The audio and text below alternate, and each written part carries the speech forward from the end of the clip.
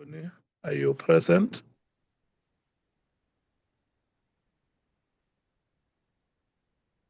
Honorable Ntuli, Honorable Ngola, Honorable Sokanyile, Honorable Nombalo, Honorable Skosana,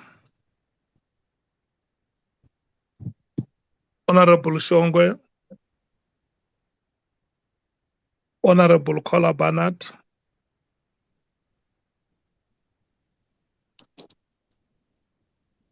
Honorable Thopa, Present, Chair. Honorable Breitenbach,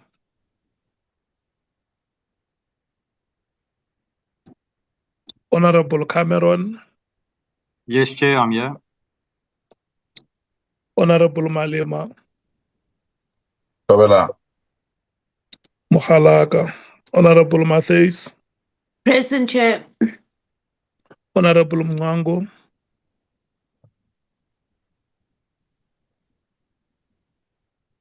Honorable Sols,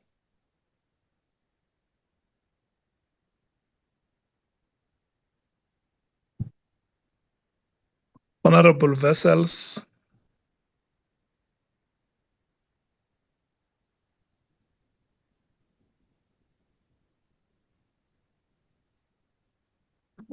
Honorable James, Always present, Chair. Advocate Arense, Present, Honorable Chair, Honorable Members, and apologies for my colleagues, Ms. Mkhize and Ms. Mkhwanazi. They are both currently engaged with witnesses scheduled to appear before the Honorable Committee. Thank you. okay. Mr. Techano, Good morning, Chairperson. Good morning to the honorable members and to my colleagues. okay. Miss Van Zyl, Good afternoon, Chairperson and members and colleagues on the platform. Ramano Bonani, Good afternoon, Chair. It's Mr. Kwabo here. Bonani is traveling. He'll be in and out. Good afternoon. okay, Palette, good afternoon. I see that Honorable Ngola and Honorable Sokanyile have joined. The meeting should have a quorum by now. We are proceeding. Can I check if we have apologies? Chair, I've also joined now. I've got picked off on you. Yes, your name appears now, Honorable Sol. Welcome. Thank you, Chair. Do we have apologies, Pilot? There was an apology from the Chief Whip, Chair. But maybe Honorable Sangoni can elaborate. I see she has logged in. Welcome, Honorable Sangoni. Do you have any apologies?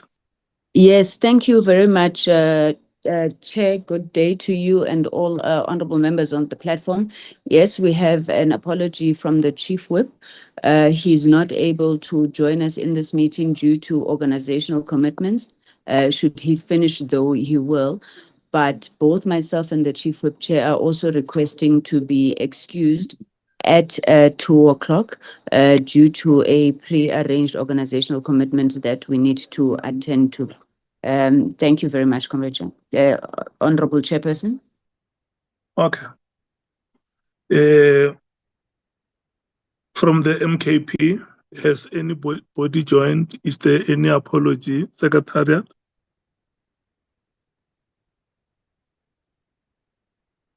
Further apologies. Palette. Yes, Chair. No. Do you have apologies from the MKP? No, not from my side, Chair. Unless if my colleagues did receive Babalwa. did you receive anything? Good afternoon, Chair. No, I did not receive any apologies. Good afternoon, Babalo. Afternoon, Chair. I did not receive any apologies from the MK party. Okay. DA, any apologies? Thank you, Chair. The Honourable Breitenbach is currently presenting at a party matter that she had to attend to, but she says she would be joining soon. So I think quite soon now she should be on. And I know the Honourable Cola Barnard was travelling, as far as I'm aware, so should also be on soon. Okay. From the EFF, are there any apologies? All EFF members are present, Chair. Yes, we're checking if they have apologies. They may want to leave before the meeting starts, or they may have other commitments, is what we're checking. No worry here, Chair. We're available. Thank you so much, Mokhalak. From the IFP?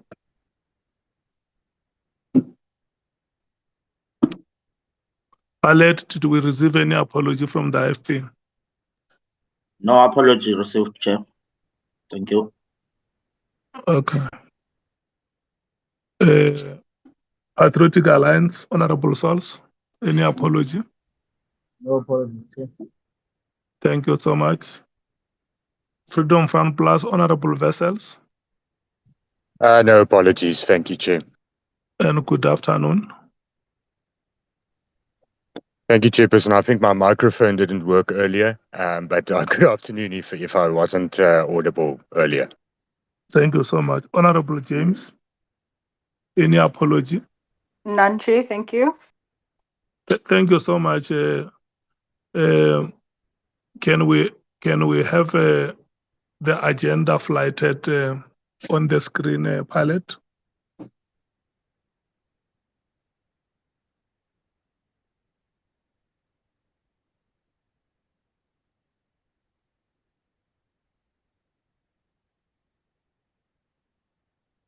Is it visible? Can you see it?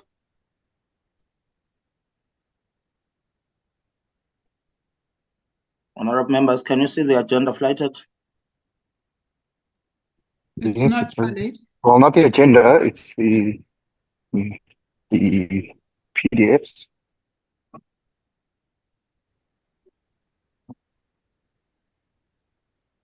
Babalo, can you please assist me if you can from your side? Okay, I will do so. Okay.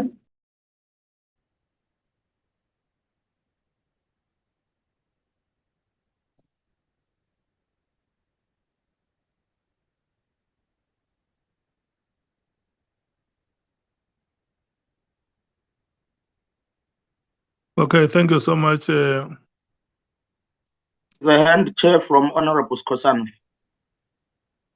Honorable Skosana. My thousand apology, Chair and honorable members. I still have a problem of network when you were calling members to say something, like Honorable Wessels. I've been listening, but I missed something, so I'm sorry to disturb you. I might not have heard. It was the program. I've got the program now, and I wanted to send apology for Honorable Nomvalo. Thank you, Chair. What is the apology?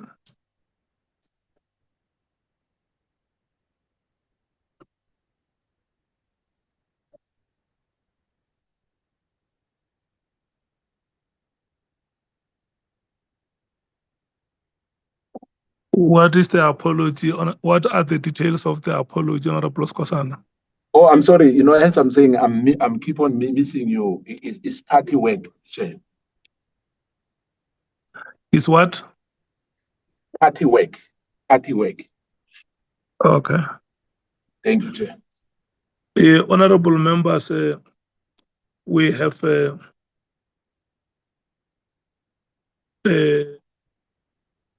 agenda there with more than 10 items, from opening and welcome, the scheduling of witnesses, questions to the president,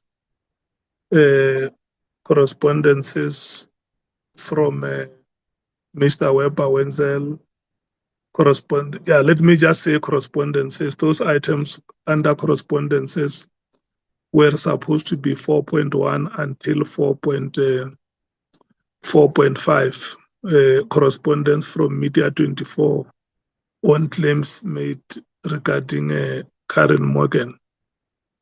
And then we will have a report on public submissions, and then a committee report, framework of the committee report. And then you will have consideration of minutes. We said that there are 7 sets of housekeeping minutes that were circulated with the committee members. And there are also 7 sets of minutes from ordinary committee proceedings. Can I check with honorable members if they want to make suggestions on the agenda?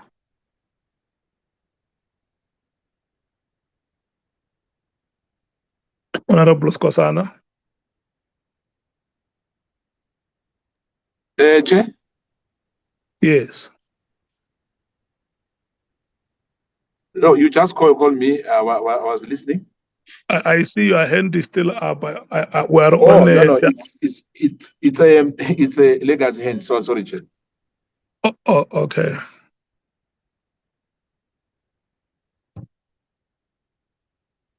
Okay, honorable members, is there any one of us who wants to speak on the agenda?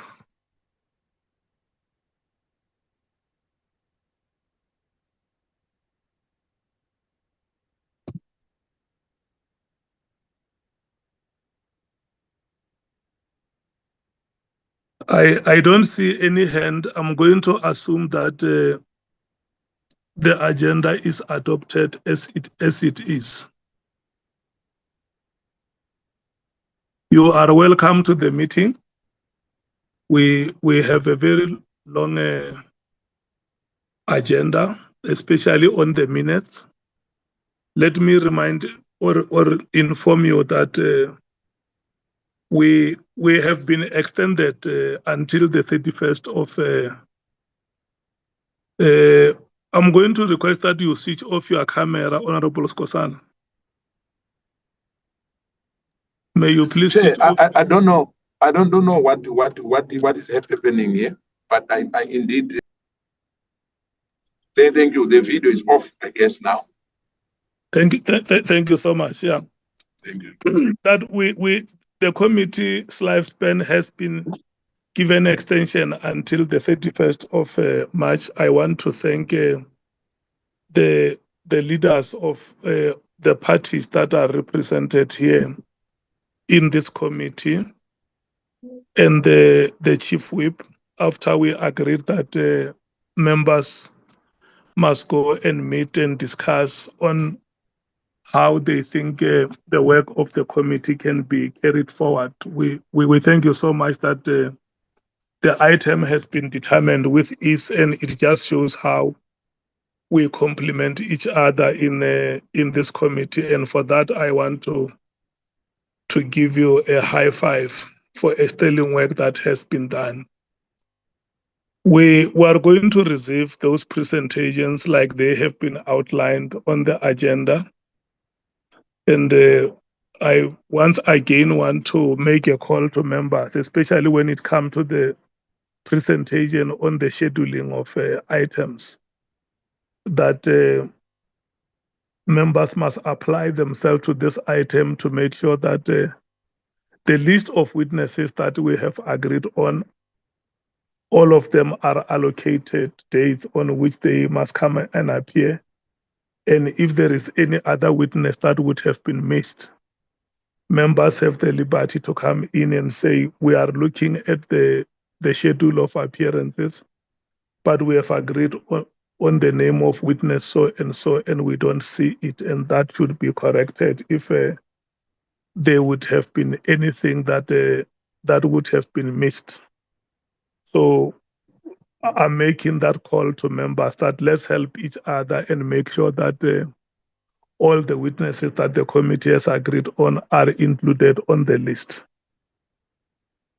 And from there, we will get to the second item, and it will also be presented, and we will deal with those items as we normally do with our rotation system. Can I check, Advocate Arends, is it you presenting the list or, the schedule, or Mr. Tejan? Honorable Chair, honorable members, good afternoon again.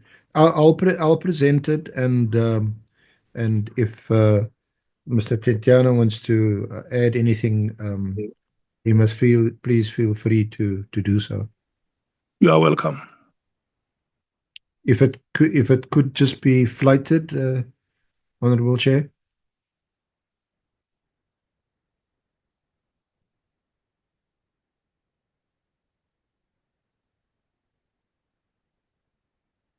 Just need to scroll from the beginning. Yeah, there we go. Honorable Chair, honorable members, as you can see, the name of Brown Mkhwanazi is there.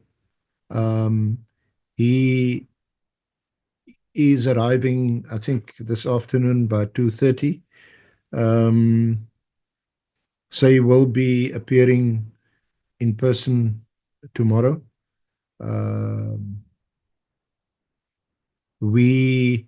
You would have noticed that we have not provided a statement up to date because of continuous difficulties contacting Mr. Mkhwanazi, and also during the course of last week, he sent to us a letter that he received from the Nhlanhla Commission of Inquiry, actually requiring his attendance from the 23rd of February through to the 27th of February, which was a direct clash with us requiring him to appear. And of course, Mr. Romano could not have sent him an official letter requiring his attendance tomorrow on the 23rd because this schedule of witnesses had not been agreed or finalized by the Honourable Committee. Nevertheless, in discussions with the evidence leader of the Nhlanhla inquiry, we resolved the issue, and he will now be required to appear there on the 2nd of March, and he will appear before the Honourable Committee tomorrow. That, however, resulted in delays in finalizing his statement, although my colleague, Advocate Mkhwanazi, has been engaging with Mr. Mkhwanazi for the past 3 weeks. So to that extent, there will be some inconvenience, and we ask for an indulgence. We will try and post the electronic version of his statement with the annexes later today, and hand up the signed copy with the original tomorrow morning before we resume at 11. That's Mr. Mkhwanazi. Mr. O'Sullivan, you may recall, was actually directed by you, Honourable Chair, to appear on the 23rd, but again, shifting it out, we arranged with him to come on the 26th, which is on Thursday. He is scheduled to appear only for another 2-3 hours, taking questions from remaining honourable members of the committee, and we've also requested to have some time to ask him questions. So we would expect Mr. O'Sullivan to to be the whole of the morning on Thursday, and we would request that we perhaps start a bit earlier at 10 o'clock, so that he can run through to lunchtime. And because as evidence leaders, we also have some new matter, some correspondence which we had received, which we would like to raise with Mr. O'Sullivan, of which he's had advance notice. It might be, we suggest, better for the evidence leaders to start with him on Thursday, and for the honourable members then to come in if there's any questions of clarity, and those remaining members who haven't had a chance to ask him questions. Lieutenant General Pashlani will then resume, we would think, after lunch. And of course, it's your discretion until what time he sits. But he's also been scheduled for the 27th, Friday, which we know is a shortened day. And again, that's at your discretion how long you sit with him. Then we have Lieutenant General Mosekiri, whose statement had been almost completed anyway last year, so we'll just have to brush that up. When initially was scheduled to appear, General Sentumule will also appear on that day, on the 3rd, the Tuesday.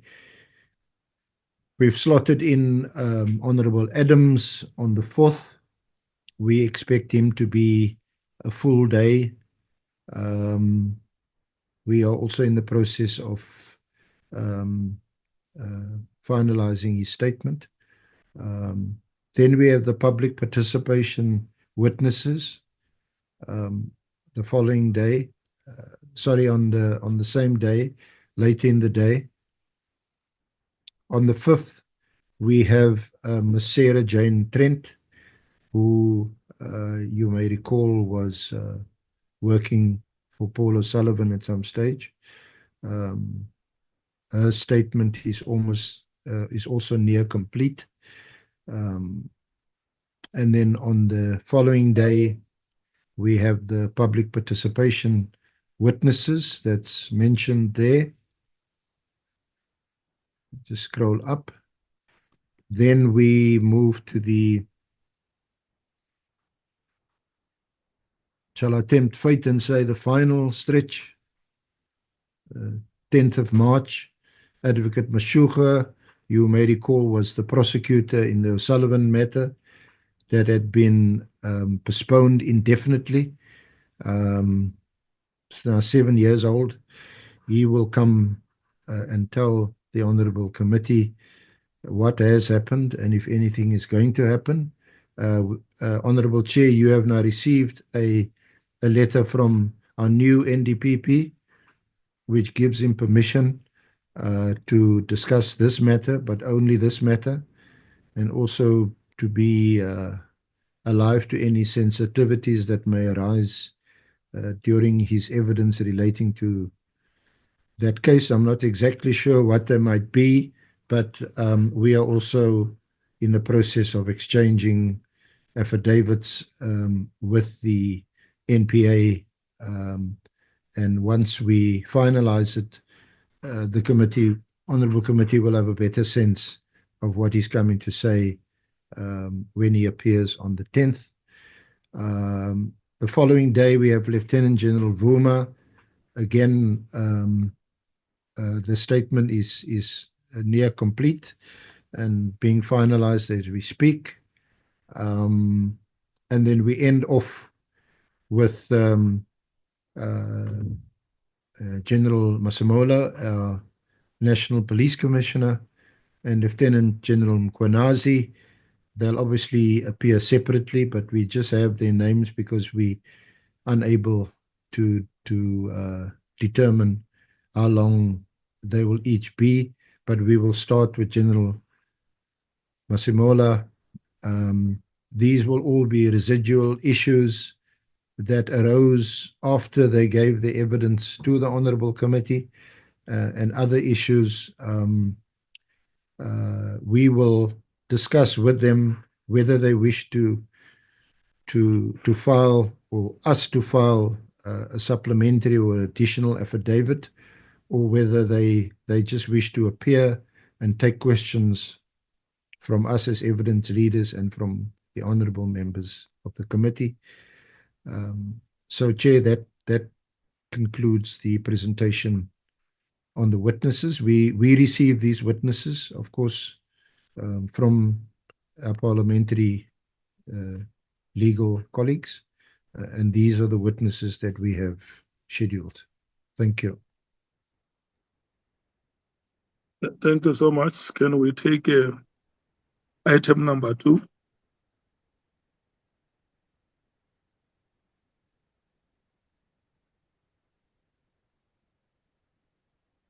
Chair, can I just raise an issue of we evidence leaders? We're just concerned. We still await the transcripts of the entire proceedings to date. Can you hear me, Honourable Chair? Yes, I hear you. Oh, sorry, I just see something on this screen there which says dismiss, rejoin. Yeah, it's almost time to conclude this process, and we need the transcripts of the witness evidence to get to us as soon as possible. So if you could assist to speed that up from your side. Yeah, because they should help you in the compilation of the report. Yes, that we have discussed with the parliamentary team, and we've actually met and decided on a modus operandi on how to go about doing that. That's fine, but the transcripts itself from witnesses' evidence, if we want to hand to the Honourable Committee an accurate summation of the evidence, then the transcript is important. Okay, that point is taken. Can we move to the second item? Honourable Chair, I see there is a hand from Honourable Correspondence. Yes, Chair, if I may. You are welcome, Honourable Barnett. Thank you. I've managed to fix my microphone issues. I just wondered, we had proposed, or it had been proposed once or twice, that the Inspector General of Intelligence should be called before the Ad Hoc Committee, given the issues surrounding his report and his claims against the top 3 members we've been interviewing. So I would have thought he would be on that list. Is there some reason he is not? Okay, Senior Counsel. Chair, I'm just trying to... Is my microphone still on? Yeah. Okay, thank you.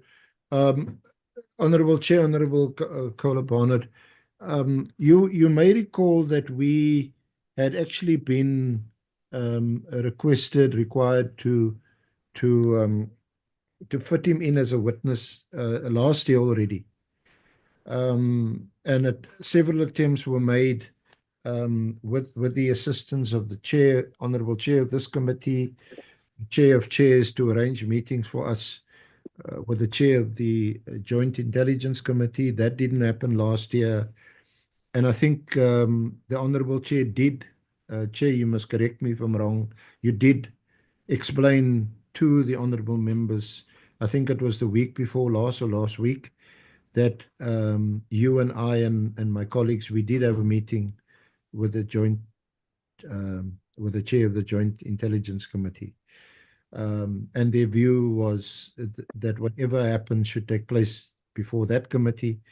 and is essentially which puts the suspended IGI off limits to this committee.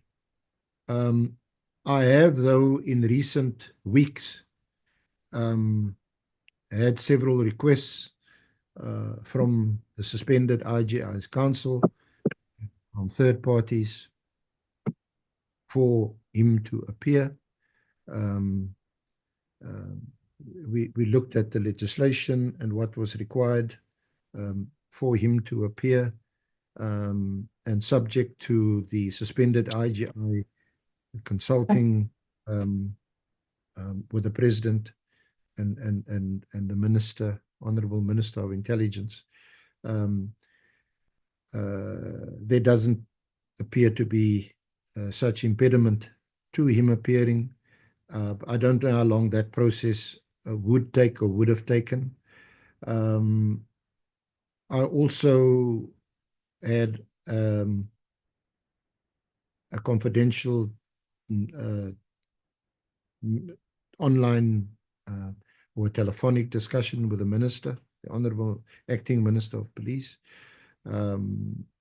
because the suspended IGI, in fact, before his suspension, had handed over his report to the acting minister, who had indicated to him that he would prefer not to act or take any action because of the two ongoing inquiries, and would prefer to await the outcome. I'm not disclosing the contents, so I don't think I'm in breach. He did mention to me, though, that the suspended IGI had a meeting with him. The General Masemola, General Mkhwanazi, Lieutenant General Kumala had also attended a meeting with him to discuss the report. And I think it was last week they had also appeared before the Intelligence Committee, and had explained their point of view.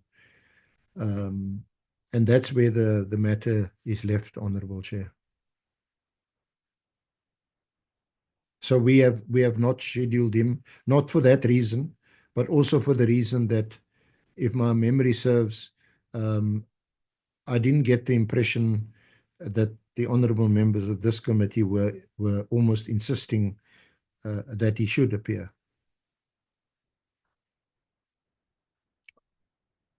Okay, that was a question for clarity. We are still going to rotate the schedule for discussions, and we will hear what the members say,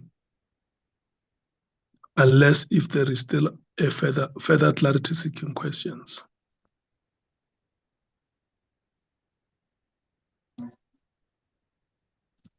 Okay, can we present the next item? Chairperson. Afternoon, Chairperson. It's Nhlanhla. Nhlanhla, good afternoon. How are you? I'm fine, Chairperson. Yeah. Yes. So, for those who don't know me, my name is Nhlanhla, and I've been assisting Andile throughout the duration of the matter. I was tasked with supporting the committee in coordinating the President's questions arising from the Ad Hoc Committee process. As members are aware, the deadline for submissions of the questions for the President closed on the 12th of February. By that deadline, we received 4 questions from Council, 102 questions from the EFF, 9 from the MK Party, 14 from the ANC, and 7 from the DA. Legal Service considered all submissions and consolidated the questions, and where duplications arose, these were combined, resulting in a final consolidated list of approximately 122 questions. This list was then forwarded to the committee secretariat for the onward transmission to the chairperson, and that was done on the 16th of February 2026. We now seek confirmation from this committee that the consolidated questions may be transmitted to the President by close of business today. Thank you, Honourable Chairperson. Thank you so much, I think what we should do, Delana, Yes, is Chair. to formally, because now the consolidation of the questions have been made. You just formally release that consolidation if it has not been released. I Yes. have that, yeah, and then because this week, we will be meeting the whole week. Members can, or the respective parties can just okay the questions if they are satisfied that all the questions that they forwarded to you are captured in your consolidation. 100%, Chairperson. Yeah. I think that will be the best approach, the proposal to make before the meeting, to say, we are presenting the consolidation before you. We want you to take this consolidation and satisfy yourselves that all your questions have been captured. There would have been questions coming from the EFF or the ANC or the MKP, which were replicating, and that will become one question in the consolidation process. But the substance of the question has not been changed either way.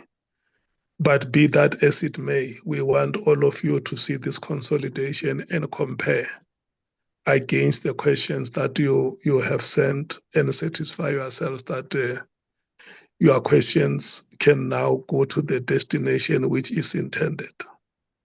So Yes. I'm going to now start. Thank you so much for the presentation.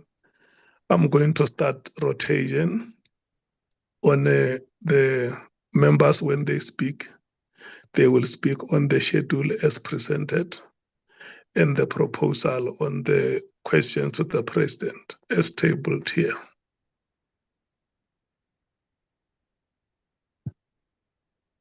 Are we ready? Can we start African National Congress? Thank you very much, Chairperson. We have noted the schedule of the hearings proposed. We did have a question on whether one day was enough for Mr. Brown Mkhwanazi, but we will be guided by the chair, and I suppose the meeting on that. I'm not sure, given that other witnesses who seemed to be as involved as Mr. Mkhwanazi we're sometimes given more than a day, but it's not a fundamental issue for us, Chair. And then the second issue on the Inspector General of Intelligence, the African National Congress, and I suppose like many of the other parties, was very clear that we would like the Inspector General to be invited to appear before the committee. We were, however, under the impression that following your engagements with the JSCI, that was not possible. So I'm not sure if the input coming from the evidence leader, Advocate Arends, is that if we are to push strong enough, the IGI would make himself available, especially given, if I understood correctly, that the IGI seems to want to appear before the committee himself. So we would definitely support a push to ensure that the IGI attends. On the questions to the President, Chairperson, we support the approach that you are proposing, that those questions are circulated and that political parties just double check to ensure that the essence of their questions has been captured. Thank you very much, Chair. I'm not sure if there's any other additions from the African National Congress. Thank you, Chair.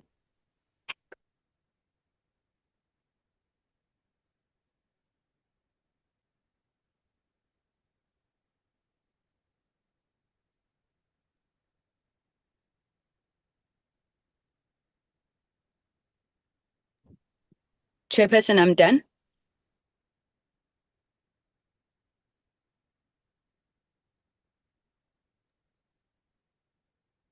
Have we lost the chair?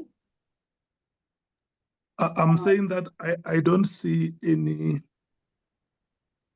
any indications for additions in the African National Congress, I'm going to move to the MKP for Honorable Skhosana.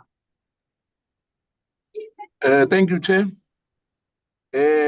I'm not sure as well whether the issue of Brown Mkhwanazi, if one has to take the last appearance in the other committee, maybe, I've got a benefit of a doubt whether we need 2 days for Mkhwanazi, but maybe if we have an extra day, where perhaps if we won't be able to finish in 1 day, but I guess in my view that we will definitely finish in 1 day. But I don't have a problem with the suggestion that in case we don't finish in 1 day, we'll take him for another half day like we did with other witnesses. And coming into the issue as well, Chair, that the one is to welcome, the extension which was granted to us as well. And perhaps these other witnesses, like the one, the Inspector General. Honorable Skhosana, so that you can make a contribution to this debate, can we check with the senior counsel how long do they intend to present Mr. Mkhwanazi's evidence? Okay. Chair, Honorable Chair, can you hear me? Yes. Thank you. I'm just having can't see clearly from my screen. We would intend to lead we would intend to lead Mr. Mkhwanazi until about 3 o'clock, 3:30, latest 4. What I neglected to mention was that it was indicated to us, and obviously subject to you, Honourable Chair, and the honourable members, that the next day, which is budget day, that if there is an overflow, that perhaps another 2, say maximum 3 hours could be set aside to conclude his evidence. That is what we had in mind and in discussion with Andile.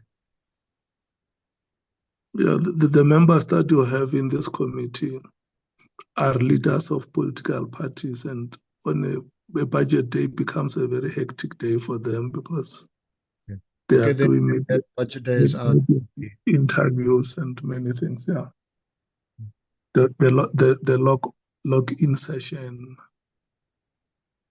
So there are many activities around the budget day which are going to keep members away. And if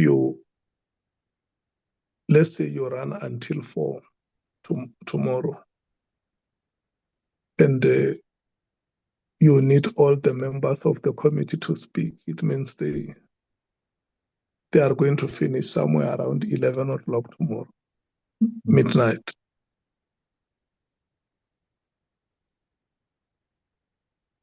Unless if the meeting agrees to start earlier at 10,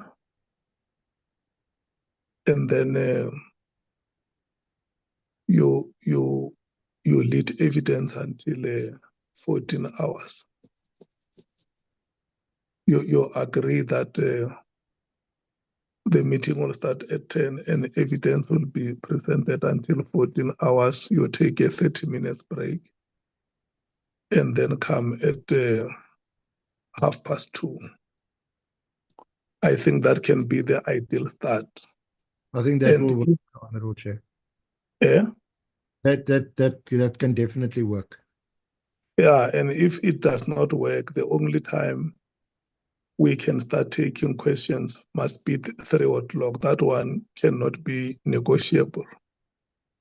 Because starting questions at 16 hours, you take 2 hours from 16 hours, 3 hours from 16 hours to 19 hours, you take a break. and then you'll come back from 19 hours to, from 20 hours to 22 hours, the second session. So we normally take 3 or 4 sessions. So can we agree that let's push and have everything, especially the presentation of evidence, concluded by 15 hours tomorrow? Yes, Honourable Chair, although I'm speaking on behalf of my colleague, Ms. Mkhwanazi, who is going to lead his evidence. And it's until 14:30. I will instruct her to finish by 15 or 14:20, and then we break for 40 minutes. We come back at 15 hours. In that way, we can be able to take all the speakers.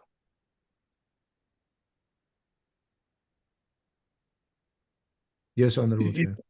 Yeah, I just wanted so that when members speak, they can also speak to that point. Honourable Skosana. Thank you, Chair, for that clarity. I'm not sure whether other members, the issue of 10, if we agree, it's fine. But if we agree with 11 as usual, it's okay as well. But I wanted to, I agree on that we can finish, tomorrow. And coming to the issue of the Inspector General as well, I really appreciate that at last we'll have somebody from that body, and the other issue I raised at the end. Thank you, Chair. About the other issues which was contagious, the issue of the judiciary, but that will come up later in any other business. Thank you, Chair. Okay, thank you so much, Honourable Member, the DA. If I may, Chair, thank you. I agree with the ANC who did, in fact, ask that the Inspector General should attend before us. I think there are many matters that he could clarify that are all in the media and could explain a great deal about what is going on, none of which would break any confidence in terms of clearance. So I think it's crucial that he comes before this committee. I would ask that some space is made for him. Thank you. Okay, Honourable Cameron. Chair, just want to echo the words of the Honourable Kola Barnard. I think it's important that this committee can't be dictated to by any other committee or other chair regarding who we do and don't have. The Inspector General must come and appear before this committee. Thank you, Chair. Okay. The EFF. No, we agree, Chair, that Inspector General must come, but equally, we agree on Mkhwanazi that the sufficient time must be made available, especially for members to ask questions. So we are covered. And then the proposal on a consolidation of questions to the President. Yeah, there we agree. Okay, DA, do you because agree? Obviously others are repeating themselves. The questions, the others will repeat and all of that. So consolidated becomes a committee document. Okay, let me go back to the DA and check if they agree with the consolidation process. Yes, Chair, we agree. Okay, Honourable Skosana, the consolidation process, do you agree? No problem, Chair, I agree. Okay, Honourable Sols. Chair, on the issue of Brown Mkhwanazi, start at 10 is fine. On the issue of the consolidation of questions, we agree. And then we also agree that the IG must come. Thank you, Chair. Honourable Vessels. Thank you, Chairperson. I'm covered. So also agree that the IGI should appear and agree with the other proposals. Thank you, Chair. Okay, Honourable James. Thank you, Chair. On the Inspector General, we support that, the consolidation. We support the IG. We support starting at 10 o'clock for Mr. Mkhwanazi. We support that. And we'd also like to propose that going forward, can we not start at 10 o'clock for all witness appearances until we conclude? That would be appreciated. And then also, Chair, the scheduling and the list of the witnesses, we also support that. I think I just want to ask, what is the method that is being applied to the sequencing on and in terms of when the witnesses appear? Because right now we have, I don't want to say that one witness or one person is more important than the next, but I find that we have key witnesses appearing rather late instead of sooner. Is there any method being used in terms of the weight of the allegations against, as to why that witness needs to appear so that we can have them sooner instead of later? Thank you, Chair. Okay. Can I check with the legal team if they have a response to the question that you asked? Chair, from I don't know what the parliamentary legal team's response might be, but firstly, we are directed by the requirements of this honourable committee in terms of which witnesses appear. Then we have to consider there was a bit of a delay in terms of the extension, and then witnesses, their availability have to be reassessed, reevaluated, and we have to contact them. Then there's also the issue with delays in terms of this honourable committee finalising its schedule so that Mr. Romano can send official notification to the witnesses. Some witnesses have at times indicated, yeah, I know that Mr. Romano phoned me and said you should appear on this, but I haven't received an official notice. And I've now made other arrangements. So I don't know if the answer is satisfactory, but there's been a mix of reasons why we schedule. We obviously also want to schedule those witnesses who have still to conclude, like General Pashlani, O'Sullivan. Those witnesses have to be scheduled. In view of what appears to be a unanimous view that the suspended IGI appear, we had originally scheduled him for the 10th of March, and that would be a day where we would again insert his name for the 10th of March, because that was also a date which we had discussed earlier with his counsel, that they would be available also on that date.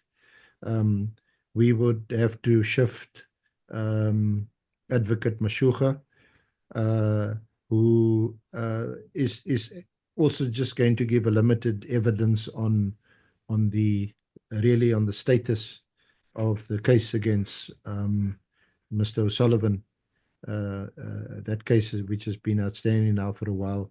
We don't expect that to be too long, and we can, with his leave and with his consent, fit him in elsewhere. Thank you, Honourable Chair. Yeah, if you remember, honourable members, the committee has said that it has the prerogative to determine the list of witnesses and the sequence of appearance. What the legal team does here is to present a proposal before the committee. And if the committee agrees with the proposal, it does not become the decision of the legal team, but it becomes the decision of the committee. So what it means is that in its deliberations, the committee has that prerogative to say, witness so and so can be in this position or can come on an earlier date or on a later date. Like if you remember when we made the decision that General Mkhwanazi must be the first witness to appear before the committee, and an order of witnesses was agreed upon as to when the second will be General Masemola as the leader of the SAPS, followed by Sibiya, and so on and so forth. So when the legal team has presented a proposal before you, remember that you have the prerogative as the committee to order the appearances of witnesses. Is that adequate, Honorable James? Thank you so much, Chair. Chair, for the sake of progress, I'm going to leave it at that. I mean, we're in the last final push right now. I think we started off well, like you said, where we are determined we're going to have General Mkhwanazi, the National Commissioner, the Minister, Sibiya, we're going to have those people at the beginning. But as things sort of continued, I found that because when they make their allegations and statements are given to us, it sort of highlights names that should appear next. And this is why I'm asking the legal team, how did they identify the appearance of witnesses in terms of the allegations made against them? Because sometimes you would have a witness appearing 2 or 3 weeks later, responding to allegations that were made maybe 3 weeks. At that point, it's quite hard to link all the statements and to keep sort of if I can say, the top 5 people that's been implicated in all of this, you know, at the top of our minds. So I think that is the point that I'm trying to make. I think it's clear to me that there wasn't any method really being applied in terms of we need to pursue these witnesses vigorously, because these are the ones that's been implicated, such as the likes of Mr. Brown Mkhwanazi appearing rather late at the end, such as the likes of Mr. Paul O'Sullivan. But like I'm saying, for the sake of progress, Chair, let's leave it at that and let's continue. But everything else is supported. Thank you. Thank you so much. Let's move to the second item. So the schedule has been accepted. The IGI will be included on the list of witnesses and allocated a date, which the committee will be given a report and will approve it. And the proposal on the consolidation has also been accepted by the meeting. Nicolette, can we take Chair? Hello, Honorable Skosana. I'm sorry to do this, Chair. I just wanted to ask before the matter is closed. I understand that we agreed on the consideration, but these public participation, maybe at a later stage, Chair, I think let me leave this. At a later stage, we have to revisit that because other witnesses still are not in this, and they've been chosen by the same legal team. So I just want to emphasize on that one. Thank you, Chair. At a later stage. They are not chosen by the legal team. Remember, in the last meeting, we have said that a report on public participation should come to the meeting. Nicolette is going to present the report now. And okay, thank you, Chair. She will also clarify the names of witnesses like Chetty that you raised in the meeting. All those matters that you raised in the previous meetings have been recorded, and this presentation is meant to clarify such matters, including Gun-Free South Africa. You remember they are a civil society organization that has made a submission and could not be available on the date that was allocated to them. So as she presents, you will hear that all those matters are covered and the committee will apply itself to the report. I'm going to request that we take the public participation report and the proposal on the framework of the committee report. The proposal is presented before the meeting on how the report of the committee is going to be structured. And the decision that we are looking at from the meeting is to say We note this framework allow us, because a framework of the report can be something academic or near academic, allow us as members and respective parties to go and look at this framework, the introduction, the background, the rationale, everything, and then we will come back with our inputs. I think that is the approach that we are going to request from the meeting. May we have those 2 items presented?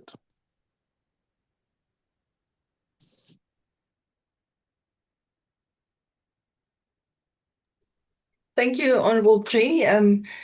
Good afternoon again to the honourable members. Chair, members, I'm just going to take you quickly through the public participation report as it stands. So, as the chairperson indicated in a previous meeting on the 9th of February, the committee requested a written report regarding the basis for selection, re-evaluation and scheduling of witnesses and interested organizations to appear before the committee. This report really responds to the request from the committee. Notably, Chair and members, this report does not address the merits of any public submissions received by the committee.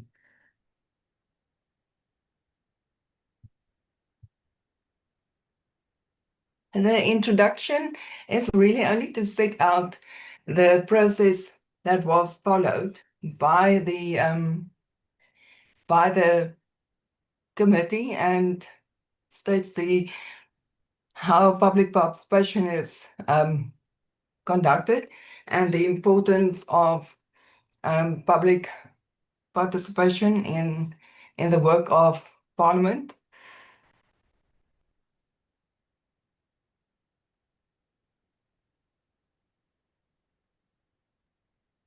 So, Chair, as I mentioned, the public participation process was done in accordance with the established parliamentary processes, which are designed to facilitate broad public engagement.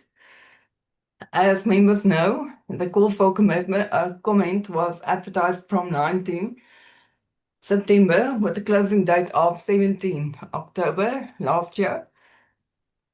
And the advertisement, I've stated here the actual wording that was used in the call for public comment.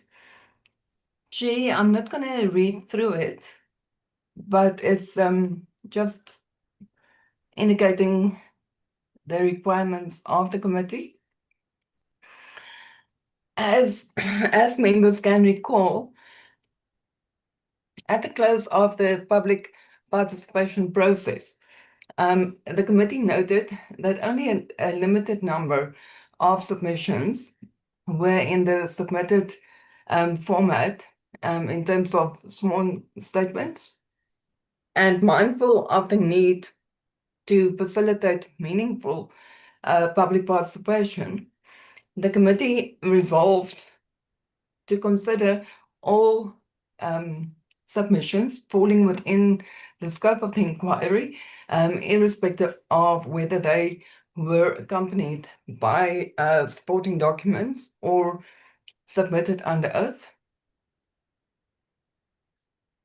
On the 19th of January this year, the committee agreed that its public hearings would proceed on a non-evidentiary basis, thus focusing on lived experience, contextual input, and systemic issues relating to the inquiry.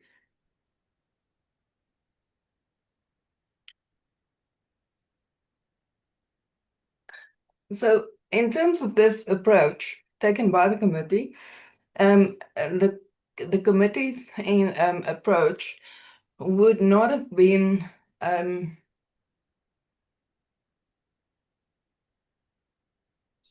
an opportunity for members, for the witnesses to be sworn in and to really have a very substantive engagement with the witnesses. This approach informed the planning and scheduling of witnesses appearing before the committee, and that's a public participation program. However, honourable members, as the public participation process progressed and evolved, the committee's approach shifted from its earlier decision to conduct hearings on a non-evidentiary basis. As I stated previously, all participants were placed under oath and subjected to extensive questioning that went beyond asking questions of clarity, which is normally the approach taken during public participation. Honourable members, as you recall, there were a number of people or individuals and civil society organizations that was identified for public or for oral hearings.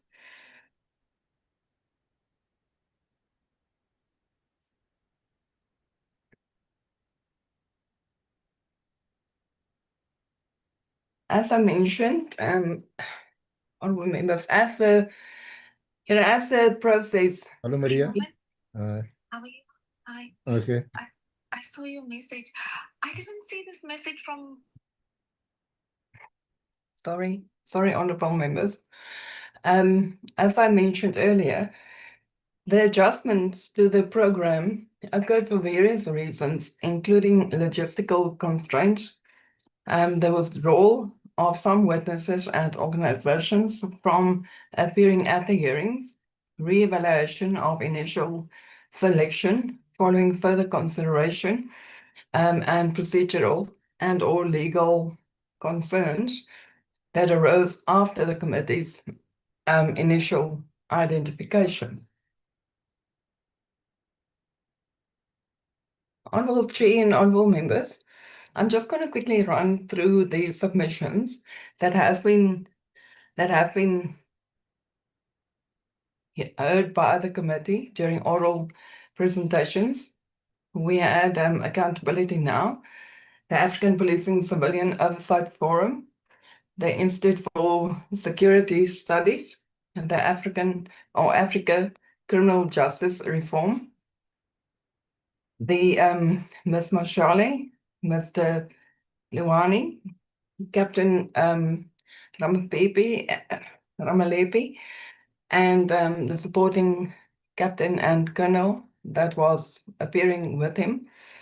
We had Mr. Datieni, Mr. Matlatu, and Advocate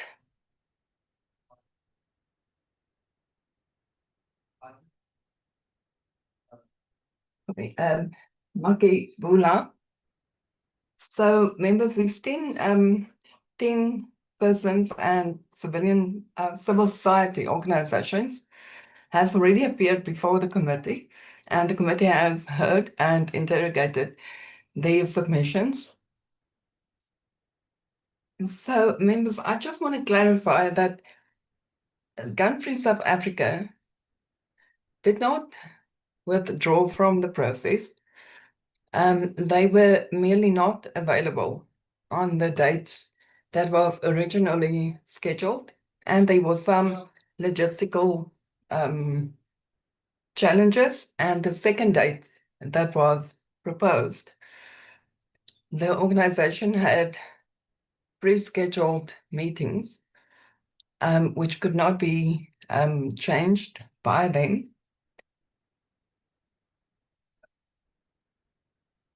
Members, to go to paragraph 4.6, there are witnesses or individuals that was originally scheduled for oral presentation, but as I said, were subsequently re-evaluated. These include 6 individuals. Chair and members, I'm just going to go through the reasons for the re-evaluation. Dr. Gordon Rolls, he was initially scheduled, but he withdrew from the process because he cited security concerns. So members, before getting into the reasons for re-evaluation, I'm just putting here the rationale that was adopted for the original selection. There were two broad categories, and these are institutions and civil society inputs that provided a systemic or policy analysis. And the second category was based on submissions of first-hand experiences of the thematic approach of the committee. Members, I'm not going to read through the all of the submissions. I highlighted here the contributions from the civil society organizations, including Accountability Now, APCOF, the ISS, and the Africa Criminal Justice Reform. Originally scheduled, the individuals that would have given like first-hand or lived experience submissions were Ms. Mashale, Mr. Lwani, Captain Nama Lepi, Mr. Dojeni, and Mr. Nhlanhla. And then Advocate Makabula. Members, moving on to the rationale for re-election, members should please note that this is only procedural advice, and the re-evaluation is not based on merit, and whether individuals are heard orally or whether they only submitted written submissions, all of them really remains part of the official record of the committee, like I said, whether written or oral. Now, the re-evaluation was really based on account of emerging considerations relating to the appropriateness of oral engagement and not on the merit or substance of the submissions. The re-evaluation occurred for reasons including newly disclosed information, confidentiality obligations, ongoing and potentially reinstated legal proceedings, risk of perceived parliamentary prejudgment, and the highly individualized or dispute-specific nature of certain submissions.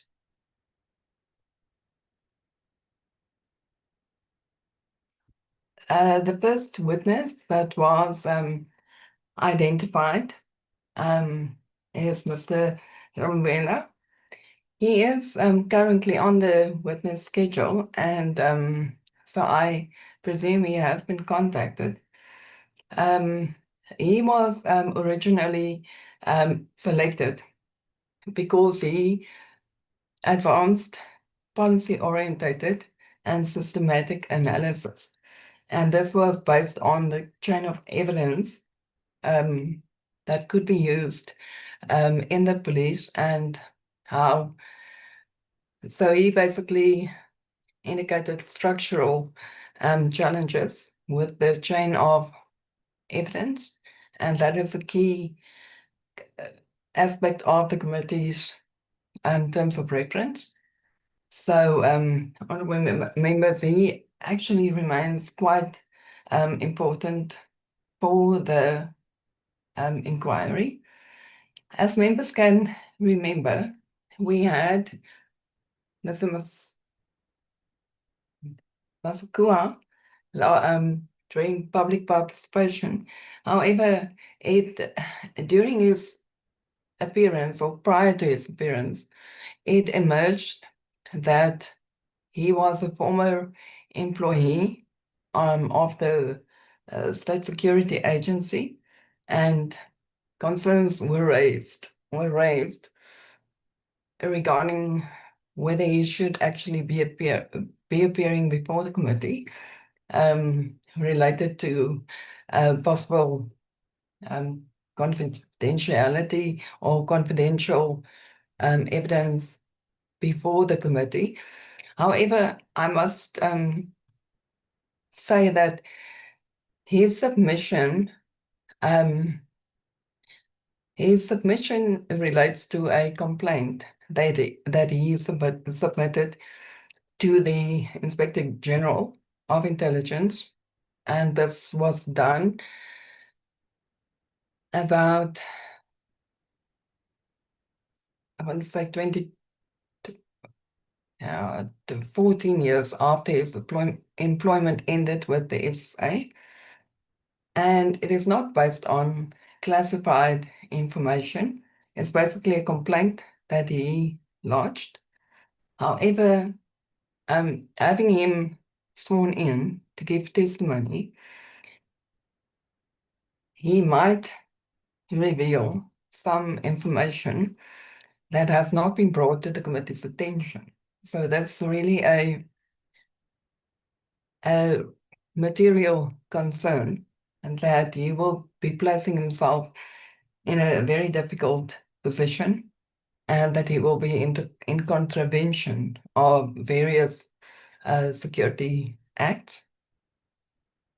So that is a major concern, honorable members. And again, his testimony can be taken as read. We also had quite a challenge regarding the anonymous witness that appeared before the committee. There was some confusion as to who is this anonymous person.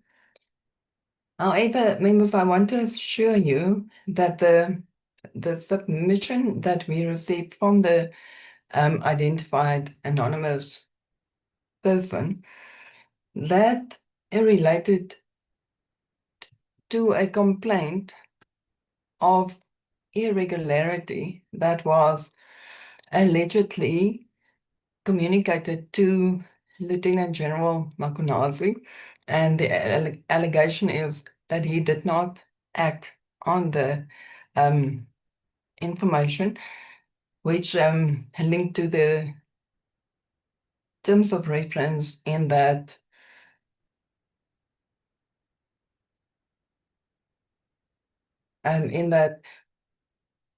there could be some institutional leadership challenges. Then, honorable members, we had a submission from Mr. Mahope. Now, he raised significant concerns with various criminal cases that are pending before or is in currently active investigations.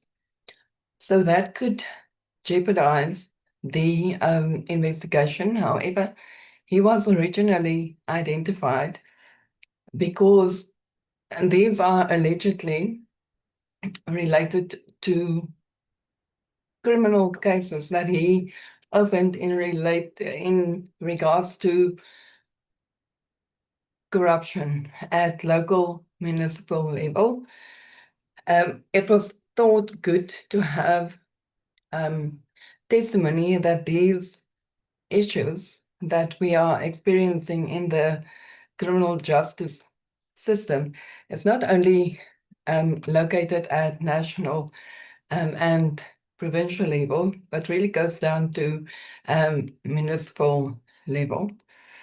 However, I would really want to propose that I be enabled to send these criminal or these pending or ongoing investigations to the Office of the National Commissioner to request, a report on the progress that has been made on these investigations, and that this be submitted to the committee at a later stage without providing sensitive information that could jeopardize the ongoing investigation.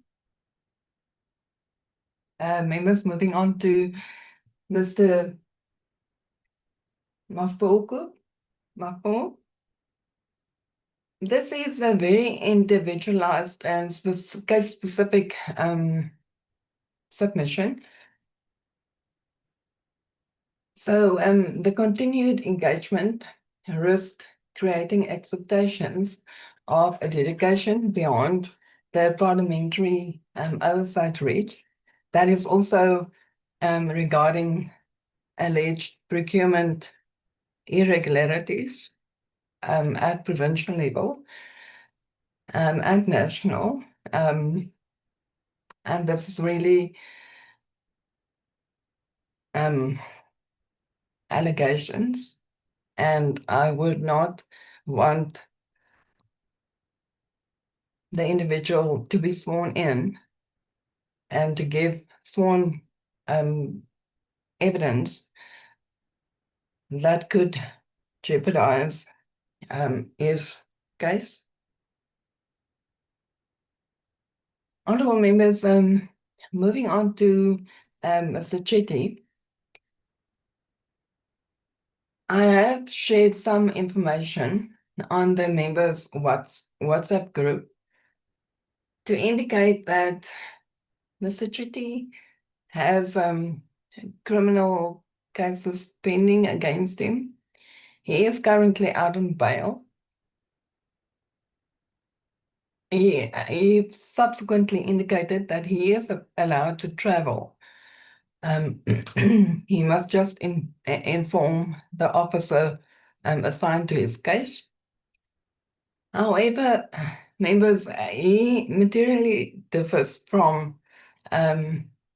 Nhlanhla, and although both are facing criminal charges, the charges against Mr. Nhlanhla is immaterial. Well, it doesn't link to the scope of the inquiry.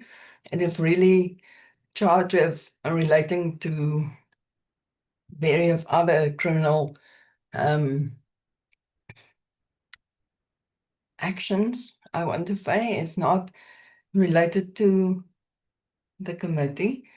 While Mr. Chetty, while his criminal case also not related to the committee, he indicated that he experienced challenges with the freezing of his assets, but he did not indicate the scope. Well, sorry, members, just to jump back. He did experience challenges with the freezing of his assets and alleged irregular procedures by the IDAC. And that is why Mr. Chetty was originally identified for oral hearing. So he, having him sworn in to the committee and giving evidence on really unrelated aspects, it could have it could impact his ongoing trial. And honourable members, it's really just a procedural note, and it is the prerogative of members to further engage on this matter. But from a procedural viewpoint, it will be in the best interest of both the committee and Mr. Chetty to rather not appear, but that his submission will be taken as read. Honourable members, I'm just glancing over the appearance of Ms. Mkhwanazi. Nhlanhla. As members remember, she appeared before the committee as the supposed anonymous witness. However, she was not, as I indicated, the identified anonymous witness. She did not form part of the public participation process. She had a discussion outside the venue, and based on the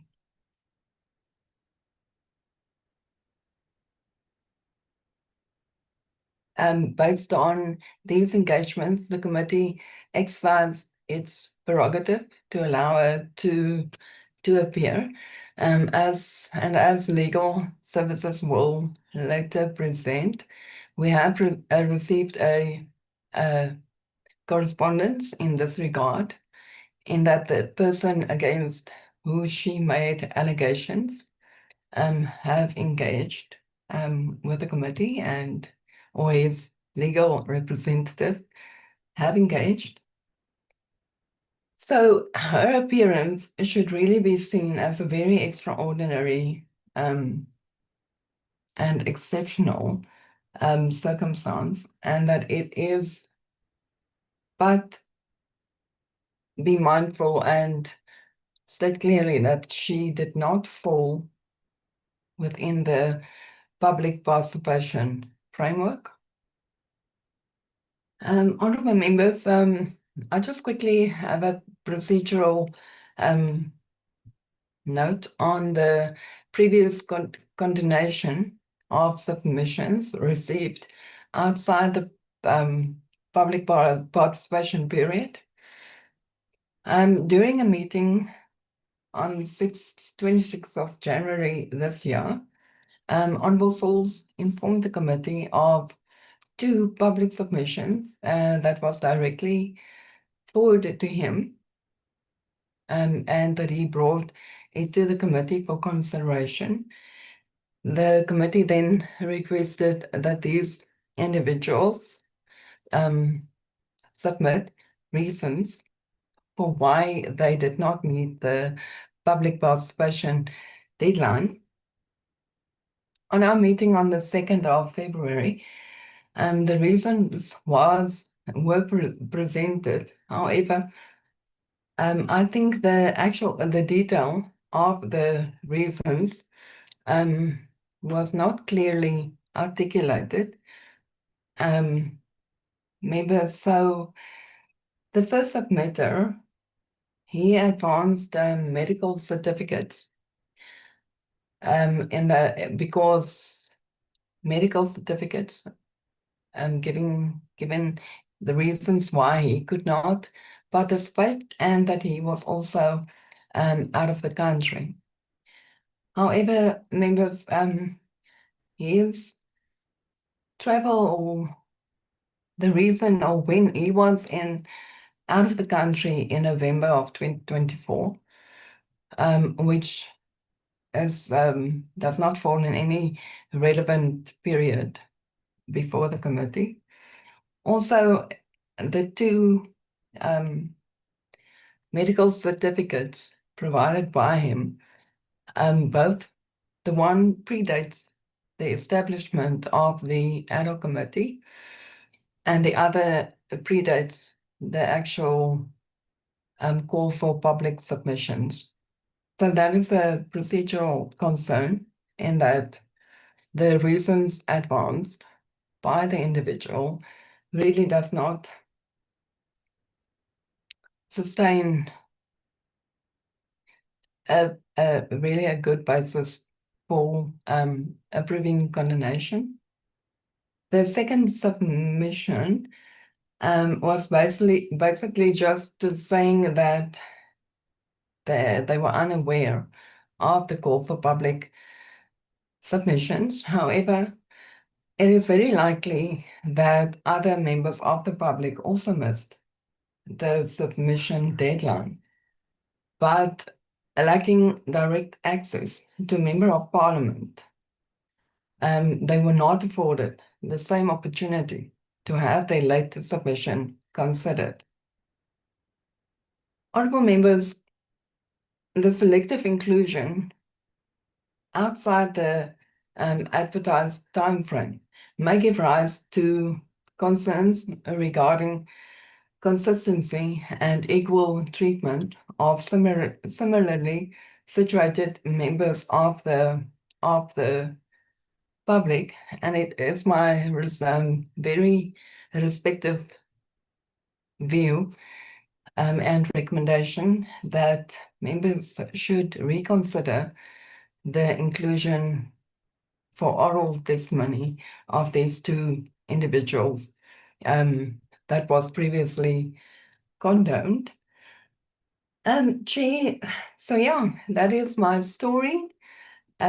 Just to conclude, to say that the submissions were assessed and selected on the basis of relevance, systemic value, and their potential contribution to the committee's understanding of governance and accountability challenges, rather than a random or selective basis.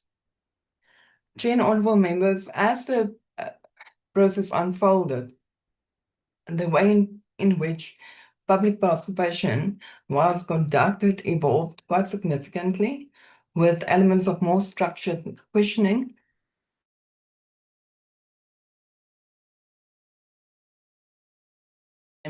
really necessary. Clear. It must be understood that whether presented orally or in written format, all submissions remain an important contextual component of the committee's work and will be considered other information in the committee's deliberation. That is conclusion for this part of the presentation. Honourable Chair, honourable members, if you want me to jump directly into the report writing framework, I can do so. Yeah, before we go to the framework, I want you to say to the committee, in the report of the public submissions that we gave you, there are the following witnesses that could have appeared before the committee. They didn't, and our recommendation is that the committee must give them chance. I mean, in case there are such there is such a case or there are such cases. And if for instance, on Mr. Chetty, I heard your recommendation that Mr. Chetty is undergoing trial, and it may not be advisable for the committee to give him a chance to appear before it. I thought, for the purpose of easier discussions or discussions which are structured, if you can help the committee in that regard, if there is any case, for instance, that you feel the committee may have to consider it being scheduled for appearance, you just indicate that in this report that I've given you, these are the recommendations I'm making before the committee. Is it possible for you to do that? Definitely, Chair. Definitely. Okay. I'm not putting you under pressure. If you want to reorganize yourself, we can take your next presentation, and then shortly before we take discussions, then you then take us through your recommendations on the public participation report. Chair, yes, I can do that. Okay.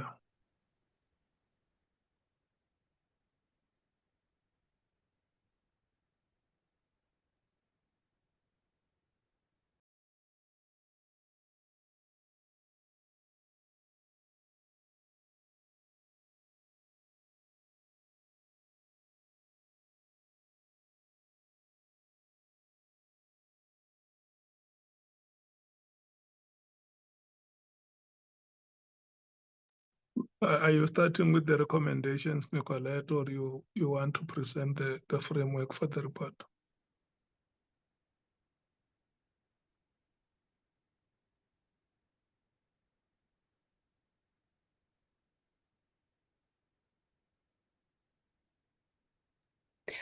Chair, apologies. I think I'm going to start with the report writing framework, if that will be okay. Okay.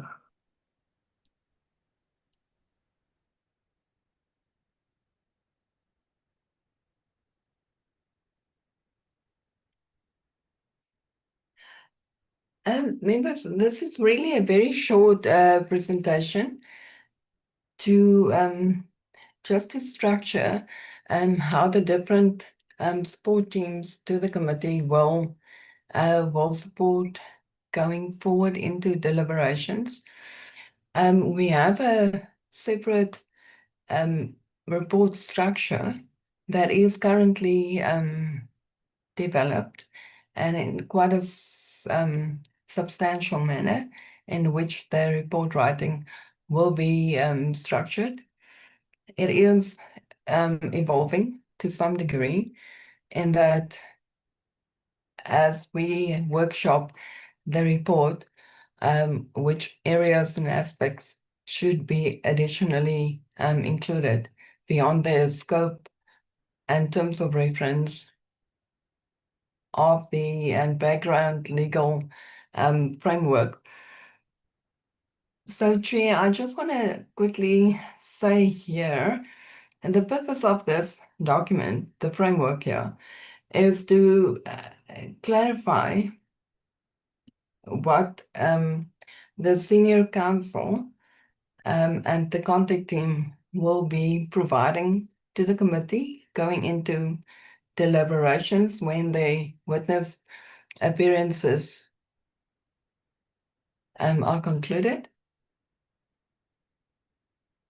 It is then recommended or proposed that senior counsel, having led the evidence throughout the inquiry, will provide members with a consolidated evidentiary overview prior to the commencement of member deliberations, that this evidentiary overview contain the all evidence before the committee, taking into account oral testimony, sworn statements, documentary material, and expert inputs. It would highlight areas of convergence and divergence between witnesses, stating or showing which witnesses really contradicted each other. And this will be focused on the really the main actors in as part of the inquiry. The senior counsel will draw attention to the material contradictions, credibility concerns, and evidentiary gaps, and identify unresolved factual or institutional questions that require the judgment from members. So, just for the avoidance of doubt, the evidentiary overview will not contain findings, determinations of wrongdoing, or recommendations. The assessment of evidence and the formulation of findings and recommendations remain the exclusive responsibility of the committee. Then moving on to the role of Parliament's content team, this is including the research unit and the content advisors assigned to the committee. So separate from Council's evidentiary overview, the content team will prepare a thematic analysis report highlighting alignment of the evidence to the terms of reference, identifying governance concerns and outlining potential parliamentary reform priorities in order to support members during deliberations. The analytic work constitutes part of our formal mandate to support the committee in organizing evidence, structuring deliberations, and facilitating the preparation of a coherent, scope-aligned report. Honourable members, in undertaking this function, the work will be descriptive and organizational in nature, ensuring that evidence is structured without preempting findings, that is aligned to the terms of reference and the anticipated structure of the committee's report, and it is intended to support deliberations and report writing. So this document naturally does not assess credibility, resolve contradictions, or express evaluation judgment. The role of the committee, as members know, I'm just stating here, is the exclusive constitutional function of members of Parliament. During the stage or this phase, members will weigh and assess the evidence, evaluate the credibility and significance, determine findings, observations, and recommendations, and exercise parliamentary judgment in fulfillment of the committee's oversight mandate. So members' deliberation are informed by the evidence placed before the committee, the consolidated evidentiary overview presented by Senior Counsel, and the analysis report from the content team, as I mentioned earlier. Then naturally, members also use any other resources and documents to their disposal, including, as Senior Counsel mentioned, the transcripts of meetings. So, honourable members and chairperson, just in terms of this sequencing and interrogation of process, the evidence laid before the committee through witnesses and documentary material, members engage with the witnesses on their testimony. Senior Counsel presents a consolidated evidentiary overview. The content team submits an analytical report. Members deliberate and determine findings, observations, and recommendations. The content team then draft the committee's report reflecting the outcomes of deliberations, and naturally this will be guided by members of the committee. The committee then adopts its report for tabling before the National Assembly by the end of March. Apologies, it should be the 27th of March, not the 31st. So I just want to give clarity on the distinction between the evidentiary overview and the committee's report. The evidentiary overview prepared by Senior Counsel and the committee's report serve fundamentally different purposes. The evidentiary overview produces the evidentiary record for prior to deliberations, and the committee's report represents the collective judgment of members adopted by resolution and contains the committee's findings, observations, and recommendations in the exercise of Parliament's oversight authority. Honourable members, that is it from the reporting framework. But like I mentioned earlier, the actual report framework is under development. It is in a very advanced stage. So yeah, members can rest assured that it is receiving significant attention. Thank you, Chair, members.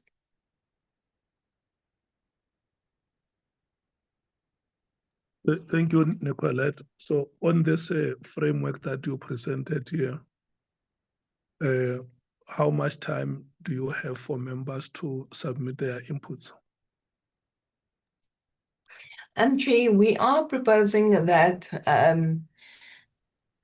directly post the witness appearances, the committee goes into a phase of deliberations, and based then on the deliberations, the report will be based on this to ensure that all the the concerns and matters raised by the committee are included, and then will flow into deliberations on the key findings and then naturally the recommendations. No, I mean on the structure of the report. Oh, sorry, Chair. Apologies for that. Not the substantive matters. Let's say on your structure of the report, there is an honorable member who feels that there is one thematic area that they believe must be included on the structure. That's why we said that when you present this framework, this is not the contents of the report. You are saying to members that the final report that we are going to be writing is going to be structured in this way. Yes. It will provide for introduction, background, terms of reference, this and that, up until conclusion and recommendations. Yes, Chair. And then there is one member who says, but maybe there is one theme that is missing. Can we also include it? I wanted to check how much time do you give members to make inputs on how on the structure of the report.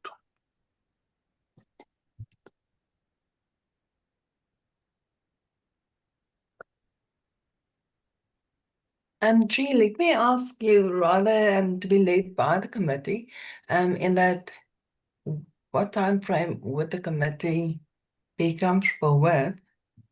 We will be able to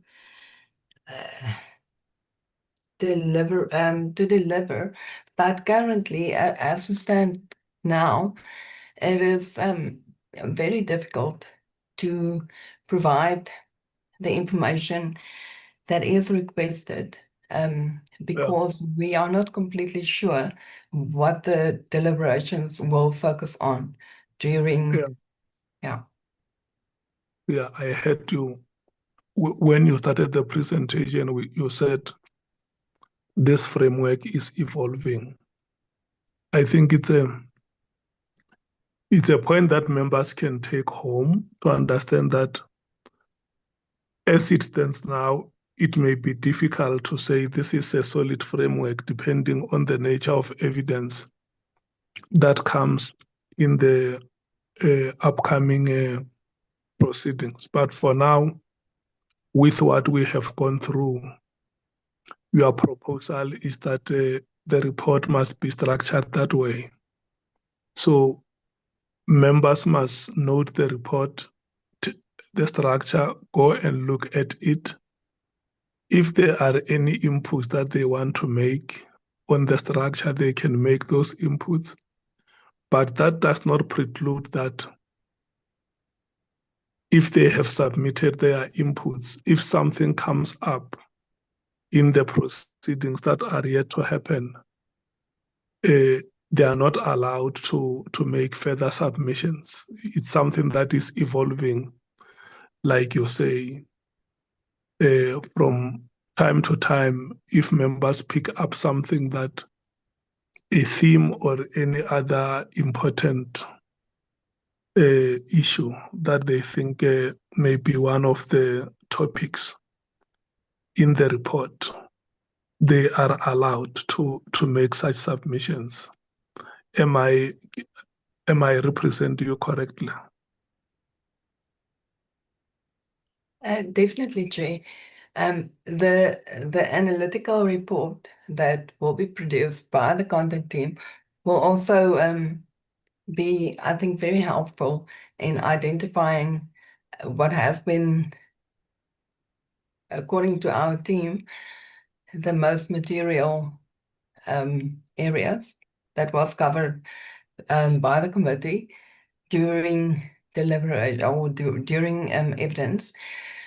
The plan is that we submit that report because it is updated as we go along, that this be provided to members within 3 days, 3 days of the conclusion of evidence before the committee.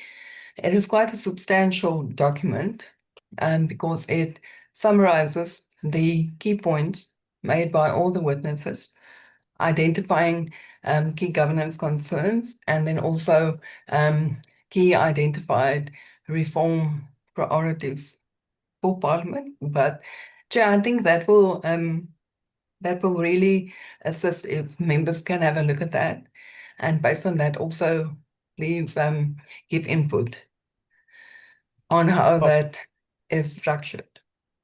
Okay.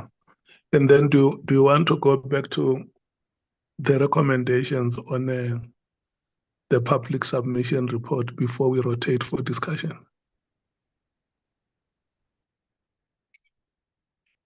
Yes, Chair. Yes, Chair.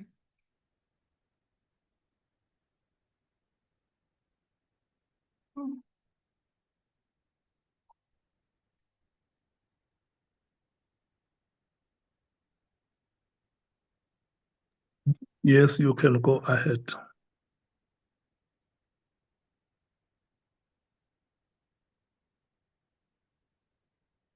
Chair and honorable members, in front here, we have the previous list that was presented to the committee. So this one does not include the civil society organizations that has already appeared before the committee, like APCOF and ISS, Accountability Now, and Dr. Jean Redpath.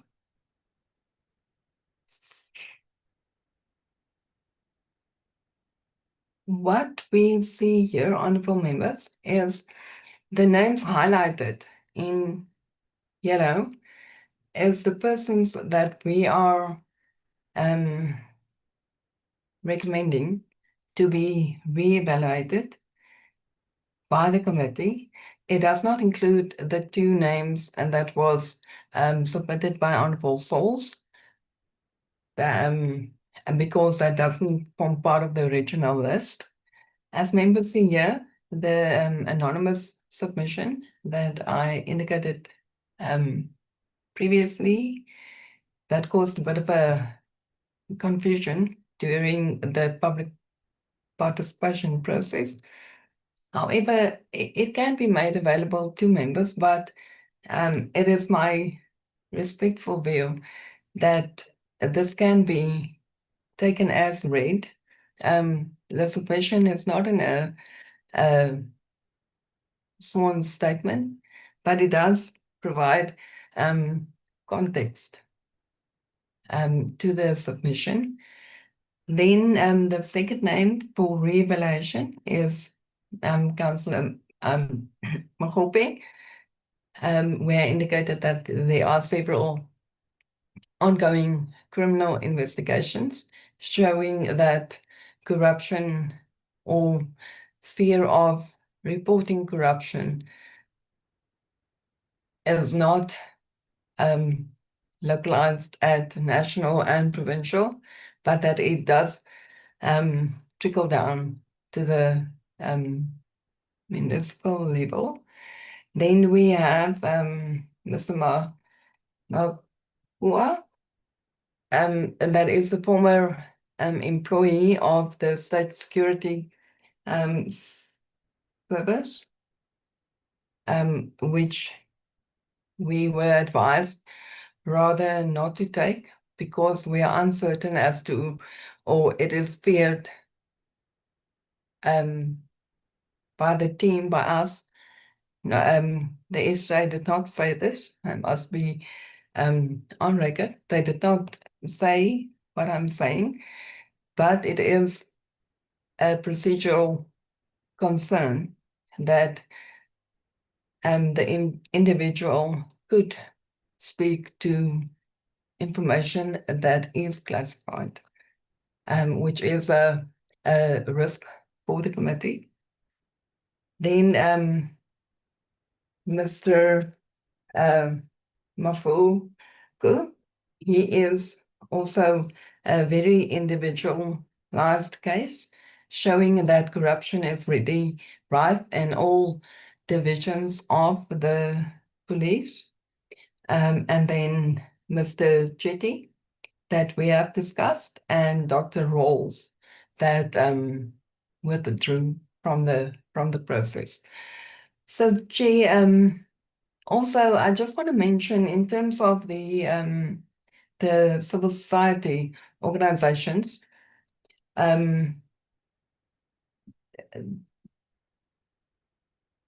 we have not heard from this individual because, there were slight challenges with communication, I want to say.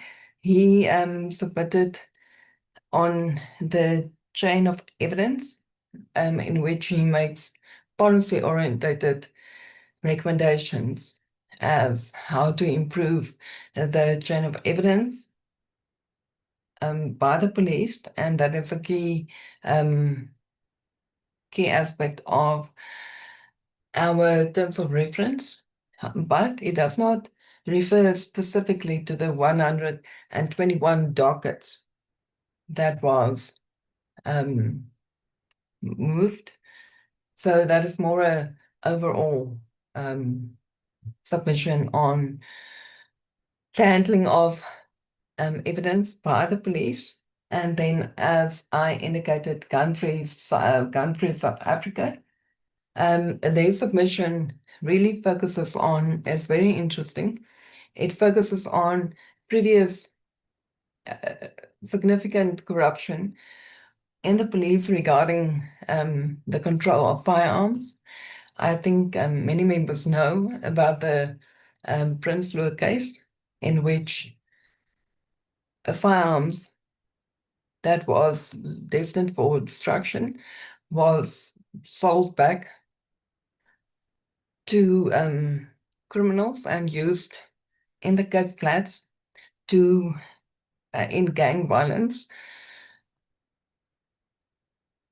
And that has been demonstrated that these are linked. It is evidentiary proof that these firearms were used in murders based on the serial numbers and, ballistic evidence. So, Chair and members, I think it will be very good for gun-free South Africa to, if we can maybe have another discussion with him to appear before the committee, because this specific corruption case has significant impact on safety and security. So, yes, Chair, I hope this answers your question in terms of who was originally identified and who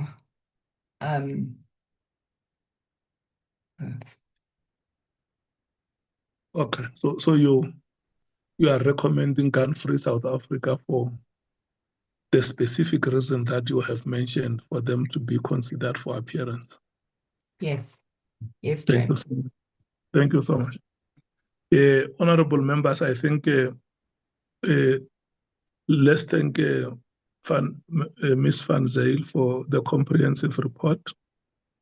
The report on public participation has been very comprehensive, and the recommendation, one outstanding recommendation coming from it is that there are significant matters that are being raised in the presentation of gun-free South Africa, which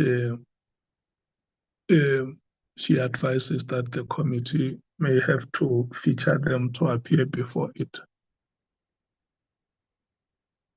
And with regard to the structure of the report the structure is made available for members to afford themselves time to go through it and make inputs.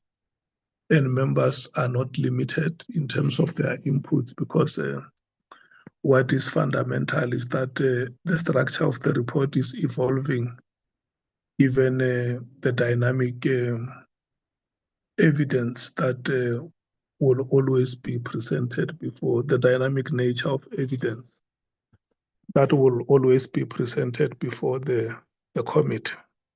Those are the recommendations that are being circulated before you, and any other matters that members would have picked from the report and will want to bring them for discussion. Thank you. Can I start the rotation? The ANC.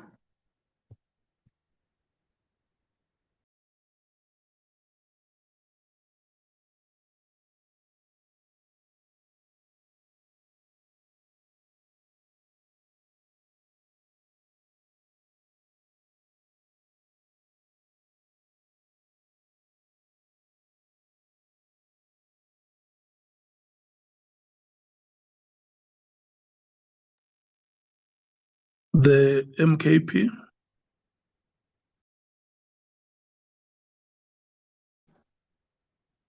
Thank you, Chair. I'm not sure, Chair, whether we must respond on what Nicole has spoken about. Yes, I'm rotating to you to hear whether you support the recommendations she is making and whether you have any other matters that you want to raise emanating from the report.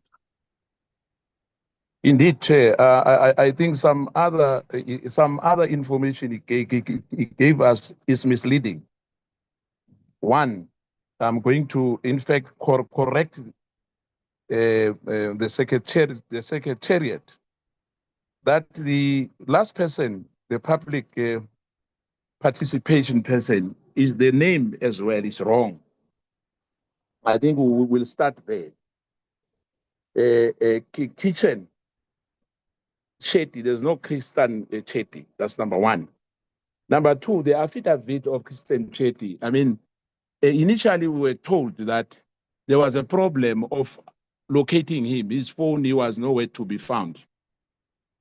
Number two as well was that they contacted him.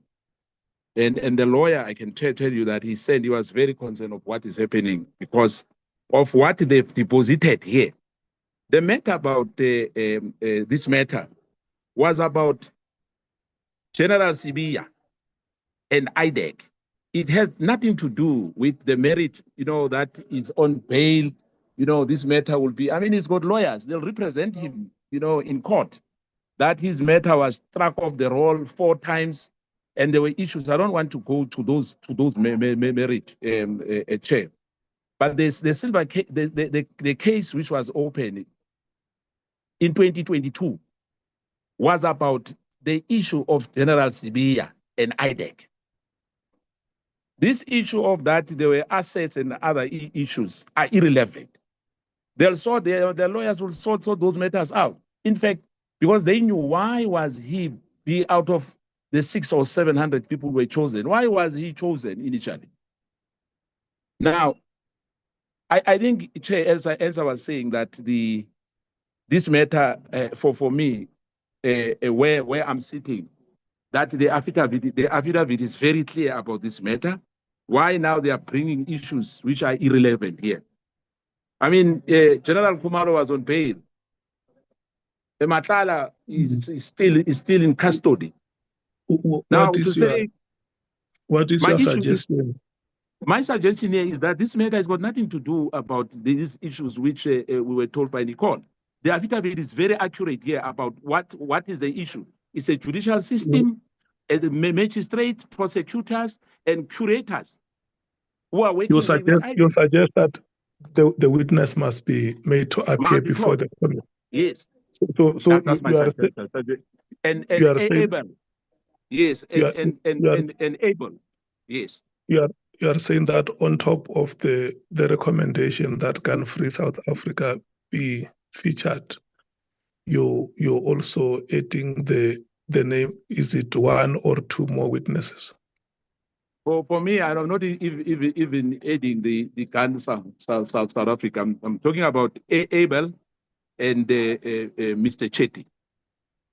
Okay, it's fine.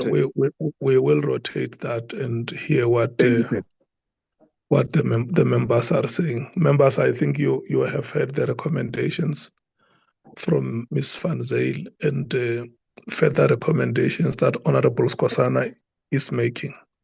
The Democratic Alliance. Chair, thank you. Firstly, I would like to welcome the report by Ms. Van Zyl. Thank you for that. Chair, I tend to agree that we need to protect the integrity of Parliament. It's important that the process is also respected. All of the relevant dates and everything were communicated timeously. All the relevant advertisements were done. So I don't see any reason for anyone to have really submitted anything after that time. And therefore, I also think that we actually don't have the luxury of time to just continue inviting unnecessary people. I don't want to cause offense to anyone, but somewhere we need to start drawing the line to get this process to a point of completion. Thank you, Chair. Thank you so much. The EFF. Thank you, Chair, and thank you, Nicolette, for the comprehensive report. Chair, we just must have it noted that the issue that arose for us to get this detailed report, at no point did we say that we are going to accept submissions with no evidence. The issue here was that we were turning away submissions because they did not give a written, a sworn or a written statement or a sworn written statement. So we said the same way that we are assisting other witnesses, these witnesses must be assisted in going through what it is they are saying they want to tell us. Like how we are assisting witnesses now to do their sworn statements, that must be the same way. We must deal with the public participants and also on compiling their evidence. So the issue there was that we were just excluding people because they didn't give us a sworn statement. So that must be clear. It can't be that we changed gear in the middle of it. We've never ever said that we wanted anyone to appear before us without a sworn statement. We said that they must be assisted. So this is why we are here now. Then the second issue arose that we have this report was because the evidence leaders were saying that they were not getting the sworn statements in time. They were not going through the statements with the witnesses. So literally, during the people, Chair, they were going through the statement and asking. So in terms of the evidence, they said they got the information from our back office on the day or the same time that we got it. So that was just a procedural issue. And it was if the evidence leaders, and that part was done how we had done with all our other witnesses, we wouldn't have had a situation where we had witnesses who hadn't given a proper sworn affidavit and we hadn't gone through the evidence. So I think that must be noted because that is very important, what has brought us here in the first place to get this report. So there just needs to be better synergy between the evidence leaders and the Office of Parliament that is going through the public submission. The report also says that there was logistical constraints, but it doesn't say who caused the logistical constraints. I think that must be noted, but I don't think that is of most importance. Chair, we've already, as a committee, there was condemnation that we had given. I think it was one was for Honorable Sauls and there was one for another. So I don't know why the matter's been brought before us, because during our, I think it was not our last meeting, the meeting beforehand, we had agreed as the committee to grant condemnation. So to come back and say that, question whether we should have or shouldn't, we should have been done already in that meeting. So I think we must just go ahead. We have done that as a committee. It's a closed deal, and we've also agreed that we are done accepting any more public participation or submissions now. But we had granted condemnation, and that should stand. We can't go back now and say, oh, we granted it under false pretense. I don't see how that is even going to work. And on the issue of gun-free, we gave them a date to appear. They didn't appear. Our position is that we must just take their written submission. We don't, we'll take their written submission and put that into consideration. We are working on time restraints, as we have mentioned, and if they were not available, they didn't even give us a proper reason on why they were not available on the date that we allocated to them. So the least we can do is take their written submission, and obviously we'll include that during our deliberations. And then I agree with Honorable Kosana that we have had most of the people that have appeared before us have active cases. So it can't be a reason that we cannot have someone appear before us because they have an active case. Most of our officials in SAPS have active criminal cases and they appeared before us. We even went to prison to someone who's been charged. So that can't be a reason why we should not consider his or consider him as a witness. And that's the input from the EFF. Thank you, Chair. Thank you so much, Honorable Sauls. Chair, thank you so much. On the issue of gun-free, I think written submission would suffice. On the issue of the witness that was suggested by or brought forward by Honorable Kosana, I agree with him on that. If our focus is on aligning with procedure, then nothing stops. It's not outside of procedure to have those witnesses come, because we are interested in finding the truth, and whatever can assist us in doing so, we should be open to that. Our emphasis should not be on what disqualifies a person, on technicalities. Our focus should be on whether what the person can bring as testimony will assist us in our process. That's where our emphasis should be. Which brings me to the fact that the report by Ms. Van Zyl, as she presented, gives the impression that the committee is inconsistent in our approach with public submissions. I vehemently disagree with that. We didn't shift goalposts. We were very clear about accommodating the public submissions and the support that they must receive. And even oral evidence on their experiences might become evidence on what our terms of reference has mandated us to investigate. So I think that is wrong on the part of the legal team there. Then on the proposals that I've made, I must state very emphatically that it's a direct misrepresentation of the facts. The whole of Section 8. I will zoom into Section 8.8. The issue of the members of the public in question, that they have direct access to me, and that's the reason why they were able to get their issues submitted. That's not how it happened.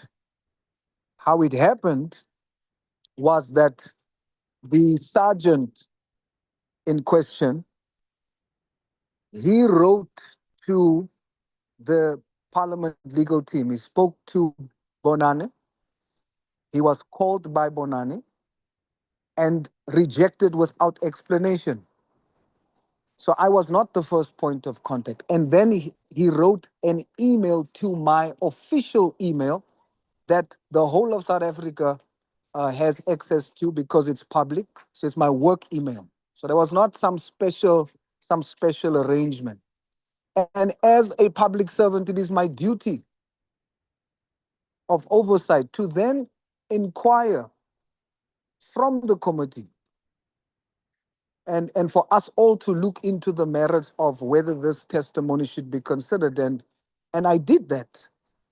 And ultimately we decided that indeed it is valid and they should be considered, and a condonation was given.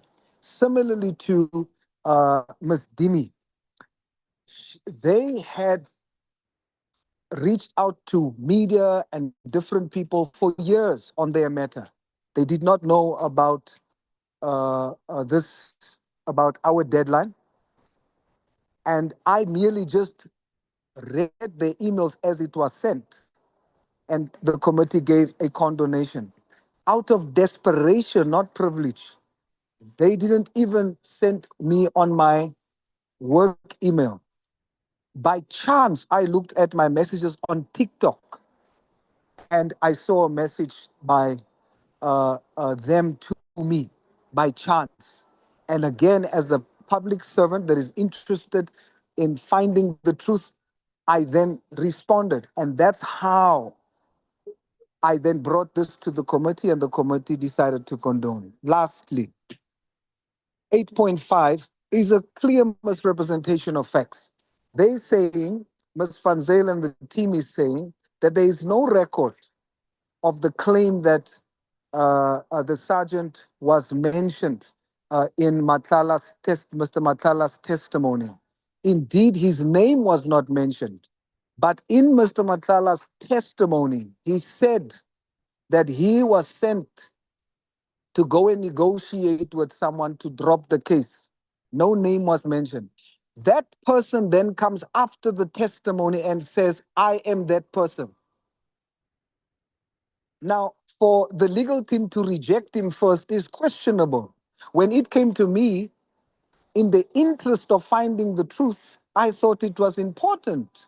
If we are after evidence, here is someone that says, I heard the testimony and I want to come and talk about that because that is me whom the witness is talking about. How do we reject them? It is quite hypocritical if we're going to reject it when we are now saying that our framework of report will be evidentiary. Here's evidence or alleged evidence, potential evidence. We must be able to hear it. And that was the motivation. It was not special treatment or special access. It was a drive for the truth. So I wanted to make that very clear. And I will rest there, Chair. And I hope that we are clear that it is not the committee that has shifted functionalities or processes. It is the legal team that has done that, like we are doing now. We want to focus on evidence. We want to get to the truth, but we want to disqualify people on technicalities. And so I don't know these people personally. I just played my role as a parliamentarian and a member of this committee, and because I want to ensure that we maintain the integrity of this committee. So we should uphold the condemnation for these members and not be hypocritical in our approach. Thank you, Chair. Thank you so much, Honorable Solf. Honorable Vessels. Thank you, Chairperson. Let me also welcome the presentation. and the work that has been done in that regard. Chair, I want to echo the sentiment expressed earlier that we should move towards conclusion, and although we should do everything in our means to get to the truth in this investigation, it will never be possible to get all relevant evidence in front of us. There will have to be a point where we say that certain issues will have to be referred to portfolio committees and other committees of the National Assembly for further investigation and further scrutiny. Having said that, Chairperson, I also agree with other members that said that gun-free South Africa should rather just be considered with regards to a written submission. And I also do agree we did condone certain witnesses, as referred to by the Honourable Souls. Yes, and I don't necessarily think we should reevaluate that. We did make a decision, but that's my opinion. Thank you, Chair. Thank you so much, Honourable James. Thank you, Chair. We welcome the report, and I also support the view and input of the DA. Many of these challenges that we're speaking about it now, we've already agreed on it. Thank you, Chair. Thank you so much. What is that name again, Honourable Skosana?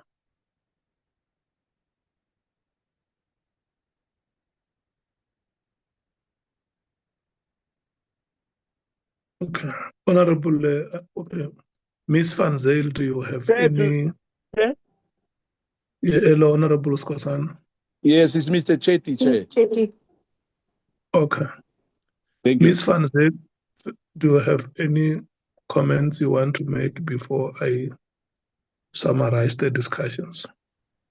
Chair, thank you. I'm covered. Thank you. Thank you so much. We are going to allow gun-free South Africa to make a written submission. And we will include Mr. Chetty on the list of the witnesses. That is the general feeling of the meeting, that Mr. Chetty must be included. That concludes the discussions. And all other decisions that the committee has taken previously, the committee takes ownership of those decisions. They were taken in committee meetings where all of us were present, and there is firm ownership that is established on those decisions. Can we move to the item on correspondences? Is it you, Nhlanhla, again, or is Mr. Dejana? Oh, Mr. Dejana, how are you? The correspondences are five, isn't it? I think about 6, Chair. I think about 6. Yeah, can you take them? Let's see how far can we? Can you take them? Can you take them? Can you take them 3-3? Yes, Chairperson. Look, I think let's start with the letter from Weber Wenzel, dated the 11th of February, 2026. Chairperson, my colleague, Ms. Nicolette Van Zyl, has touched on this. If you look at paragraph 7 of a public participation report to the committee. Chairperson, what happened here is that we are dealing with the testimony of Ms. Pelati Machangola, which was given to the committee on the 4th of February 2026. Chairperson, the witness in question was a walk-in. In other words, Chairperson, it was not a question of we were dealing with someone who had been initially selected to be part of this process. I think, Chairperson, through your benevolence, when she interacted with you, you then deemed it fit as a public representative to allow her to speak. But the nub of this correspondence is that harm was visited allegedly on Mr. Nhlanhla Mkhwanazi. And Chairperson, we have been informed that Mr. Nhlanhla Mkhwanazi is a corporate executive of note. And he is currently establishing his own business, is involved in various commercial transactions, and is frequently asked to apply for non-executive directorship positions. So the issue which his legal representatives are raising is that his professional reputation and credibility are of paramount importance to him, both professional and personal. Now, Chairperson, you will recall that the witness in question had made various allegations against Mr. Mkhwanazi, which even the committee members, including yourself, Chairperson, Honorable Sols, Honorable Nomvalo, Honorable Kosana, when you began to interact with his statement, it was very clear that even the presentation that he was making was entirely outside of the scope of the committee's mandate. And I think, Chairperson, I don't have to go to directly in terms of what you said, what Honorable Kosana said, what Honorable Sol said, and what Honorable Nomvalo said, but I think that sums up the testimony of the day to say that you had someone here who was just here on a frolic, engendering or protecting or ameliorating his personal interests, which had nothing to do with the committee's terms of reference.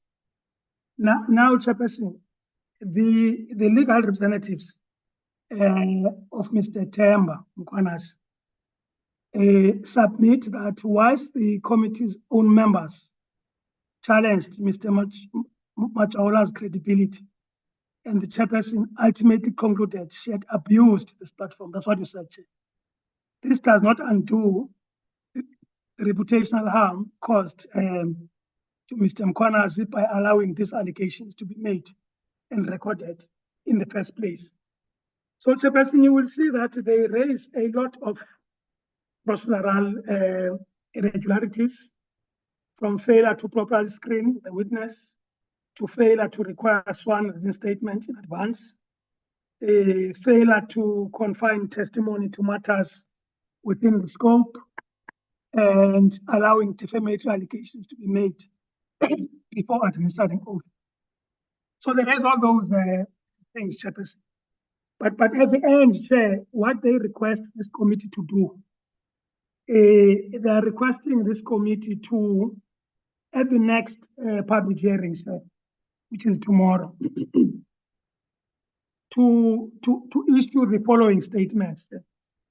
And I quote, the committee records that a witness appeared before it on 4 February 2026 and made allegations against Mr. Nhlanhla Mkhwanazi. The committee further records that these allegations were not verified, were unsupported by any credible or admissible evidence, and were found to lack any evidentiary foundation. The committee acknowledges that the allegations fell outside the scope of its terms of reference and did not relate to any matter properly before the committee for investigation or determination. Having considered the matter, the committee records that it does not consider there to be any basis to believe that the allegations made against Mr. Mkhwanazi had substance. In these circumstances, the committee expresses its regret that the allegations were made and recorded during its public proceedings. The committee recognizes that the public nature of its proceedings may have given unwarranted credibility to untested allegations and may have caused harm to Mr. Mkhwanazi's reputation, the committee accordingly issues this statement to correct the public record and to make clear that the allegations should not be relied upon for any purpose. Further to that, Chairperson, they request that same should be provided to Mr. Mkhwanazi with a written letter to the same effect, in other words, with the same wording. And lastly, Chairperson, the committee must ensure that any published transcripts or records of the proceedings include a prominent disclaimer or note indicating that the allegations against Mr. Themba Mkhwanazi were unsubstantiated and outside the committee's scope. Chairperson, our view is that we think that the remedy that they are seeking from the committee is an appropriate one. And we think, Chair, that it is proportionate. But Chairperson, regarding whether you agree with us, we are in your hands. But Chairperson, maybe to quote from one sagely man who once said, there is no way to peace. There is only peace. Thanks, Chairperson.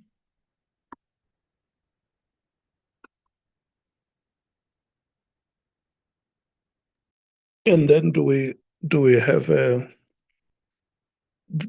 letters from is it Media 24? Are they seeking similar remedies? Also, sorry, Chairperson, no, not quite, Chair. So the News 24 one and the Daily Maverick one, all they are saying, Chair, and I refer to them as out letters, all they are saying, Chair, is that the committee should put their side of the story to General Pahlane, given that General Pahlane will be taking the stand on Thursday and Friday. And of course, if General Pahlane cannot adduce evidence to that effect, then General Pahlane must retract those statements or apologize. Failing which, of course, you can't force someone to retract or apologize. The committee will make its own judgment when the time for compiling the report is upon it. So that's the slight difference, Chair. So regarding those ones for News 24 and Media 24, Chairperson, and Daily Maverick, the relief is that put our version before the witness, and of course the witness must adduce evidence to that effect. And of course, if there's no evidence adduced by the witness must retract and apologize. But as I said, Chairperson, the committee will make its own judgment when compiling the report. Thanks, Chairperson.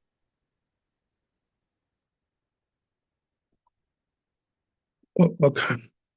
So maybe before I circulate the three correspondences is from Weber Wenzel acting on behalf of Mr. Themba Mkhwanazi. And Daily Maverick and Media 24. So Daily Maverick, Chairperson, is Pelem de Klerk attorneys acting for Daily Maverick, yes. Yeah. In the three correspondences, the people who wrote to us, they are aware that all the witnesses were speaking to us under oath. Correct, Chairperson. That's why Chairperson reference is even made to section 17, 2D and E. Yeah. Of the parliament. And they want us, even before we evaluate the evidence that has been presented before us, to make a judgment that this evidence is not substantiated. So what's happening, Chairperson, is that if you look at the dates of these letters, you will see that these letters have not been dispersed to General Pahlane and his legal representatives. So what they are suggesting, Chairperson, is that we dispatch these letters to General Pahlane and his legal representatives, And of course, Chairperson, when they appear before the committee, members, as it is their committee, to put these questions to General Patlani. And of course, General Patlani has to adduce evidence. And as I've said, Chair, if he fails to do so, as it is in the discretion of the Chair and the committee, he must be asked to retract and apologize. And I would imagine, Chair, that some of the witnesses would not take that route. Yeah. And therefore, Chairperson, we leave it to your judgment as the committee when you are evaluating General Patlani's evidence. Do we have the right to amend or cancel, erase the evidence that a witness has presented before us? No, Chair, that's not the request. The request, Chair, is that, let me just be practical. In one of the letters, General Patlani says there was this braai which was organized in Bedfordview. There was this meeting chaired by Mr. Paul O'Sullivan, and there were various people there. And one of the people who were there is a journalist of Daily Maverick by the name of Miss Marianne Tham. So Miss Marianne Tham disputes that she has ever even attended at the house of Mr. Paul O'Sullivan. So the issue, Chair, is that just on that segment of the evidence. So the issue is that General Patlani must be challenged by this committee to adduce evidence. And of course, Chairperson, if he doesn't have it, then it's within the committee's discretion to request him to retract and apologize. And of course, Chair, if he doesn't, without having adduced evidence, then at the end, when you are evaluating his evidence, you will make a judgment call. Thanks, Chairperson. Yeah, because you know where I stand. Let's say Media 24 or Daily Maverick or Mr. Nhlanhla Mkhwanazi themselves. If there is any evidence that has been presented before us as a committee, they cannot write to us and say that evidence must be disregarded. The witnesses appearing before us, they are sworn to oath. What they should say themselves, because there are stated principles in law, before I circulate to members for discussion. There are stated principles in law that both versions of the story must be heard without even us inviting them. If they are indeed worried, they could have themselves made written submissions to say this is what we know about ourselves. But for them to write to us and say, ask Patlani the following questions, we can't do that. And I don't even think that they could be right in their own senses to direct us what they must do. If they have issues with Patlani, they can raise those issues with him. If they have issues with Mrs. Majaule, they can raise those issues with her or whoever has appeared before us. But for them to write to us and say they want us to get a witness to retract certain statements that a witness would have made, that is inappropriate. The relief they seek is inappropriate. And there can never be any judgment that we make without any written submission from them. If they want to state a case, to say, no, we have heard the following allegations that have been made against us or against our client or against our associate.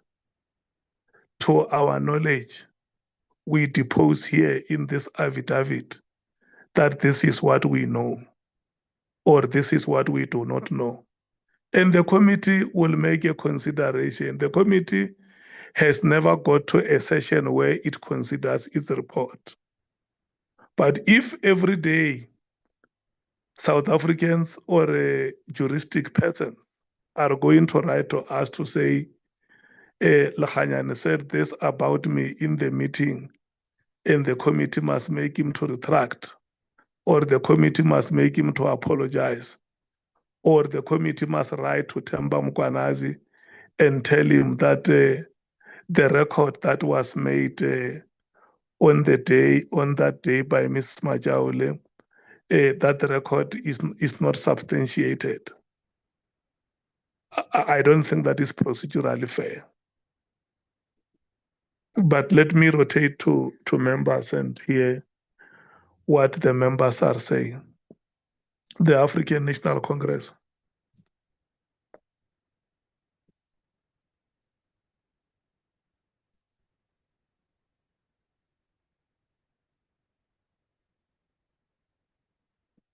The MKP.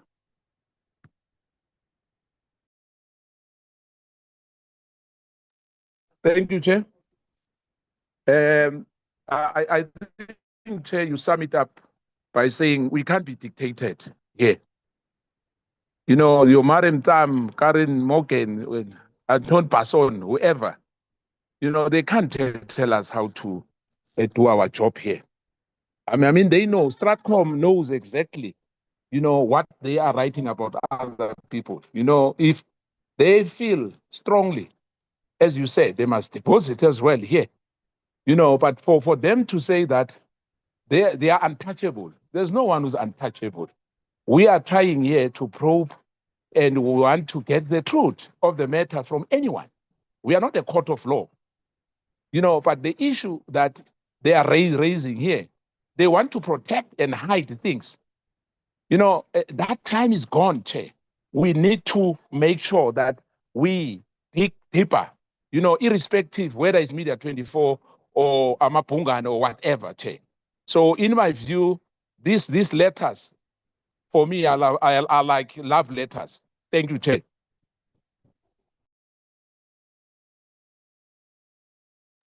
The Democratic Alliance.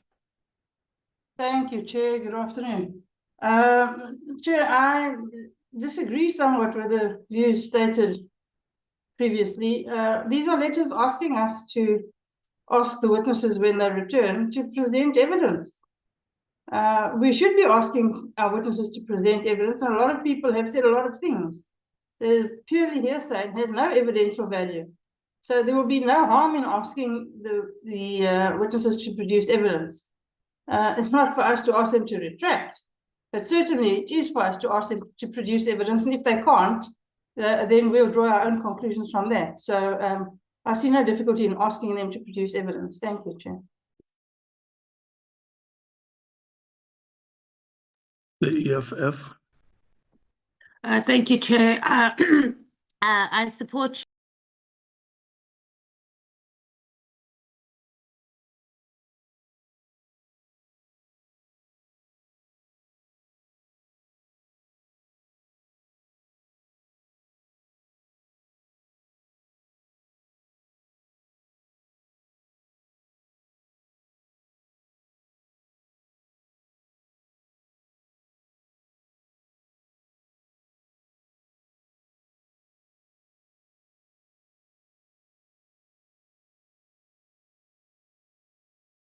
Discretion, the exercise of your discretion to allow the member of the public to provide evidence, to portray it as negligent, number one, and then to make it look like because of such a negligent act, the result is that we had a witness that was concluded not to have been credible. And then to create the impression that if she was not negligently allowed, we wouldn't have had this claim of reputational damage. I think that's wrong. I think it is the other way around to say that in line with our terms of reference, the chair was correct to have a woman that's been sitting there for 2 days to hear her out and then make a decision to say, let's allow, and then that is in itself public participation. And ultimately, after interrogation, the committee, who has done an excellent job in determining that what she put forward, in our view, was not credible. The person involved, Mr. Nhlanhla Mkhwanazi and others, has the right to then seek other remedial mechanisms to deal with what they would consider false allegations. And on our side, as the committee, our conclusion on her testimony will be in our report ultimately. And his attorneys can then use that conclusion that we make in the final report on her testimony as evidence or as support to say that it was reputational damage, etc., and the committee did not find it credible. But to now expect the committee and the chairperson to sort of take responsibility and make it look like the integrity of the committee is now in question and that of the chair, I think that's the wrong approach to take. So I stand with you on this one, Chair. Thank you. Thank you so much, Honorable Vessels. Thank you, Chairperson. I agree. I think, as you also put it, we have the principle of natural justice in our rule of law, and everybody has the right to be heard when they are accused of something. It is difficult. I heard what you said, that people then had the right to also make submissions. But obviously, they at that stage didn't necessarily know that they were going to be mentioned, some of them. But Chairperson, I think we take note of what these letters say, but I do agree that we can't be instructed to do anything. And at the end of the day, the Honourable Souls is also correct that if perjury was committed in the view of these entities and individual, then they have remedial action to they can take certain remedial action, and I don't think that the committee should be forced to do anything. Someone has the right to defend their good name and their reputation if they feel that they are being slandered and that they feel that the facts differ. But that does not influence. We scrutinize the testimony, we look at the evidence, and we'll make conclusions in the report. So I think that's how this should be dealt with. Thank you, Chair.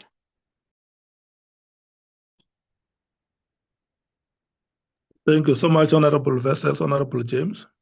Thank you, Chair. Chair, I want to say that let's not be too arrogant in terms of how we respond to these media houses. There's absolutely nothing wrong with their request. I think we serve all South Africans, so we shouldn't see it as if though they are dictating to us. There are people who ask us questions who actually does not understand how things actually works in Parliament and our responsibility.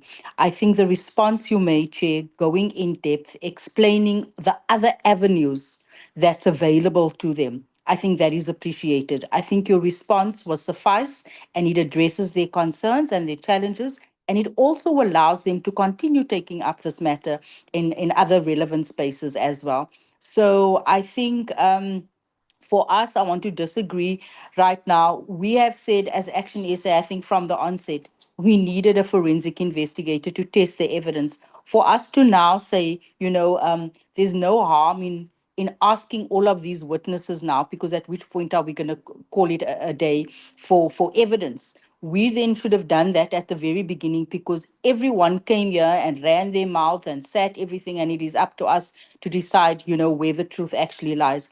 I think your response, Chair, to this is suffice, and it is appreciated, especially the manner in which you put it. Thank you.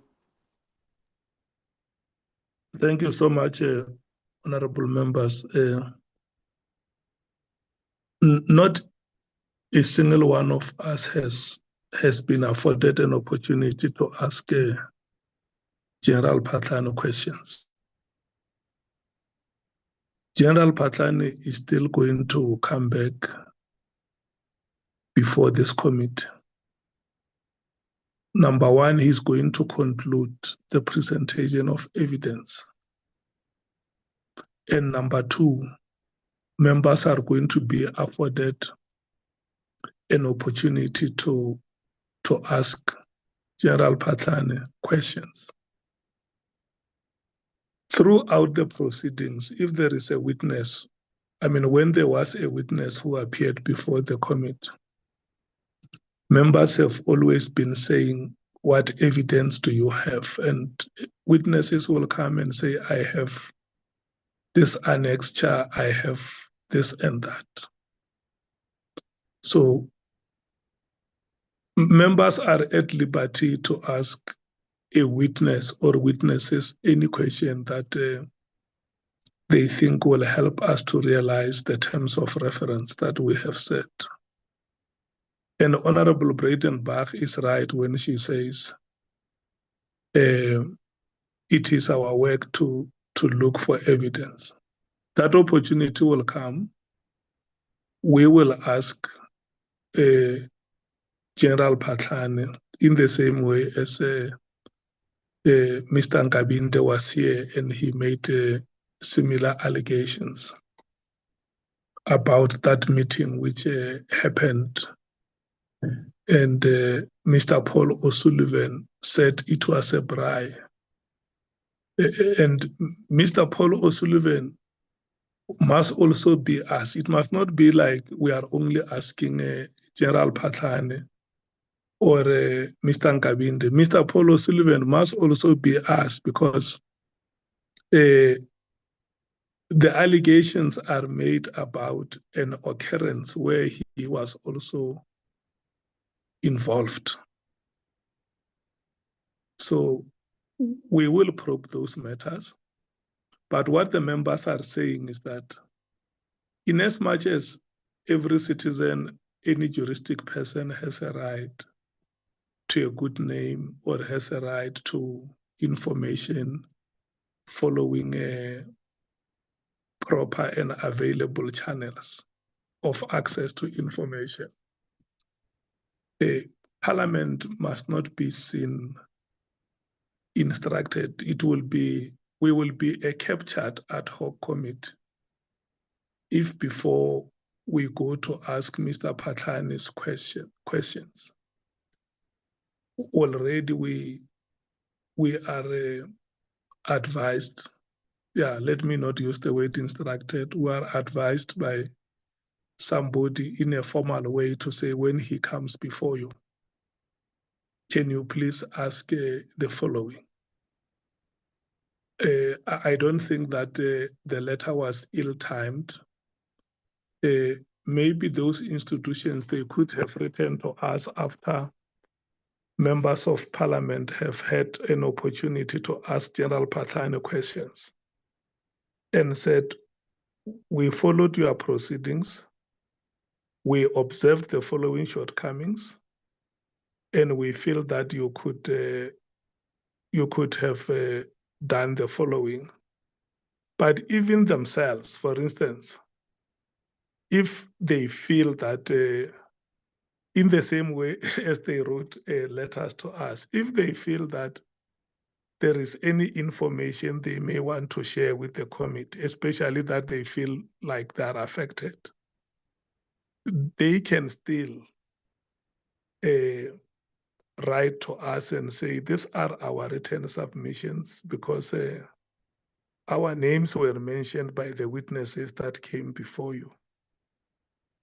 But we should be wary of a situation where every time we sit in a committee meeting, people will have a flurry of letters and submissions. People say, no, this person cannot say this and that about me. I want this person to retract. I want this person to do this and that.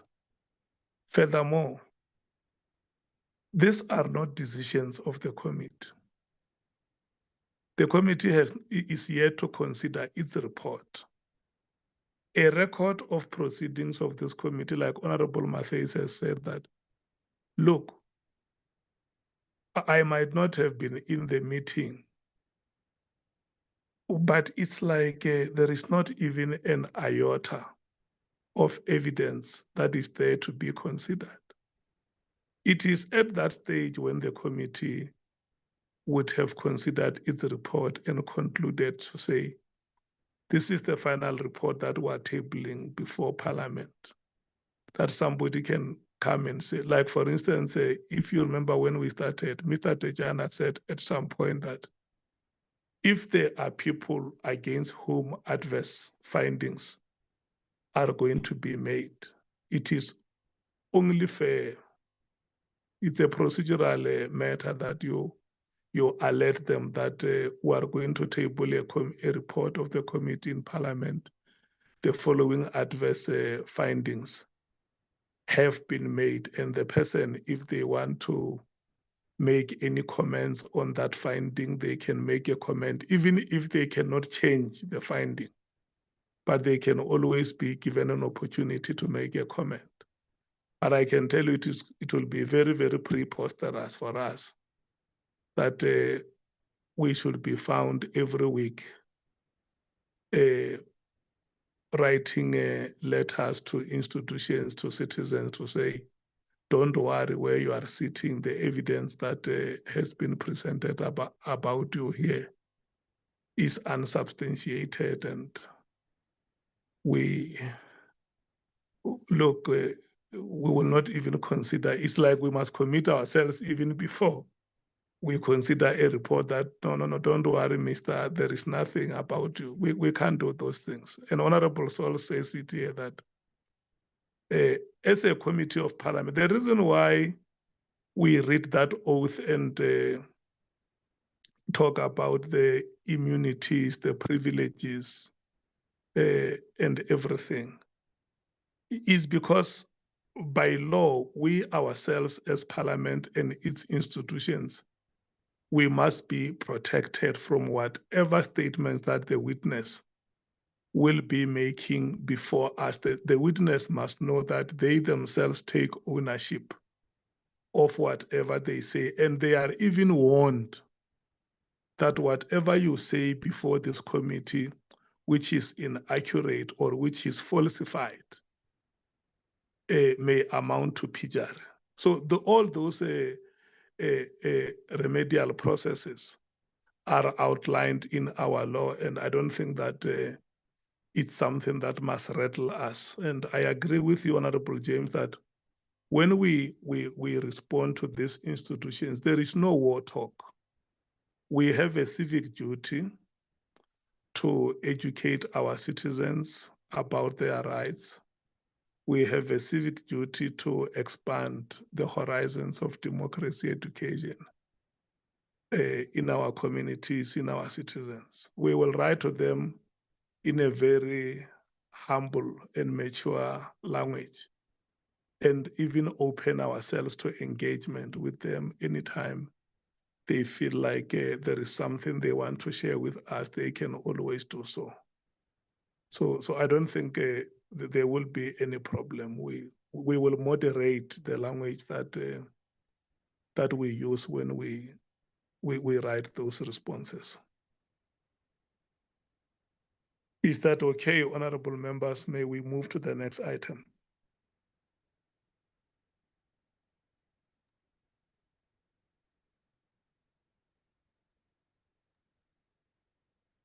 Do you want me to come in, Chairperson? Yes, Mr. Tejana. Thanks, Chairperson. Chairperson, the next correspondence is from Lieutenant General Hilda Kosi-Sentumule regarding her appearance before the committee. So, Major General Maga van Rooyen, who is the head of legal services at SAPS, addressed a correspondence to Mr. Ramano on 18 February 2026, in which she expressed her commitment to cooperate fully with the committee. However, she requested, if possible, that she be allowed to respond to any questions in writing. In amplification of her request, she submits that her affidavit deposed at the Nhlanhla Commission is also available to the committee. Furthermore, Major General Van Rooyen also says that General Sintumule has also been made aware that she may be recalled at short notice to the Nhlanhla Commission. General Sintumule therefore requests that her submission be considered by the committee. So the nub of the issue, Chair, is that she requests that the committee allows her to submit a written submission as opposed to coming in person. Honorable Chairperson, we leave this request to the wisdom of the members of this committee. Thanks.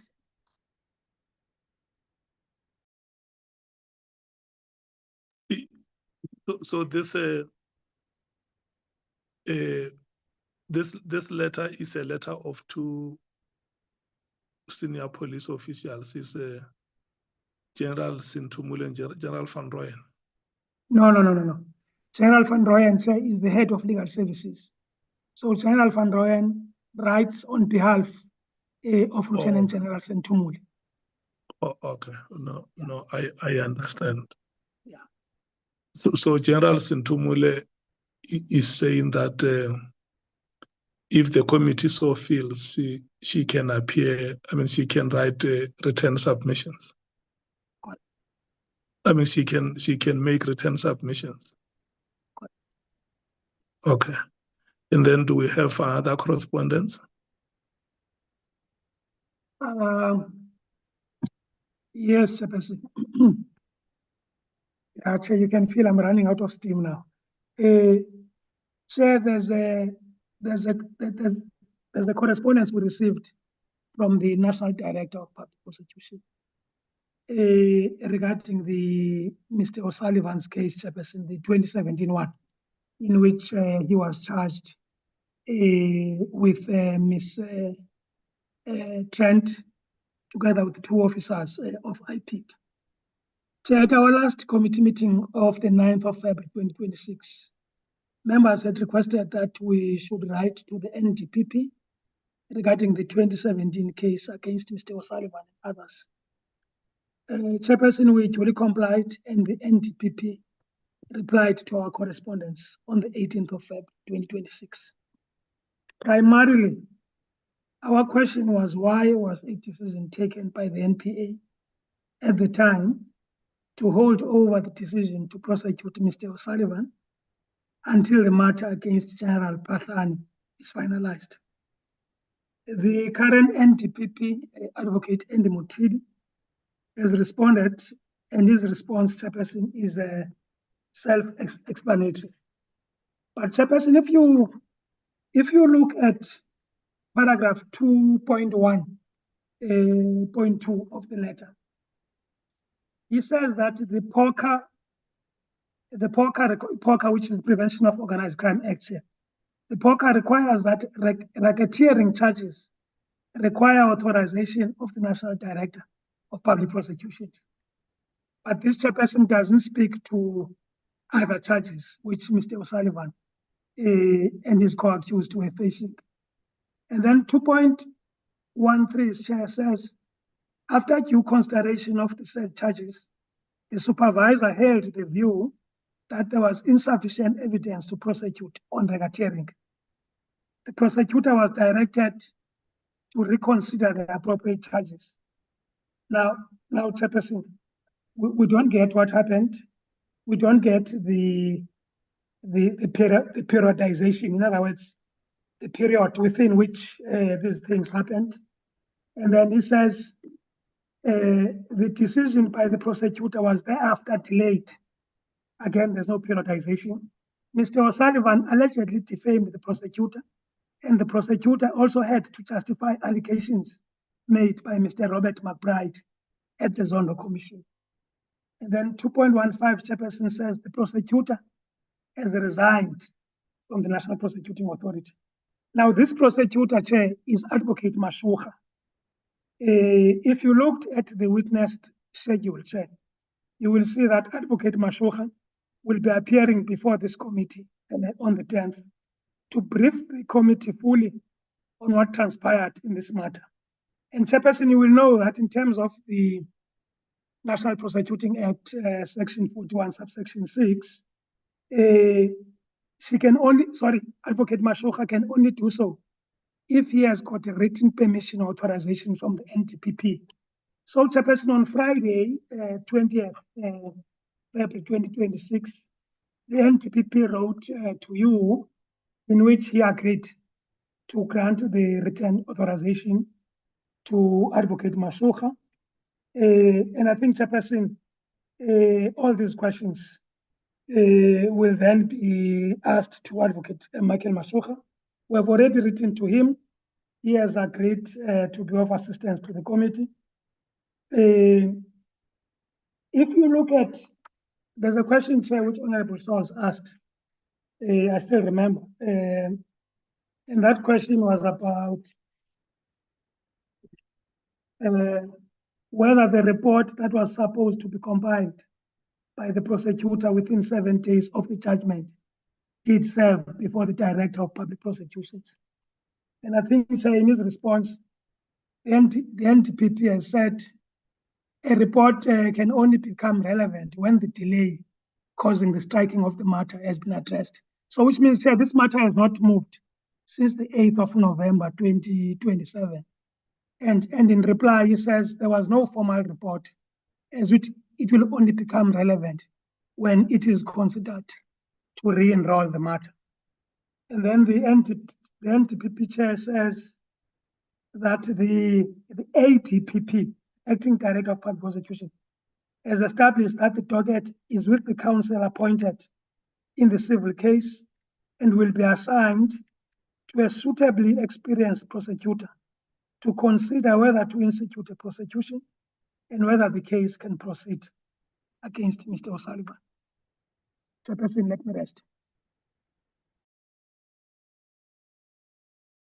Before you leave it there, is there, in their response, is there anywhere where the NDPP or the prosecutorial services explain what informed their decision to say the matter will only come after General Phatlhane's case has been? Why, for instance, was General Phatlhane's case a precondition for them to prosecute the case of Mr. Paul O'Sullivan? Do they provide any explanation? No, sir, that's what makes the response unsatisfactory. Okay. When you were saying that the response is unsatisfactory, you were alluding to point like that one where they do not explain their decision, why there was a precondition to say this case will only be handled after the case of Mr. Phatlhane has been concluded. That's correct. Okay. You should also be having the last correspondence from States SA about that witness who was supposed to have appeared before us and did not have a permission. No, Chairperson. Look, I recall that there was a letter addressed. In fact, it was not addressed to you, because remember, Chair, Mr. Mashukzuka was the requester. And then what the I think it was the DG of Intelligence did, Chair, as a courtesy. Let me help you. Okay. What the DG of Intelligence did is that he wrote to us and said Mr. Mashukzuka could not appear us because there were certain provisions of the relevant law that were preventing him to appear before permission. And then through the legal counsel, we said it is not for the DG of SSA to write to us. They must write to him, because they say they have authority over him, whether as their employee or as ex-employee. And then what they did, they sent us a copy of a letter which they wrote to him to remind him that as their ex-employee, he must seek permission from them. So that correspondence is supposed to be before this committee for noting, to say that we will wait to hear from Mr. Mashukuka at the time when he would have returned to his previous employers to seek permission. For instance, if he writes to them and says, I request permission to appear before the committee, they grant him that permission, he will come here, in the same way as Advocate Mashoga has been granted permission by the NDPP. And in the event they don't grant him permission, he can send us the response that they gave to him, and then we solicit reasons from them why they did not grant him that permission. And if their reasons are valid, the committee can say they are valid. And if the committee is not happy with their reasons, the committee can say, we're not happy, and they will find a way to improve on their response to him. But for now, the committee must know that the reason why he may not appear is that he must follow that procedure of applying to the DG of SSA. The letter that the DG wrote to Mr. Mashukuka has been forwarded to the committee as a proof that indeed the would-be witness has been informed that he can only appear before you after he shall have applied for permission. Do you have that correspondence with you? The DG of SSA has responded to Mr. Mashukuka. Sure, you will recall that this is a matter between Mr. Mashukuka and his erstwhile employer. And what happened here is that when he wrote to them, we were not privy to that correspondence as we should, because that's a matter between him and his erstwhile employer. So they've responded, but they've responded to a correspondence that we didn't have sight of. So we can't comment on that. Safe to say, Chairperson, they declined to grant him the written authorization, because they are saying that what served before them does not even meet the requirement of a request within the four corners of the Act. So Chair, we will be talking about something that we haven't seen. All we know is that as a courtesy, when they responded to him, you were copied. We did not have sight of what Mr. Mashukuka wrote when he requested the said written permission. Thanks, Chairperson. Yeah. What we were copied is not their response to him. What we were copied, or what was sent to us, is a letter that was informing him that if he has to go and appear before the committee, he knows the procedure that he must apply to them. No, Chairperson. Maybe you've been overtaken, Chairperson, by events. They've responded, Chairperson, and they've declined his request. Okay. Okay. So there are those three correspondences, honorable members. The first one is that one written by Head of Legal Services at the SAPS, Major General Van Rooyen.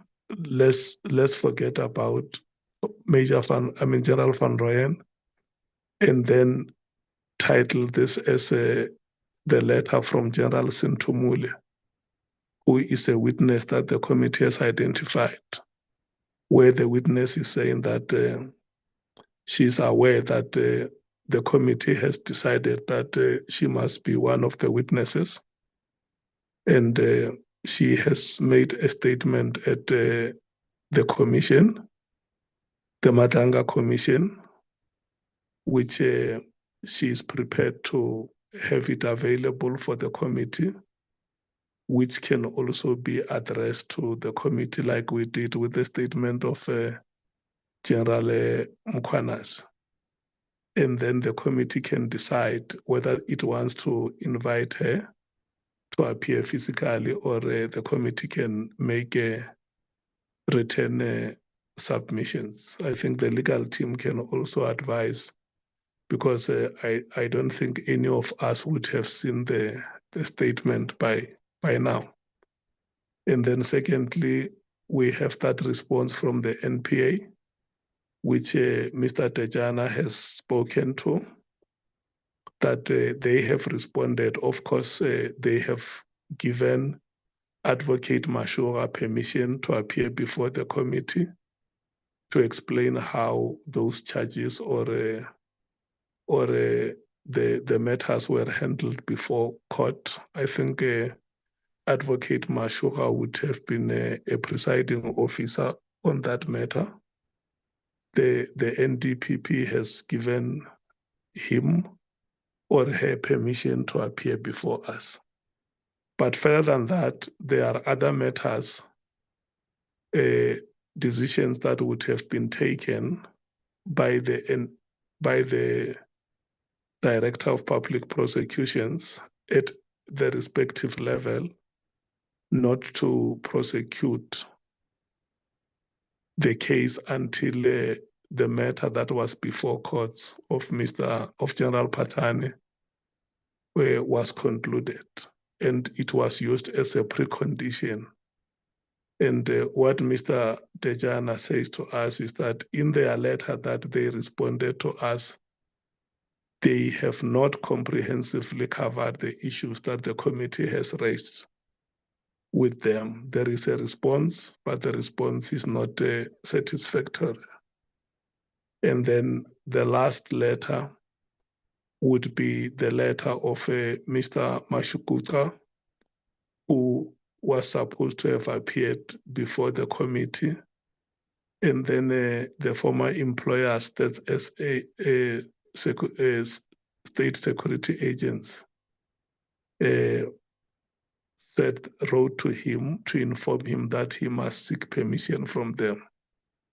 So he further reports that they have declined that request, but of course, the witness has not come back to us formally to inform us that I made a request for permission and that request has been declined. So I'm now going to circulate, to rotate those matters for discussions. The African National Congress.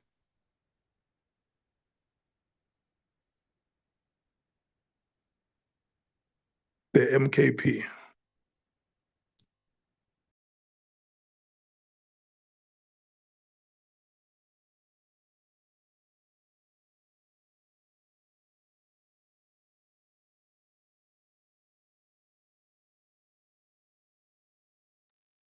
The DA. Sorry, Chair, could you please repeat your question? Somebody rang my doorbell while you were talking and my dogs made a big noise.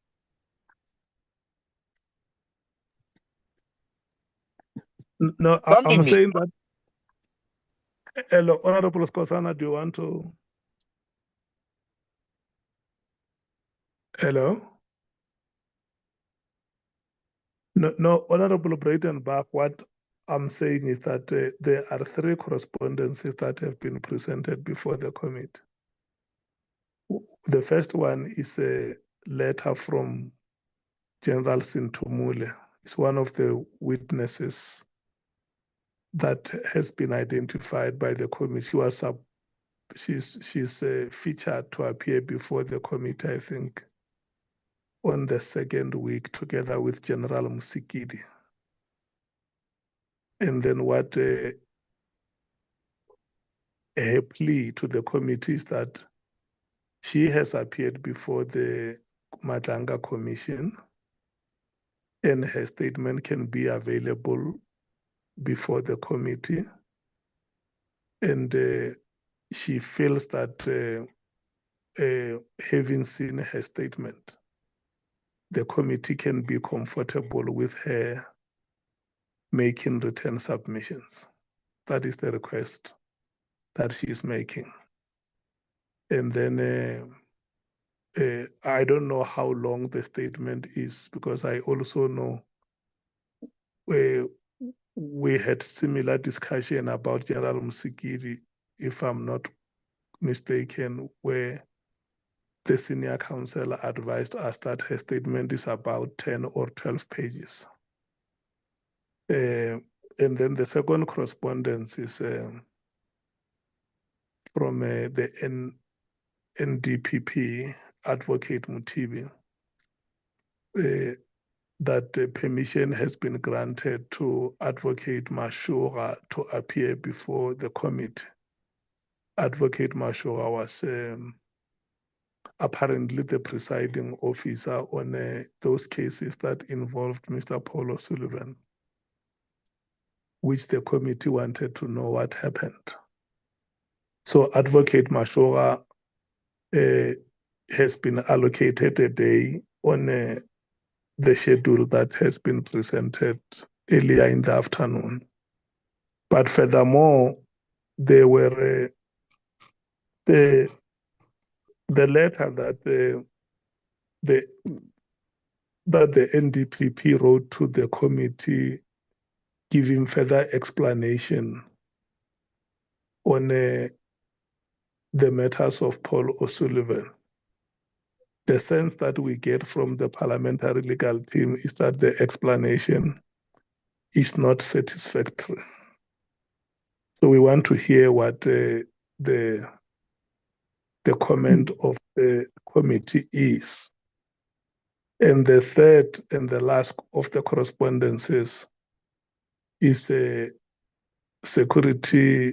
state security agency, where they wrote a letter to Mr. Mashukuta, informing him that if he is to appear before the committee by virtue of him being the ex-employee of the institution, he has to seek permission from them. So Mr. Tejana reports that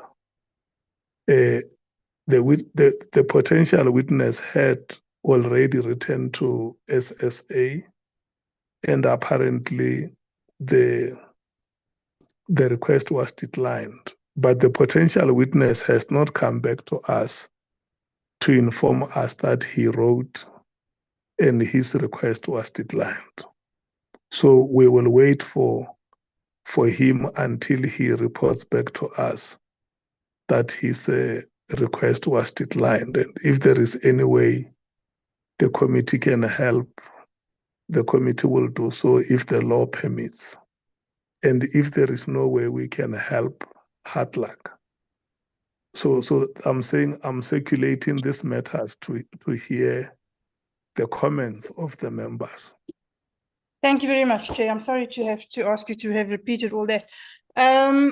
So I have no difficulty with the first request. Let us read the submissions to the Nhlanhla Commission, and then we can take a decision. In all probability, we will be able to take it as read. I'm sure that the evidence is comprehensive, but the committee will take the decision once we've read the document. So, and it will probably be quite a big document. So, you know, the sooner we get it and start reading, the better. As far as the NPA matter is concerned, Mr. Mashoba was not the presiding officer, Chair, he was the prosecutor. And yes, he will be able to help us clear up any inconsistencies or any lack of information that there is with regards to Advocate Matibi's correspondence. One must bear in mind that Mr. Matibi is both new and has to rely on information supplied to him by other people. Mr. Mashoba has first-hand information. He's the correct person to ask. So when he comes, we should be able to clear up all of the issues that we may or may not have with that matter. So that's fine. And with regards to the third issue, yeah, Chair, I agree. Let us see if let's wait to hear from him. If we can be helpful, we should be. And if it's something that we're precluded from getting involved in, well, then as you say, that's it. Thank you. Thank you so much. The EFF. Chair, before? Yeah, no, it's fine. Let's hear the EFF. Come back to me. Thank you. Thank you, Chair. Yeah, we will come back to you because at the time we called you, you had gone to Parliament. So we will come back to you. The EFF. Thank you, Chair. In terms of the written statement that was presented to the Commission, we can accept it, but they just need to address it and do the necessary changes that is addressed to the Ad Hoc Committee. And then we'll make a decision on whether we need to have her as the oral witness. But I don't think we must take a statement. I mean, we went back and forth on this with Lieutenant General Mkhwanazi. So whatever comes to the committee must be addressed to the committee. It can't be a byproduct of another platform. In terms of the NPA witness, I guess we'll be able to, as Honourable Breitenberg indicated, get clarity when they appear before us, and then if not, we can always follow up with correspondence again. The SSA witness, does this also include if we take him as a witness in camera?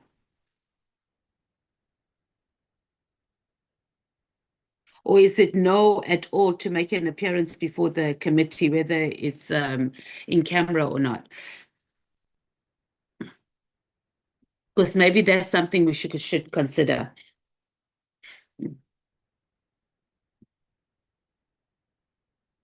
Chair? I'm sorry, Honourable Member, I was muted. I think it's a matter which the legal team can advise us on. Oh, okay.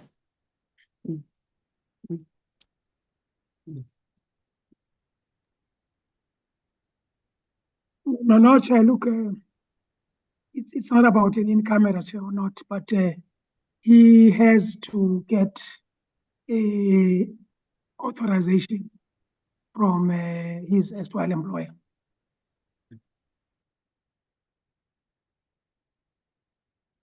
Okay.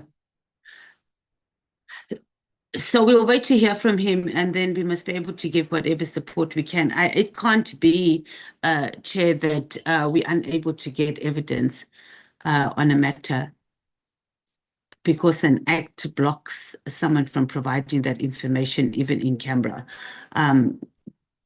But let's look at it. We'll leave it with the legal team, and we'll wait for the outcome or the letter from him, or the correspondence from him, rather, on what position he's going to take. Okay. Thank you so much, Honourable Matthews. Honourable Sols.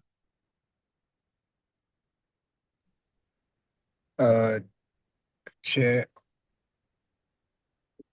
on General Samantha Mula, I think written is fine, and then we can consider thereafter.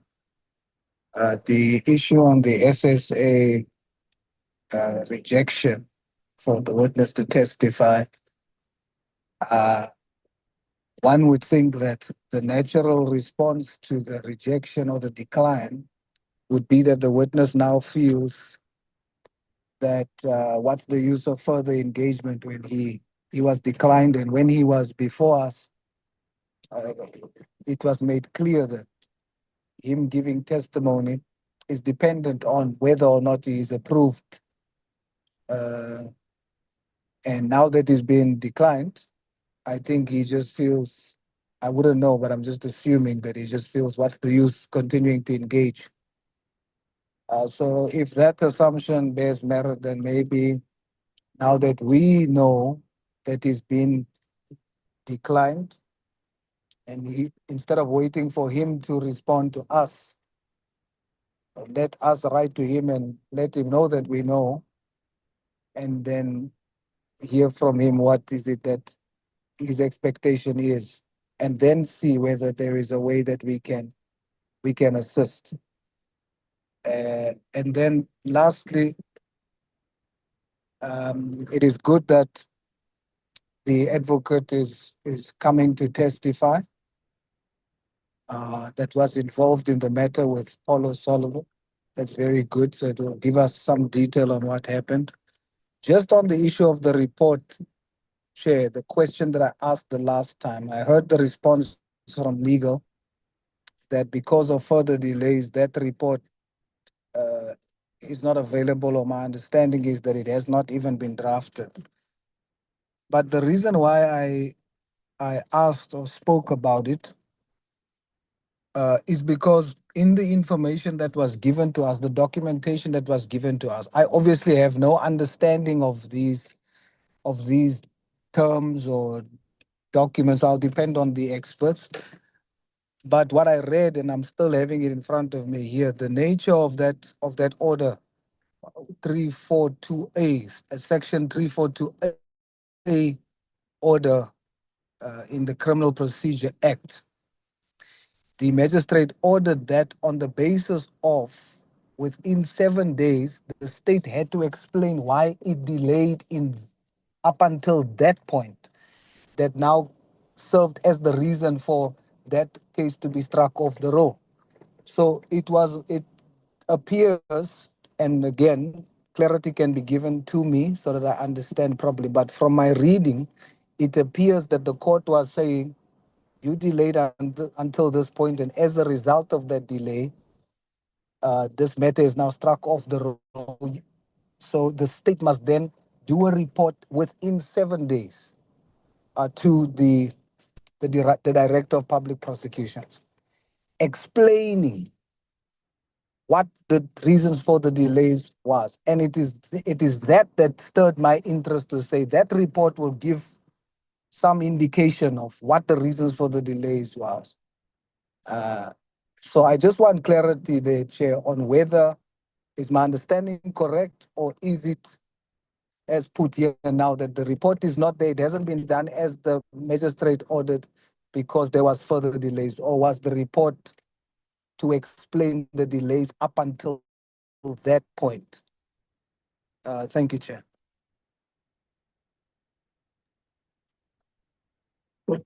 Okay, let's hear the comments of Honorable Wessels and Honorable James. I will allow the legal team, Honorable Souls, to clarify the matters that you raise. Thank you, Chairperson. With regards to the first issue, no problem with the giving regard to the written submission and then taking decisions on that. The second issue, I also don't have any input on. The third issue with regards to the NPA witness, if I understood the feedback correctly, the disapproval by SSA was only based on the fact that he only sent a WhatsApp to seek approval, and that's not the correct format. So it's a format issue. It's not a substantial issue. SSA has not declined, as I understood, his request based on substance. So maybe just to get clarity on that, that's why I understood it, and that's why he should now seek approval in the correct format and then take it from there. If I'm mistaken, we should just be clarified. But that's my input. Thank you, Chair. Thank you, Honorable Wessels. Honorable James. Thank you, Chair. Chair, on the first issue pertaining to General Sentimula, I think we need to be thorough and consistent. And before we can actually maybe take a decision on whether we'll accept a written statement, let's maybe first look at the weight of her statement and what is in there. We need to remember that this is I think she's a deputy national commissioner. This is a deputy national commissioner. I think some of the allegations was pertaining to the instruction to collecting those dockets from General Mkhwanazi, if my memory serves me right. So I think let's look. I'm not sure. She's under General Sibiya's line of authority. Yeah. Her position reports to that of General Sibiya. Yeah, so she's quite senior within SAPS. I think her name came up from the very first witness that appeared. And we have no problem, as actually say, getting a written statement. But before we can conclude and to say that, let's wait on the statement first, read it, see what it's linked to, and then make a decision. So that's pertaining to her. With regards to the NPA matter, ek moet nog my kop hier omkry. I'm not sure, I can't give input on this as I don't have a complete understanding of how things are actually working right here. So I need to do a little bit of research there. With regards to the witness, the SSA witness, let's wait to hear from him. We've also been thinking, what if he's been deliberately stopped in terms of appearing before the committee. But let's wait for his correspondence to us, and we look at why he was actually granted permission in the first place before he was stopped, and we'll take it from there. Thank you, Chair. Okay. Honorable Skotana Yatala.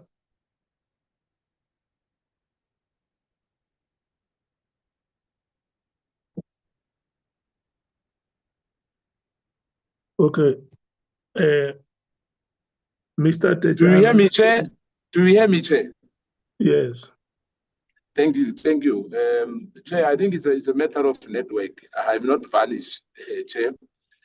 The issue two, the first one, let me agree with the issue that perhaps the issue of two generals, Musikili and Sintumeling, I agree with the issue that they can send a written, unless there's any other thing, which we will get there. But I guess that it's enough for us to have that. As Musikili, remember the issue of the first the department when he was electing, yeah. And I think is the acting DNC now, where CBI used to be, which is true. But I think the written submission would be suffice. And number two, the issue of the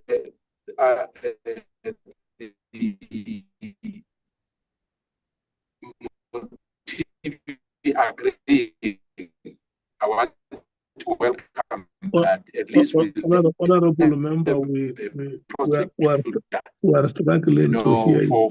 For once who will give us some information about total other issues as well, not necessarily judiciary was cited, so I want to really appear before us. The network. Yeah, what I'm saying is I hear you, Chair. Yeah, this is the only time that we can hear you. All the time when you spoke, we couldn't hear you. Oh, let me just be quick then, Chair, before the network fades me again. I'm saying I agree with the issue of the advocate that at least we'll have one prosecutor. And then the other one that I agree with the issue of the two general sending a written statement. Number three, the issue of the which Honorable Wessel said that the only problem which the other gentleman who came before us, who used to work for SSA, only send WhatsApp. Perhaps if he has to be helped, if he needs help, for him to do the writing and make that application, because we need to know exactly what he wants to tell the committee and the country at large.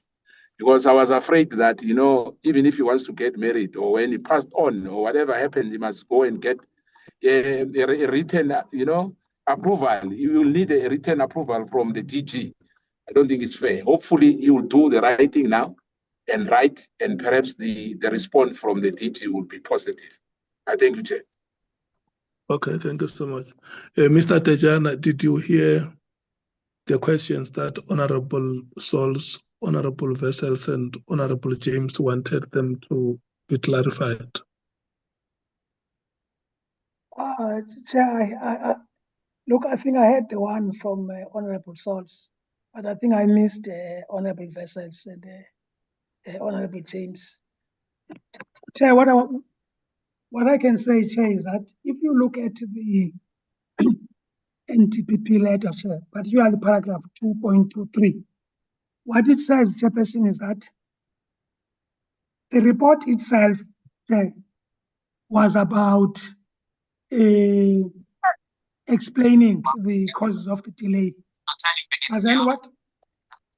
Sorry, there's interference. Telana, I think Telana is interfering now. Telana, switch off your mic. Telana, could you please switch off your mic? Okay, thanks. So, Chairperson, what I'm saying is that, remember, Chair, the last day that this matter was before court was on the 8th of November, 2017. So the assumption was that, Chairperson, when they come back a week later, there will be a report, which of course, as part of the report, will be explaining the causes of the delay. Now, if you look at 2.23, it says a report will only become relevant when the delay causing the striking of the matter has been addressed. So, and then it says at the end, there was no formal report, as it will only become relevant when it is considered to re-enroll the matter. So, which means even the issue of re-enrolling the matter was not given to consideration. But I think what Honorable President Park said, that given that Advocate Mashuha will be appearing before the committee, he is the person who will shed light on this matter. I'm not sure if I've answered Honorable Souls. Okay. Honorable Vessels. Mr. Tejana says he has not heard your question. No, thank you, Chair. My question was just if I heard correctly that he said that the reason that the SSA declined the approval for the witness to appear was that the application was in terms or in the form of a WhatsApp, and that's according to SSA not the applicable format in accordance to the Act. So if it's just formative and not substantial, that's how I understood him. He can just say if that is correct.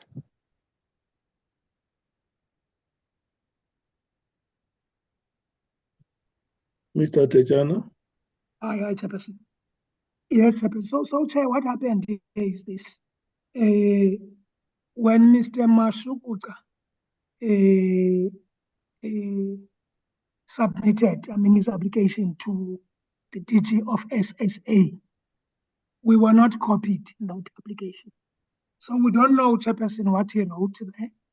The only thing that happened is when they responded to him, we were just given the courtesy of being copied in their response.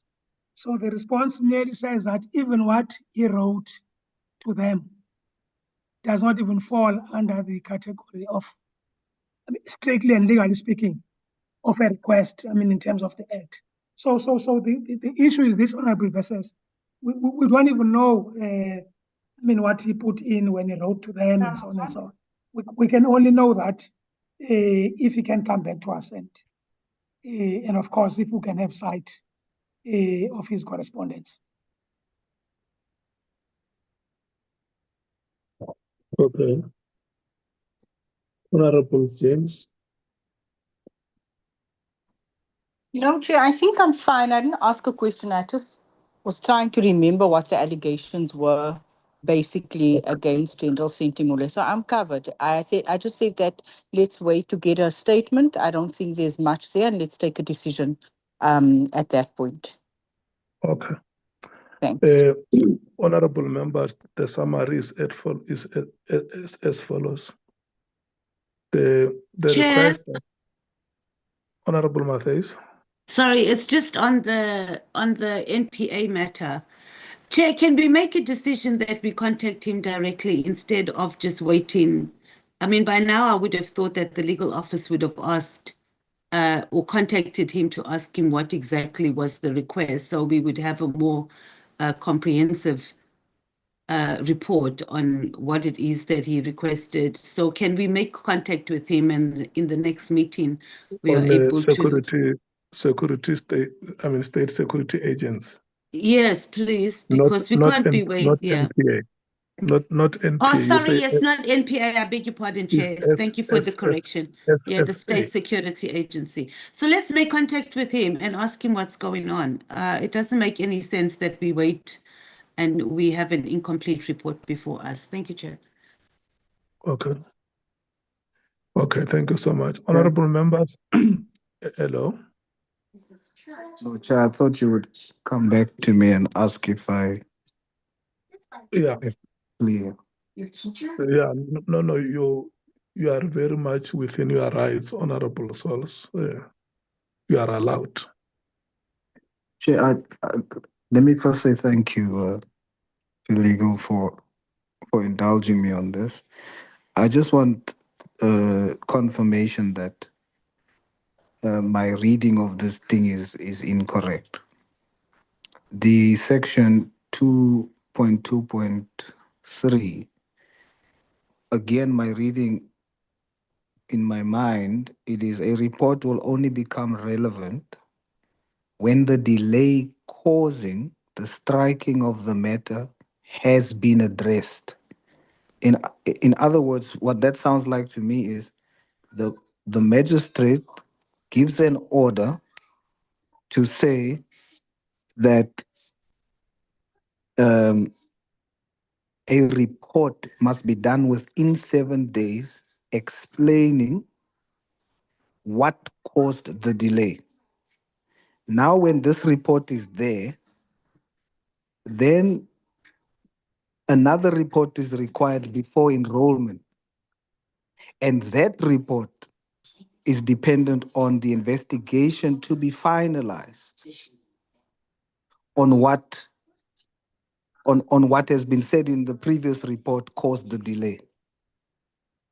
You see, because it says the delay causing the striking of the matter has been addressed. So we then have information as to what caused the delay. Now, what caused the delay has to be addressed. Then the following report, after it has been addressed, will then be used to then seek in re-enrollment or whatever. That's how I read it. I just want confirmation that my reading is not correct, and why. Honorable Mr. Tejana, thank you so much, Honorable Souls. Yeah, maybe I'm not good in explaining, but what I can say is that no report was submitted as per the magistrate's order. I think I can't take it further than that. So there was no report that was submitted. Yes, I agree, Mr. Tejana. I'm asking, should there have been a report then? Because then, then that also becomes a question, you see, when the advocate appears or when we deal with the matter, then it becomes a material question to say, why wasn't the magistrate's order followed through on? Because there was a requirement. So that in itself then serves as interference. So that's my thought pattern. So I'm just needing assistance to confirm my understanding is either correct or it's not correct. Yeah, Mr. Souls. Look, I think, Mr. Souls, I can only say we will put that question to Mr. Mashukha because Mr. Mashukha was the prosecutor responsible for this matter. Okay, my leader. Thanks. Thank you, Chair, for your indulgence. Thank you so much, Honorable Sols and Mr. Tejana for that clarity. We will forward. Okay, we will advise the legal team to get the statement of General Sintumule. And what the members are saying is that the statement must be a statement that is addressed to the Ad Hoc Committee. And then the legal team will make an assessment of that statement and will then make a determination whether we can seek return submissions. And I know General Msikiri has not made that request, but I heard Honorable Skosana saying it that maybe the legal team can also assess the statement of General. Priska, I'm talking to you. Yeah. Honorable Breitenbach. I heard Honorable Skosana saying that the legal team may also be requested to make an assessment of the statement of General Msikiri. And we can be given a report of the legal team whether those two can make return submissions or not. And with regard to the matter of the NPA, we agree that Advocate Mashura will come here, but the questions that members have now, we will carry them on our sleeves to check if the appearance of Advocate Mashura is able to clarify the questions that the committee has. So it means if that appearance, we may find that there were superiors who should be answerable or who should account on what happened. It means we will go back for further interaction with the prosecuting authority until these answers are provided. And then the last is with regard to Mr. Mashukuta. I think what our secretariat must do, because the only confirmation that we have written are those letters from SSA that were saying that they are providing proof that they wrote to him to inform him that if he has to appear before us, he needs to seek permission from them.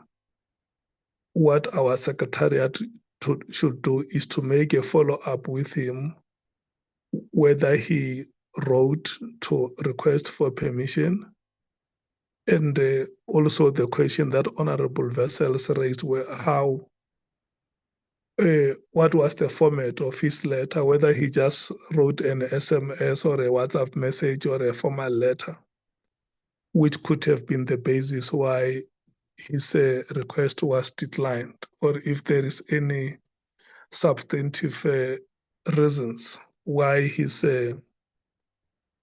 request would have been declined. So if we can make that follow-up and know from him if there has been any initiative on his part to request, and if there is a response, what the response has been. And then the report will come to the committee. So that concludes the item on the correspondences, the 6 correspondences that we had. No, it doesn't. Do we still have other correspondence? Correct. What is that one? It's from Mr. Paul O'Sullivan. And okay. So what happened? You'll recall on the 11th, Is it the last correspondence, or we still have? No, it's the last one. Okay. Do you want me to proceed, Chairperson, about it? Yes. Chair, perhaps before I forget, Chairperson, just to close off on the issue of questions to the President, and I'm sorry, Chair, to do this to you. I'm worried, Chairperson, about the deadline not being finalized in this meeting. I'll tell you why, Chair. We have been given an extension up until the end of March. And end of March, Chair, means the submission of the report to the House. Doesn't mean that by the end of March, we should still be hearing oral testimonies. Now, my main worry, Chair, if you're dealing with 122 questions, as we currently have, you would at least, Chair, to give the President a week at the minimum to respond to that. And Chair, those responses will fit into the report of the committee. So I'm worried, Chair, about the fact that we're merely saying, no, we're sitting this week. People can look at the questions and without putting a deadline, Chair, because our view was that during the course of this week, those questions must be dispersed to the President. And then, of course, as we said, 122 questions, reasonably, you would at least, at the minimum, give the President a week. So our main worry, Chairperson, is that witnesses are being scheduled up until the 2nd of March. And we presume that the remainder of the 2 weeks will be about report writing, toing and froing, members, panel pitching this and that. And we're worried, Chair, we're concerned, Chair, that no deadline is being put. Chair, let me speak about the last correspondence. The last correspondence, Chair, you will recall that at our last committee hearings, when Mr. Paul O'Sullivan was appearing before the committee, that was on the 11th of February. There was a DSO dossier that was circulated by Honorable James. So Mr. Paul O'Sullivan has written to us saying that the name of the person who is mentioned there is someone who was persuaded by Mr. O'Sullivan to turn as a Section 204 witness. And Mr. O'Sullivan's apprehension or worry is that if that goes into the public domain, the person affected, the person, can even be at risk of being murdered and so on. He raises a number of things, Chairperson, but at the end, he makes a request. I'm assuming, Chair, that members went through this mail. So at the end, Chair, he makes an urgent request. He says, as a result of all of the above, I humbly and urgently beseech you to have an off-the-record meeting with all members of the committee who may have been provided the document, Ms. James, unlawfully published. At such meeting, require all of them to destroy the unredacted version of the document, Ms. James, unlawfully published. Since I do not want to be accused of trying to cover up the document itself, the said members could be issued with the attached redacted version, because he sent us a redacted version, which will ensure the protection of the safety of the person that I turned into a valuable witness to help take down an international drug cartel. Finally, when transcribing the record of the meeting of the 11th of February 2026, to have the said transcription redacted, to remove the name of the person mentioned by Ms. James and inadvertently, repeatedly mentioned by me, which is Mr. Paul O'Sullivan. Again, this is necessary to prevent a possible murder. So that's what Mr. O'Sullivan says, but it's just that my main worry, and personally, is that it seems as if that ship has already sailed, because I think the document is in the public domain already. But Chairperson, I leave it in your capable hands to deal with it. Thanks, Chairperson.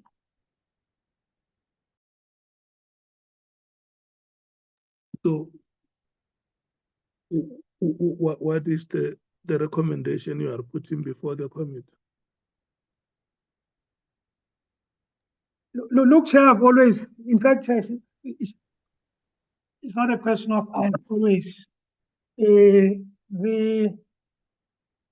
terms of reference, Chairperson of the committee, paragraph 5.1, they say that the inquiry is an inquisitorial process informed by Parliament's constitutional oversight mandate.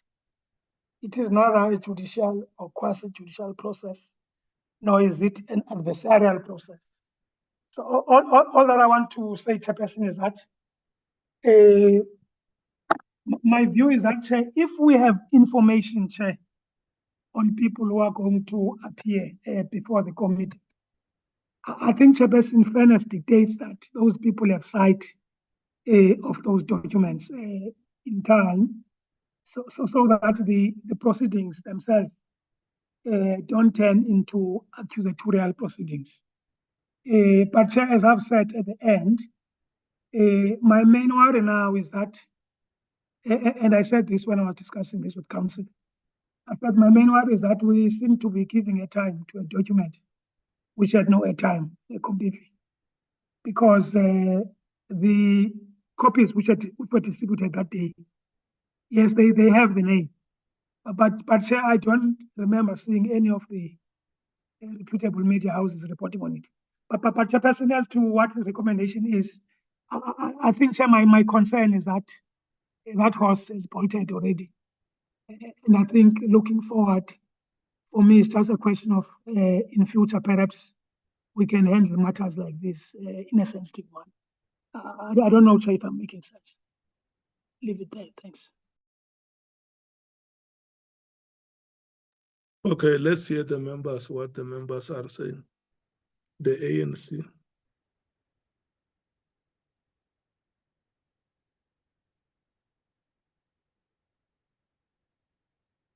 The MKP.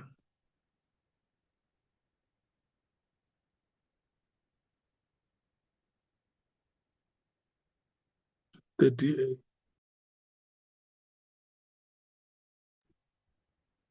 Yeah, I don't really have a view. I haven't had sufficient time to consider it. So I don't really have a view. I'll hear what the rest of the committee says. The EFF.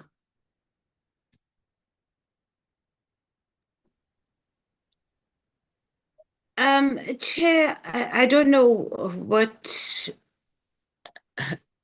or what decision we need to come to now as a committee, but I do think going forward, what we can agree on is that whatever additional information we might have, that we send it through the evidence leaders, etc., and that would be in the interest of fairness. But that's also with the understanding that sometimes during our sit-ins, or during our sit-ins rather, people send us information, and yeah, sometimes we press for time, or the moment is there. But I think just for us to be more disciplined, and perhaps we just process the matters with the evidence leaders, and maybe we could even take a 5 or 10-minute break when we do get that information and be able to deal with it. But regarding the actual matter that Paul O'Sullivan has raised, it's something that we also as the EFF would need to apply our minds. Thank you, Chair. The Patriotic Alliance. Chair, I don't think we need to have a sit down with Mr. Paul O'Sullivan and destroy the document in his presence. I think I disagree with that. But we focus on the reason for such a request is to protect a forward-to witness. So maybe we should consider it from that angle. What protection is necessary? His request is destroy the document. So, and then if the document is published, so we destroy the version we have, But if the document is published, so he's not against the document being published, but if it is, it must be done in the format that was sent with the 402 witnesses information hidden, so that his name and that is scratched out. So I think it's just a matter of being clear that Honorable James was not wrong in producing the document, because it was part of the interrogation and necessary for him to respond to that. But in the concern of post the engagement, to protect the person mentioned in there as a 402, it should just be said that if it is published thereafter, I don't know if Honorable James published it, but if it is, then the version of the document published should be the one that has the 402 witness scratched out. So without having to sit with the whole committee to sit with him and destroy in front of him, I think the protection of the 402 witness is the concern, and that approach, I think, should suffice, Chair. That's my submission. Thanks.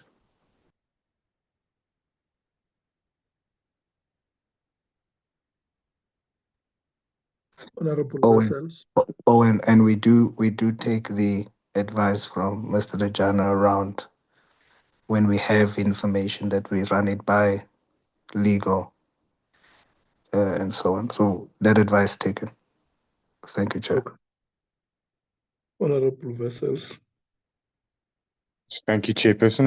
I think we should apply our minds further to this issue, but I don't see a problem with redacting the witness's name in any documents that we produce for the record. But I think let's apply our minds further. Thank you. Okay. Honorable James. Thank you, Chair. I think firstly, just to respond to Honorable Salts. No, I did not share that document anywhere on any public domain, as in social media. But I did see that afternoon after we had circulated it to members, it was all over Twitter. So I'm not sure if some of the members actually leaked this to their colleagues or media contacts and how it found its way onto Twitter and Facebook and all of that. Nevertheless, the document relates to a matter, the document that was presented to the members that day relates to a matter that was widely publicized in all newspapers, in the news some time ago. I'm just going to have to get it again so that I can actually present it to this committee. So I'm not sure what he's saying, that, it cannot be out there in the public domain, and the fact that we are sort of endangering lives and whatever. This, if I just have to double check, the person that is mentioning has been mentioned in several other newspaper articles, if it is the same person. I just have to double check that and then get back to the committee. I also agree with what EFF said now. They actually covered me. At times, we literally get the information while that person is appearing before us. We'll get a WhatsApp, we'll get something, we'll get a document to say, ask him on this. But I think when it comes to, we should just have a general rule then, if we do get information beforehand, to then give it to the evidence leader so that the witness can also have it before them. It also saves time. But I think Mr. Paul O'Sullivan is taking a fat chance here, because everything that was in that document was out in the public domain. Thank you, Chair. I'll just confirm if it's the same name that is mentioning in here. Thank you.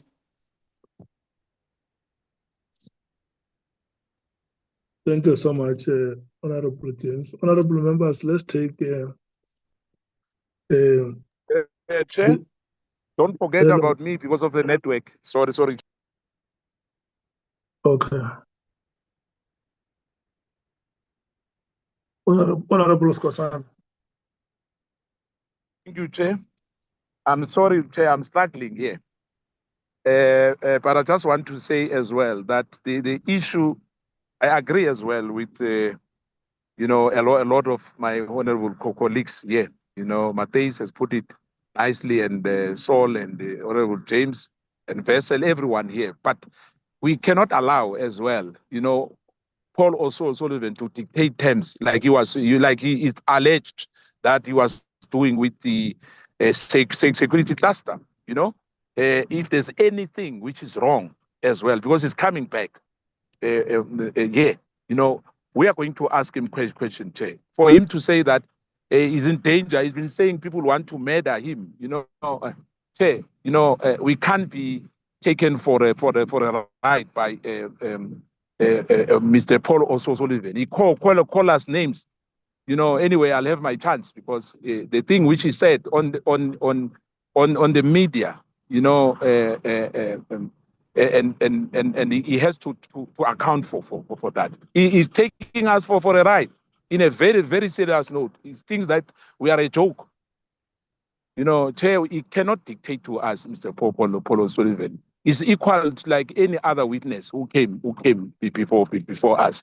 He wants the rules to favor him. He wants to dictate to us. No, we cannot allow that, Chair. Thank you.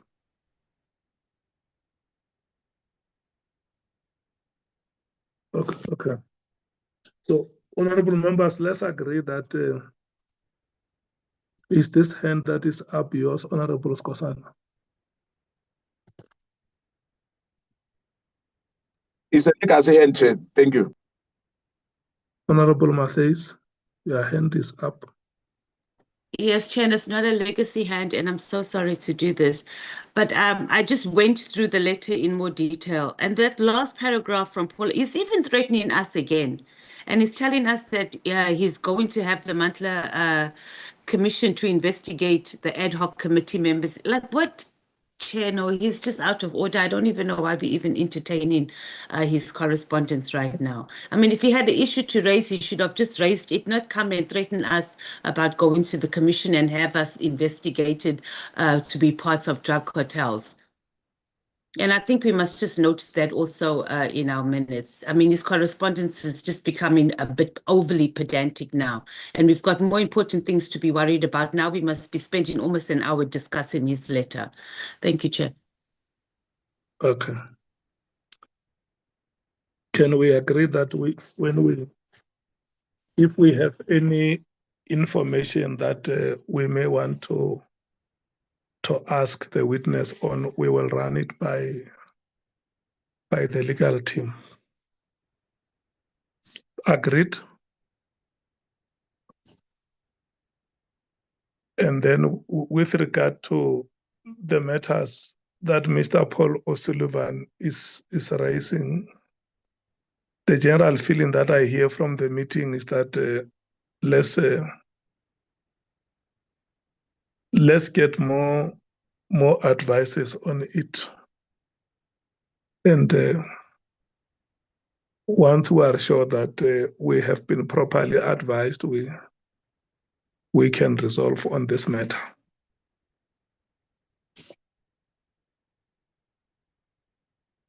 Agreed? Agreed, Chair. Thank you so much. Can I check if we still have a quorum in the meeting, because we must now go to the minutes? Who is present from the ANC?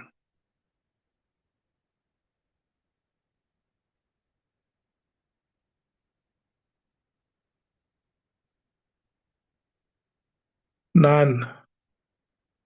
MKP? Thank you, Chair. And I guess they've sum it up because we spent too much time on the Paul O'Sullivan once again. From Yes, MKP. but you are present. You are present. DA? It's myself, Chair, Mr. Cameron and Mr. Klopper. Okay, it's 3. And then EFF? I'm here, 4.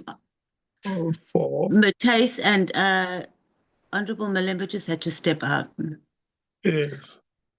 So, Honorable Souls, you are here is 5. Am I correct? Yes, sir. And then in the absence of Honorable Mngango, Honorable Vessel steps in. Am I correct? I'm here. Yes, Chair. Thank you. So it's 6. plus the chair, we have 7 members, so we can adopt the minutes. Pilot, honorable members, the minutes have been circulated with you for about 2 weeks. What I'm going to do, I'm just going to take them date by date. Pilot, can you flight the first set?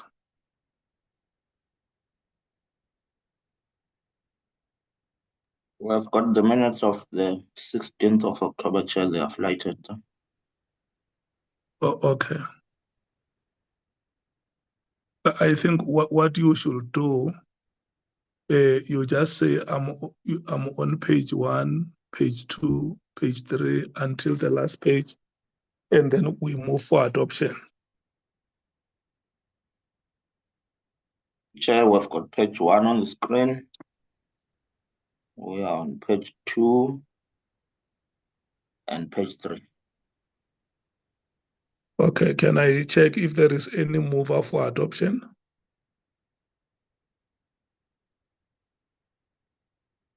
I move. Honorable Breitenbach move. Any seconder? I'll second, Chair.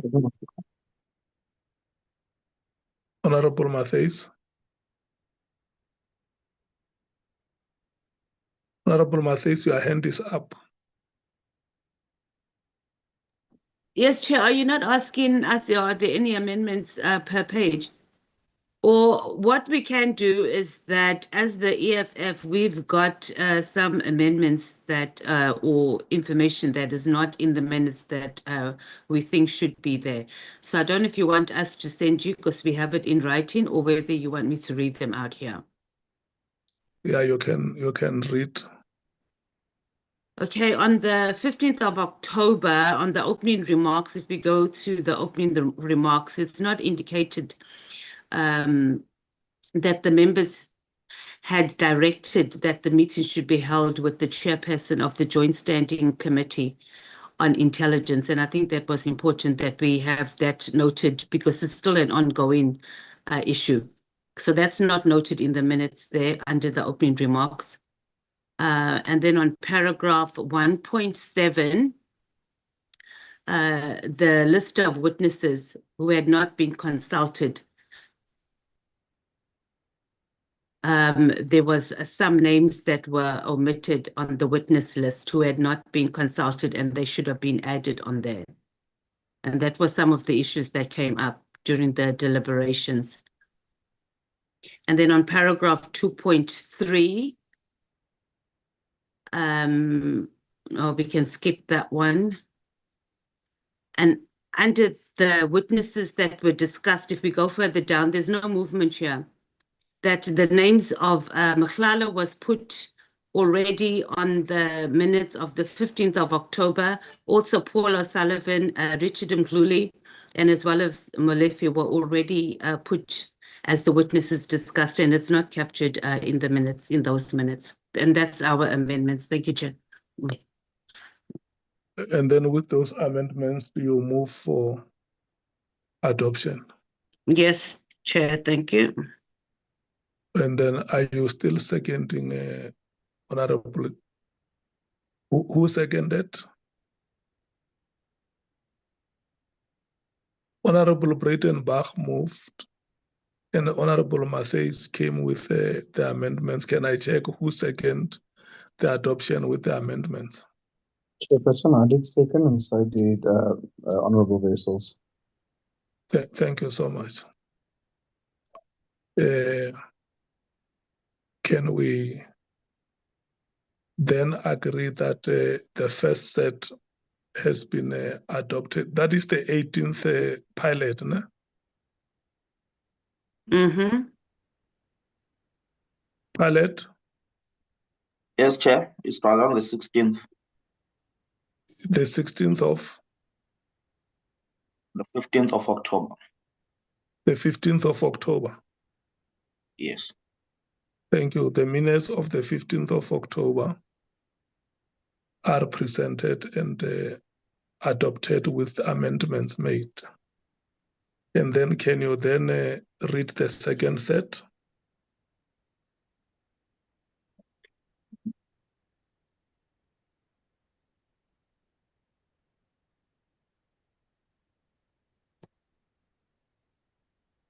We have got on the screen the minutes of 29th of October, Chair.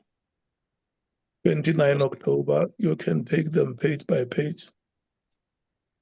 Page 1 is there.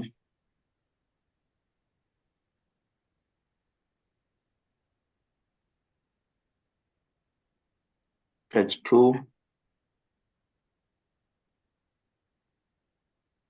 Page 3. Page 4. Page 5.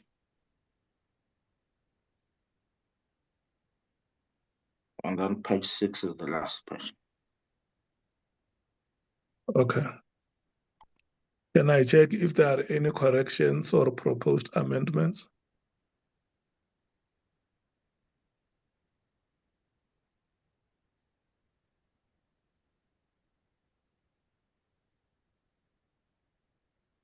Any mover for adoption?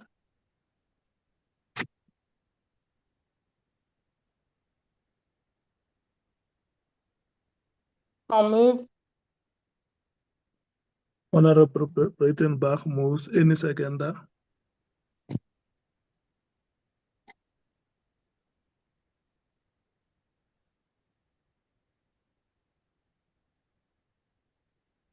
Chair, second.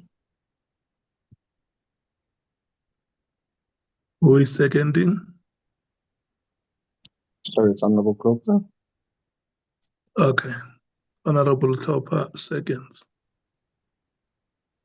Can we move to the third set?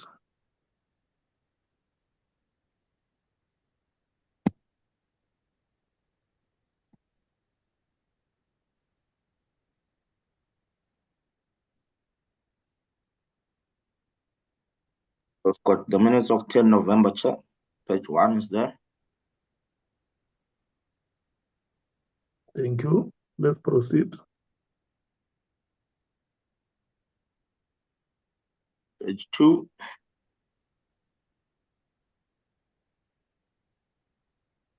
Page 3.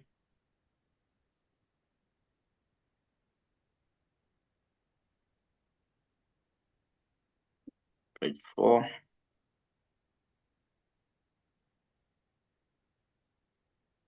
Page 5 is the last page.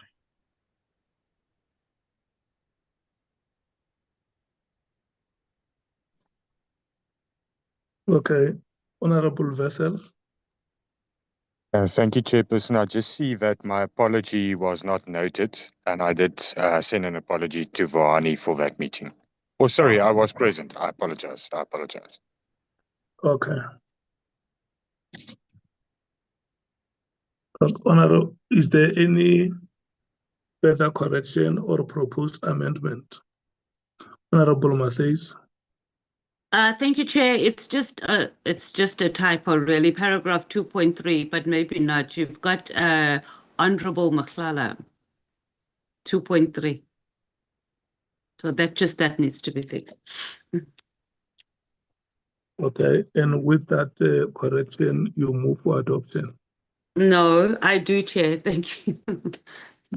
Okay, any seconder? I will second, Chairperson. Thank you so much. The minutes of the 10th are adopted. The next set, Mr. Pallet.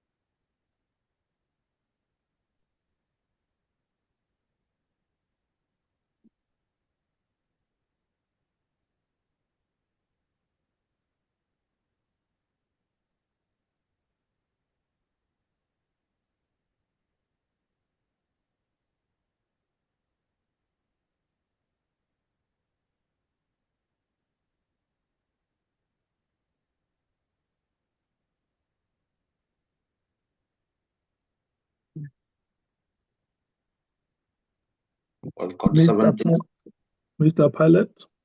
Yes, Chair, we've got 17 October, page 1, page 2, and page 3.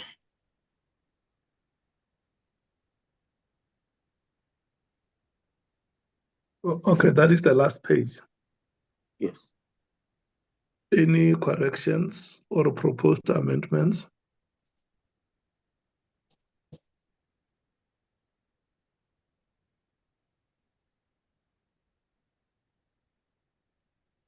Your hand is up, Honorable Matthews.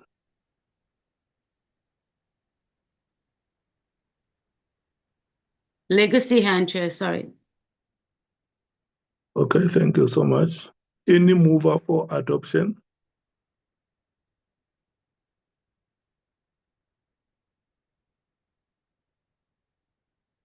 Chairperson, I will move. Diamond Club. Okay. Any seconder? Second, Chair. Thank you so much, Honorable Skosana. Can we move to the next set?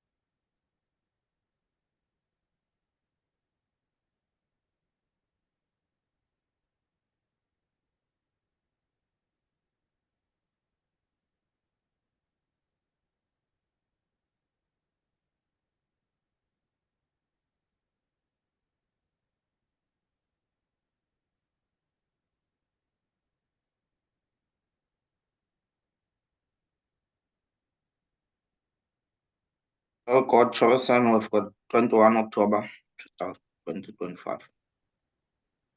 Page 1.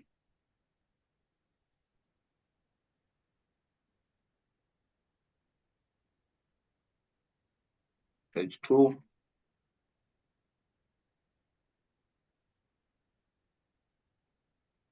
Page 3. And page 4. Page 3 is the last page, Chair. Okay. Can I check if there is any correction or proposed amendment?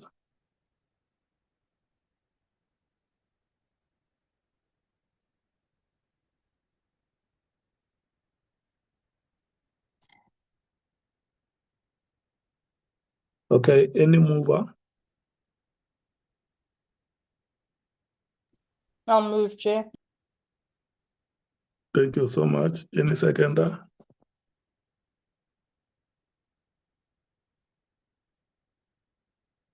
Chairperson, I'll second. Thank you so much. The minutes of the 21st of October are adopted. Next set, palette.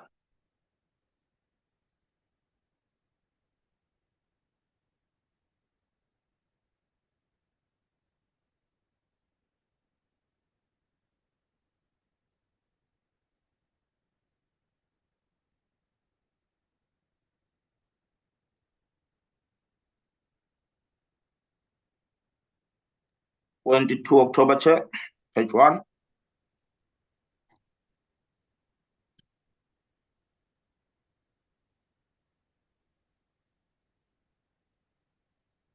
Page 2.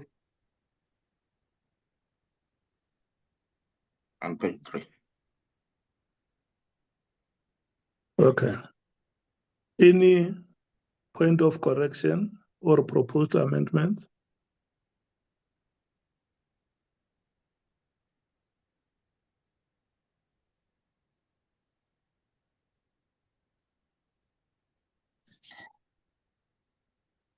Any mover for adoption?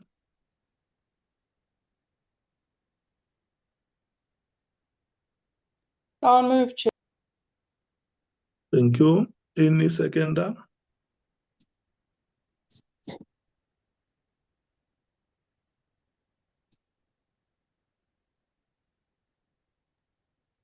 Chairperson, I'll second. Thank you so much. The minutes are adopted. The next set, palette.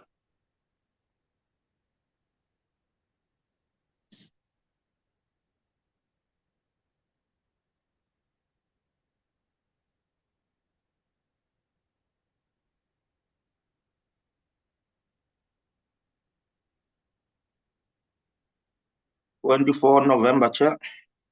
Page 1. 24 November. Yes.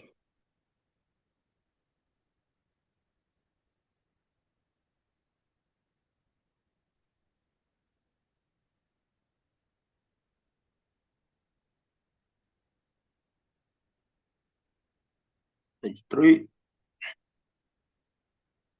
Page 4.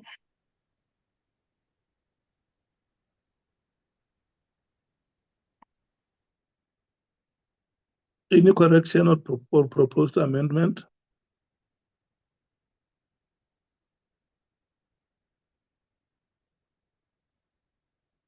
Mover for adoption?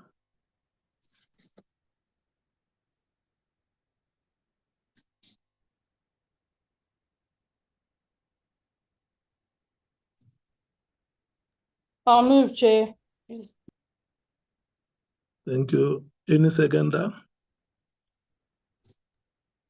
I'll second, Chair.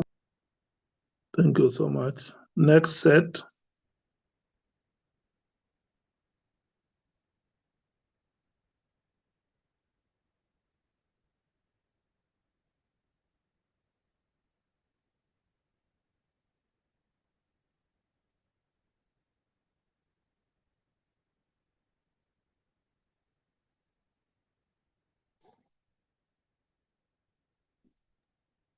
Chair? Hello, Honorable Skosana. Chair, can I make a proposal, Chair? Yeah. Can we take a so-called tea break, Chair? Looks like there's, I don't know, yeah. No, we're The Chair about is to. laughing at me. But this is what I'm realizing, Chair, to say when you ask a mover, a second, it takes time now. Thank you, Chair. We're about to conclude the meeting. We're on the last item. No problem, Chair. No problem, Chair. Thank you. 7 January, Chair. Page 1, 7 January. Yes, page 1. Page 2.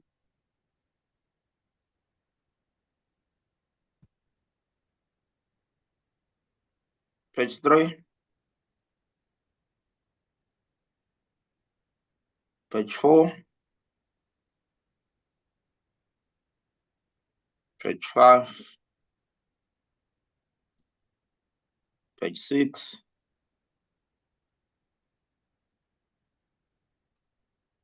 Page 7. And page 8. Thank you, Chair. Any correction or proposed amendment?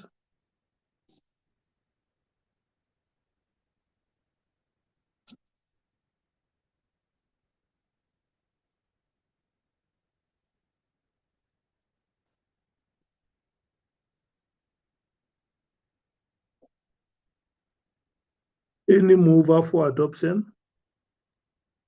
I'll move, Chair. Any seconder?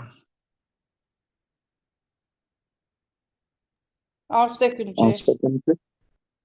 Thank you so much. The minutes of January 7, 2026 are adopted. The next set, palette.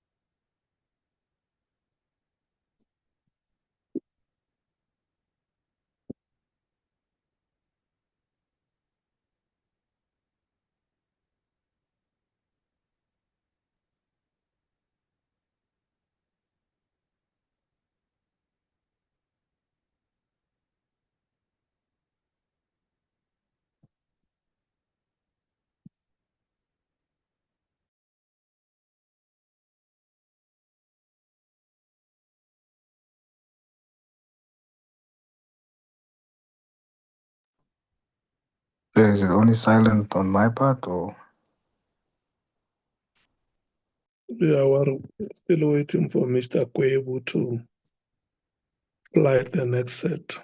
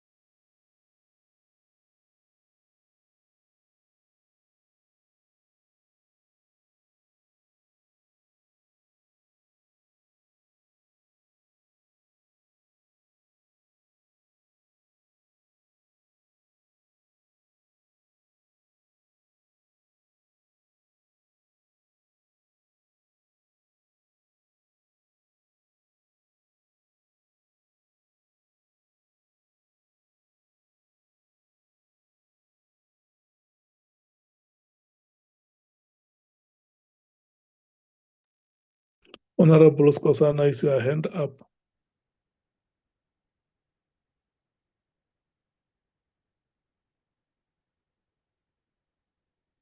Mr. Kwebu.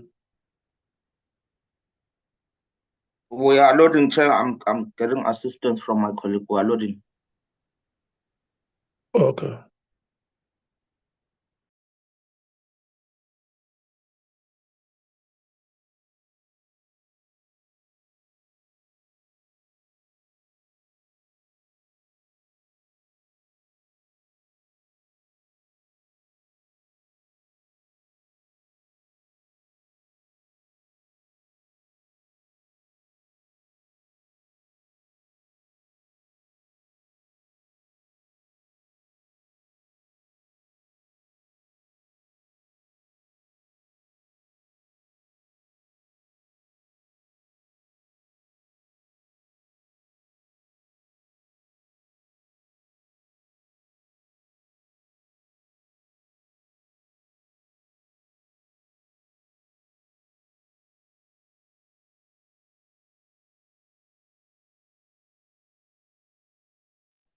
Chair, are we still on? I can't hear anything. Yes, we are still here. We were asking you if your hand is up.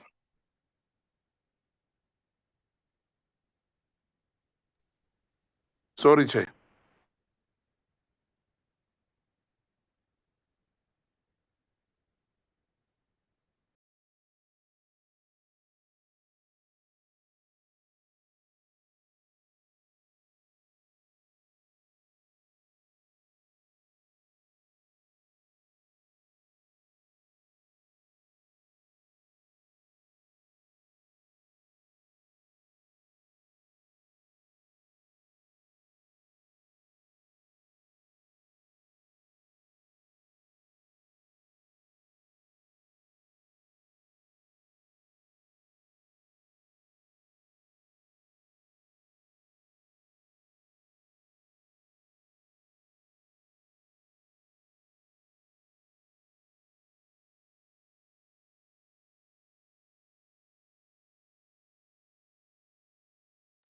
We have got 19 January, Chair, on the screen.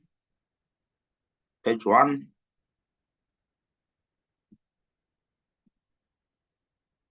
Page 2. Page 3.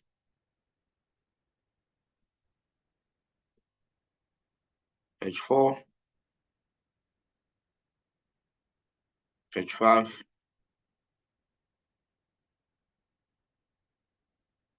Page 6. Page 7. And page 8. Good, Chair.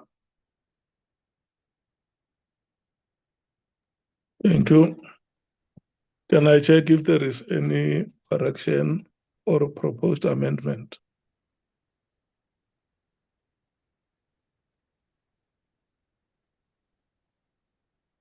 Any mover for adoption?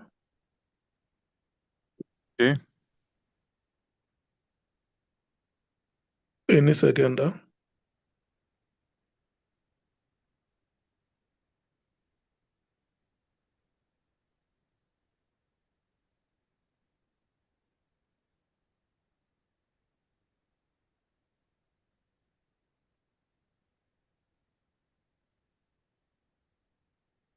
I'll second, Chair.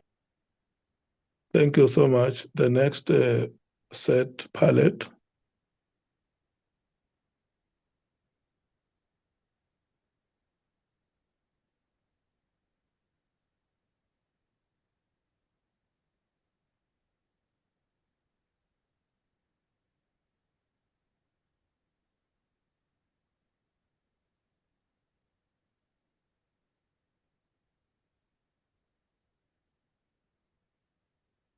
We got, Chair, 24 October. Page 1.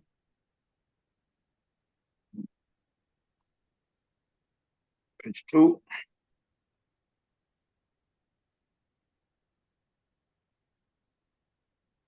Page 3. Page 4. Thank you, Chair.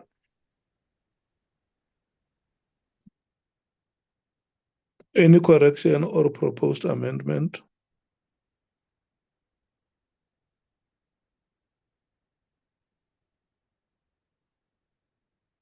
Any mover for adoption? I'll move. Any seconder?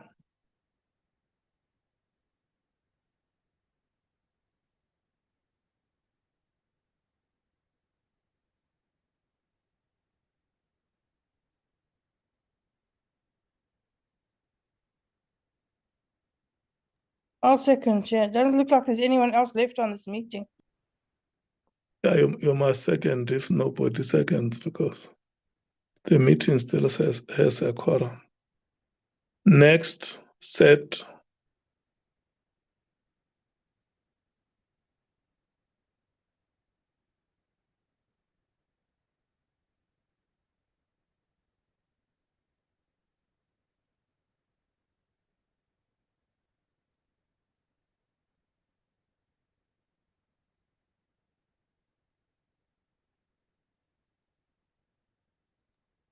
Second of February, Chair. We've got page 1 there on the screen.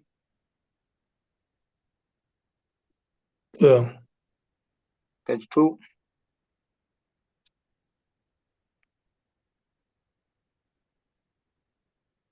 Page 3.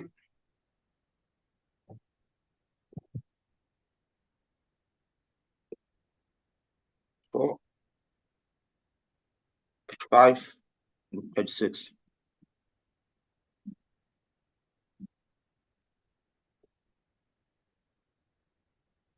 Correction or proposed amendments?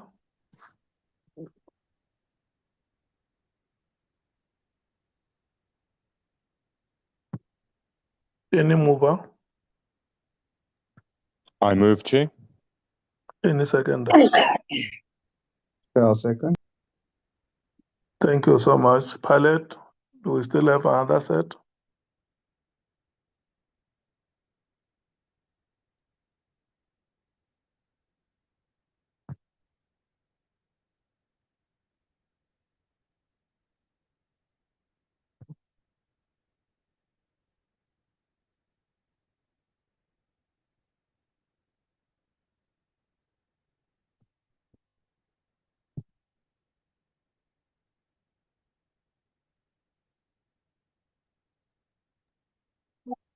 28 October, Chair. Page 1. Page 2.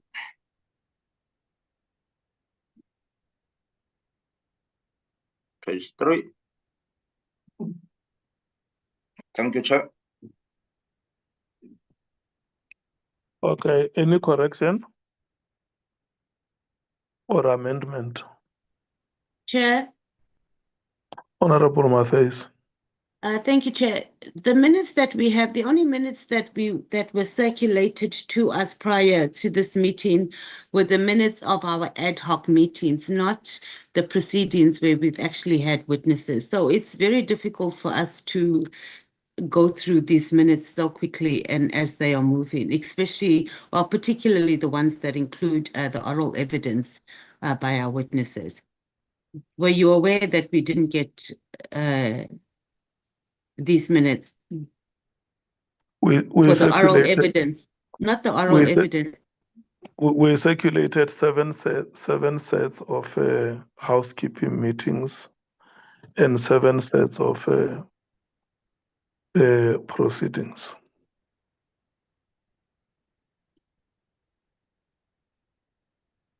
Okay, Chair, I'll go through the WhatsApp group, but I don't remember seeing the oral. I just saw the ones of the meetings. Thank you. Yeah, no, it's 7. What date is this one palette? 28 October, Chair. And how many sets are left?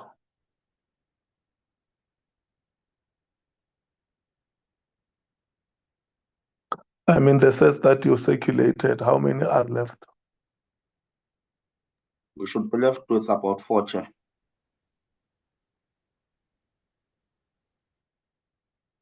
No, I mean, we circulated seven sets of minutes. I want to know how many sets have we done so far and how many is left?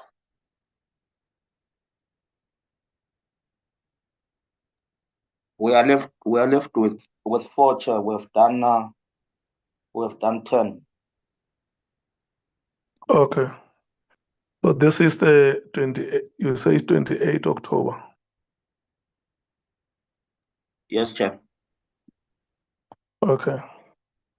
Can I check if there is any correction or any amendment?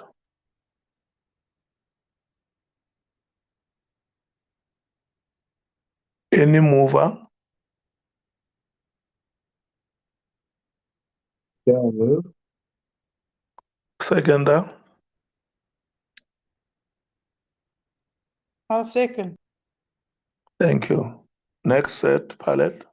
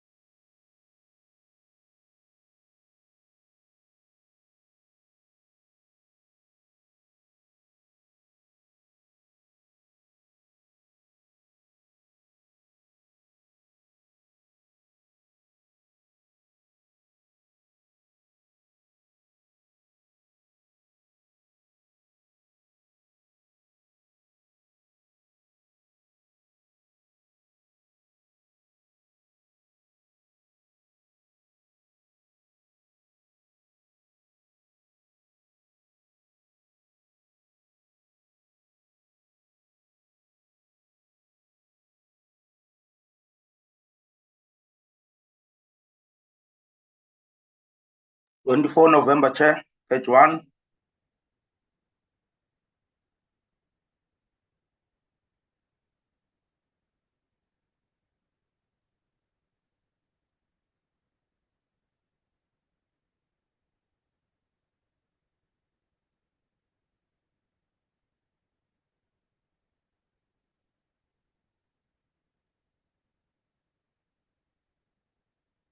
Page 2.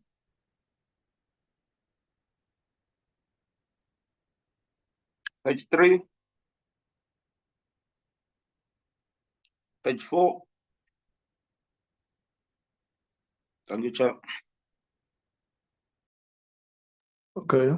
Any corrections or proposed amendments?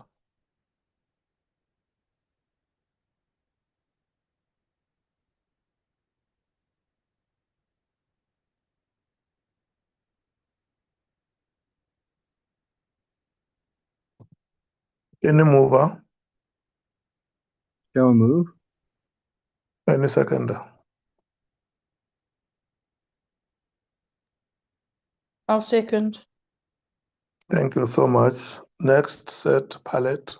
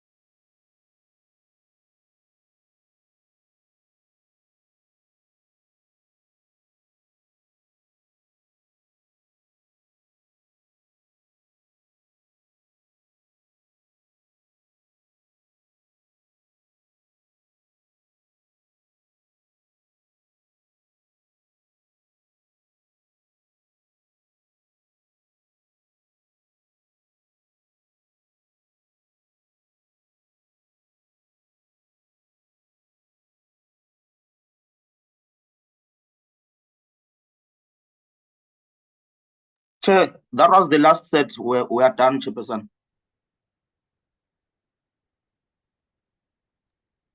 Okay. Thank you. Thank you so much. Honorable members, can I check because I think there is one item that Honorable Mr. Tejana spoke to. Do we want to put a deadline on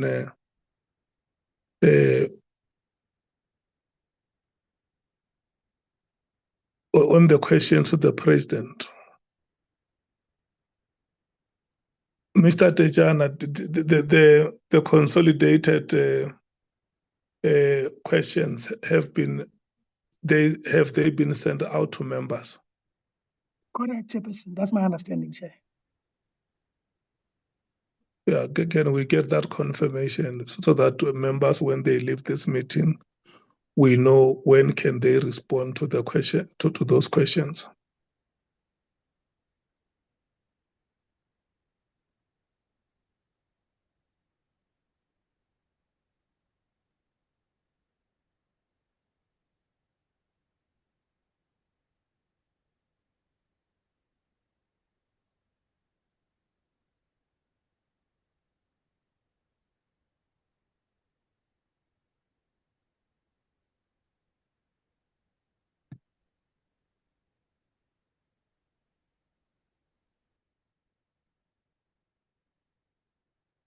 Hi, Chairperson. Chairperson, in the group, Venetia confirmed that I think I'm not sure whether it's Pilate or Babalo circulated the questions, but they've been circulated.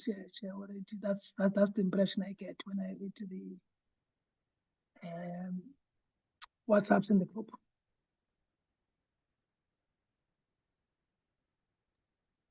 Okay, members, can we agree that by close of business on Wednesday, we must have got the responses? In the event there are no responses, the questions will be forwarded. Honorable Matthews. Chair, I'm here in the group. When was it put in the group?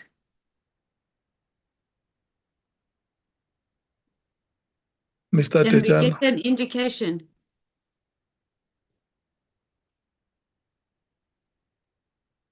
Okay, Honorable Matisse, I'm just trying to check my WhatsApps. I think, tell me, maybe we should ask this from Pilate. Sorry, Pilate, I'm not throwing you under the bus. Have the questions been dispatched to members?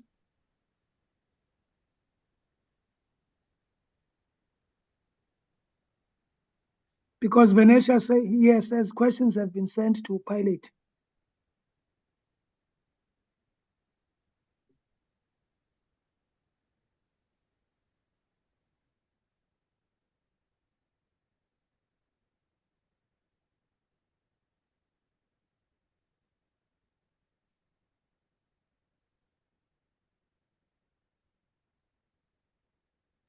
Chairperson, the questions will be posted in the group. Yeah. I was saying we are going to post them in the group. Do you have the questions? Yes, Chair. Okay. Can we agree, honorable members, that we must check those questions and indicate if we are happy by Wednesday close of business, we must have got the responses of members. If we haven't got those responses, we are going to forward those questions to the office of the president. Number two, are we agreeing to start at 10 o'clock tomorrow? Yes, Chair. Thank you. Agreed. Thank you so much. And the last announcement that I want to make before I close the meeting, tomorrow will be my last day of attendance at the University of Johannesburg, so I'm going to miss tomorrow's meeting. The members would have to arrive a bit earlier to agree on who will chair tomorrow's proceedings. I will only join the meeting on Thursday and Friday. Excellent. Thank you. Honorable members. Chairperson, if I may, Chair, if Honorable Mola is at the meeting, don't we have a standing arrangement that you will chair? It was a standing arrangement for committee meetings. For the proceedings, it still has to be finalized. I mean, it still has to be formal. It has to be formalized. The correct procedure, Chair, sorry, is that we elect a chair. That's exactly what I'm saying, that it must be formalized. Thank you so much, honorable members, for your inputs. It has been a very long meeting from 2 o'clock now. I mean, from 1 o'clock. Yeah. Yes. No. From 1 o'clock until now, I must thank you so much for your commitment. This meeting has unfortunately come to an end. Until we meet again in the next proceedings. Thank you so much. Thank you, Chair. Thank you. Thank you, Chair.